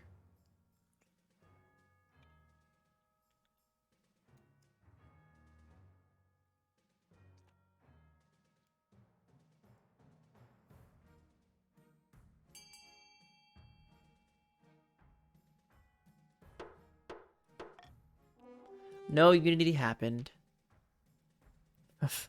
This scarce compensates for the trauma. I still get screaming flashbacks when I see a person with an unusually long neck. But I suppose it's better than nothing. Next time I leave, keep your swans under control. A rogue golem. A rogue column has crossed into our territory over the Ashmedian border, Your Highness. This could be an exciting opportunity. What's so exciting about it? Please, my liege, this is our chance to figure out how this golden magic works. We could even turn it against Ashmead. Your Majesty, your powers would dwell under their own grandmother to gain an advantage over Ashmead or over the patricians and grandees. It's Baron Ben. Lake. Golems are enough. An offense to the night god, and they were dangerous. We should destroy it before it gets out of control.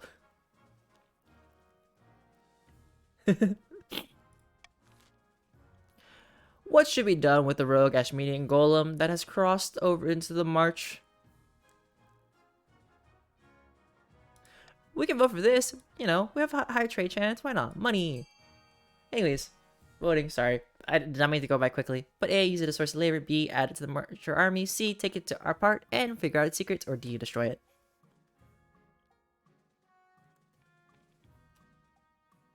Da, ba, ba, da, ba, ba, da, ba, ba.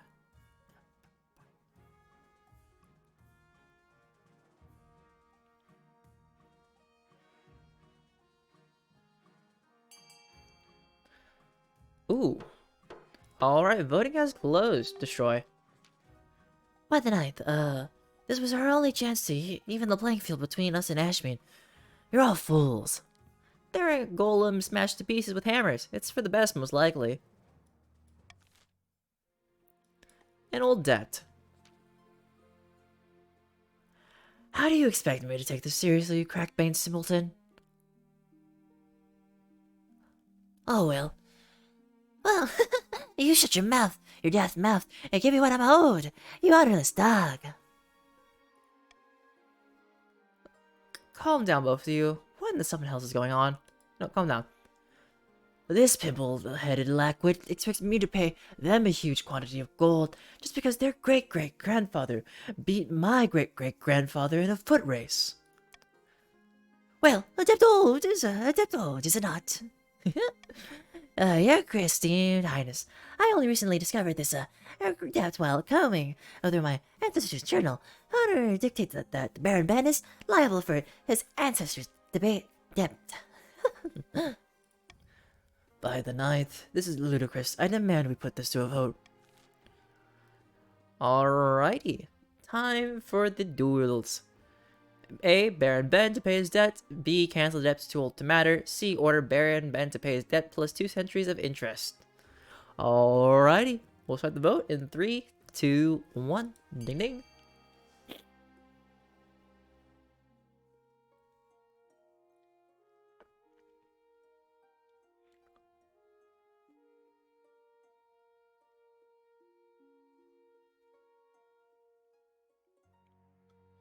It would be funny if the nobles could actually go into negative debt, you know? Kind of wild.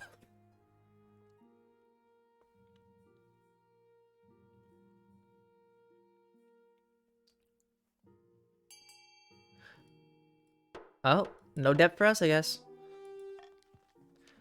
Huzzah! Glad that the council sees reason on this matter. But that is debt! Does nobody care about honor anymore? Oh no. End the season. Luck is with us, my friends. Bells water in our pocket, and they took our money gladly. The kingdom can merely afford to pay them a living wage. Music to my ears. Soon the throne will be ours. Indeed, we will, but now we must plan our next steps. Alrighty, for you patricians, you want to kill the king and place their own claimant on the throne, lower authority, or B, control the king with the threat of assassination, goal, to raise your own military.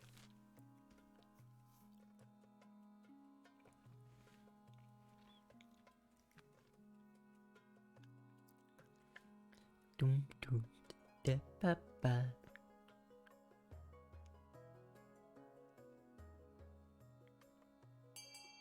Ding ding, time is up for that.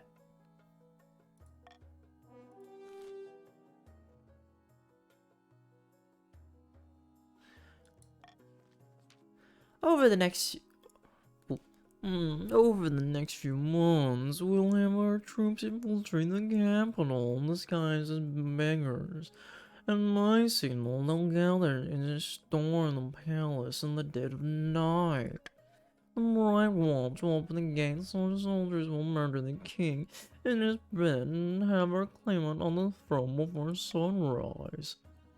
Ah, ruthless. I like it. But what about the gritties and the barons? They'll could call us usurpers and rise up in a revolt. Not necessarily, my friend. If King Leopold's rule is weak enough, we can persuade them to accept anything. For the final stage of the patrician scheme, they must lower the kingdom's authority to 1 or less. I have my heir. Alright, Roberta. We got loyalists again, sorcery, and intimidation. It's anybody's game still. Ambition spy network, bankruptcy looms as usual, or comet sighting. Let's check out the ambition.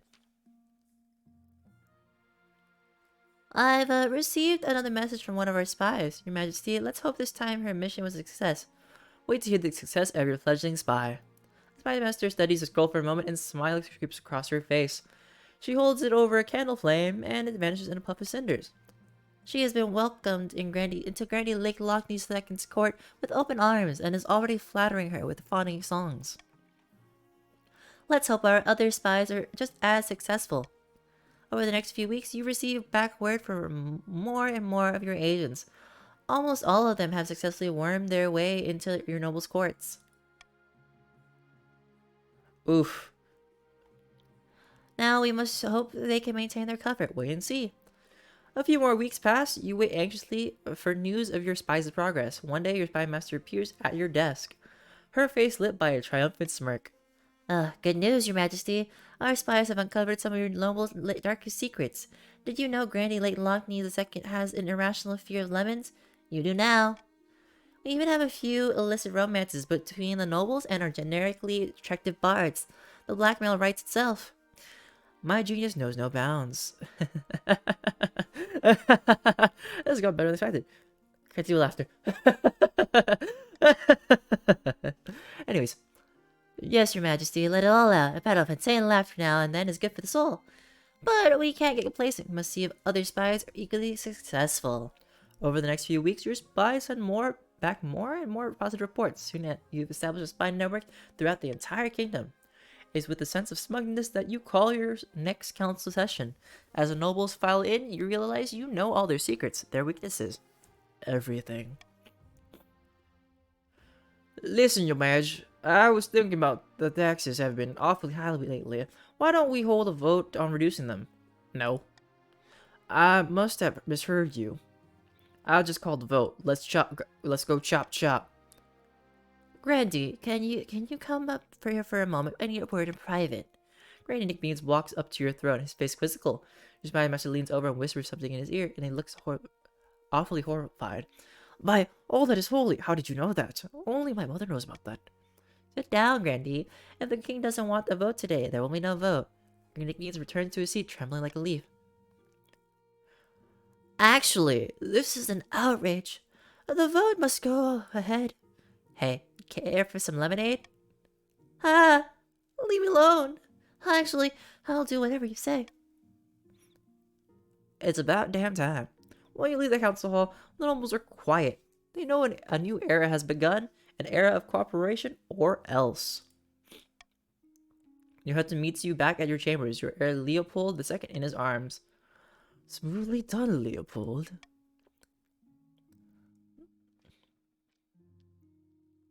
We should start teaching Leopold II how to follow my footsteps. Make everything go wrong, but somehow it falls right. You know, expose. Good idea. After this, I get the feeling she'll be wearing a crown one day. That night, you sleep an untroubled sleep for the first time since you first sat on the throne. No matter their grievances, the nobles will never again dare to defy you. You simply need to mention offhandedly that you know what they did last winter, or that you know where they sleep at night. The Monarch is victorious! The attempt to woo Athmoral to the Southern cause was doomed to failure. Eventually, the wizard boarded these mortal quabbles flew up into the clouds, leaving Grandy Prostosonia without help. The patricians' attempt to worm their way into the palace was uncovered, and a number of arrests were made. Lord Patrician Nexor ended his life chained upside down to a dungeon wall.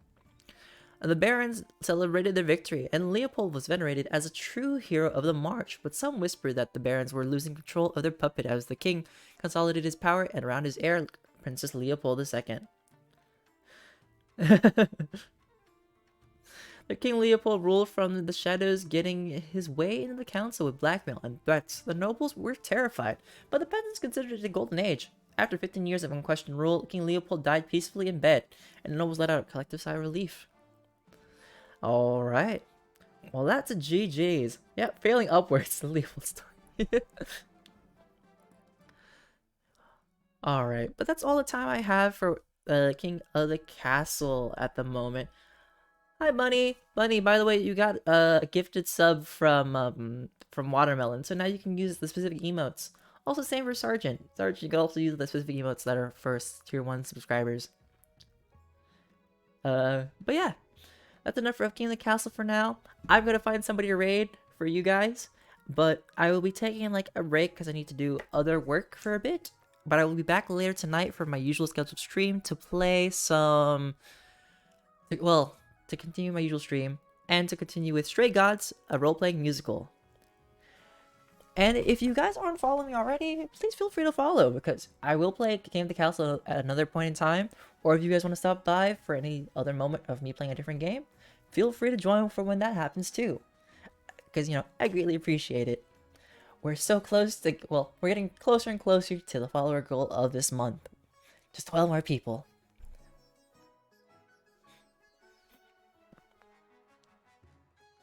Yeah. Just a lot of things, and also making sure that nobody rebels or causes chaos, because you're the one who's caused the chaos, you know, right? All right, let me find who to like raid real quick though, because we got a few people here, and it is etiquette to raid. Oh, my friends aren't streaming. Oh, okay. Uh.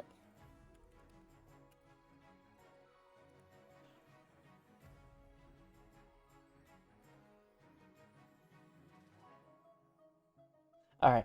I will do this person. Let's do it. Where's the thing? More treats. Okay.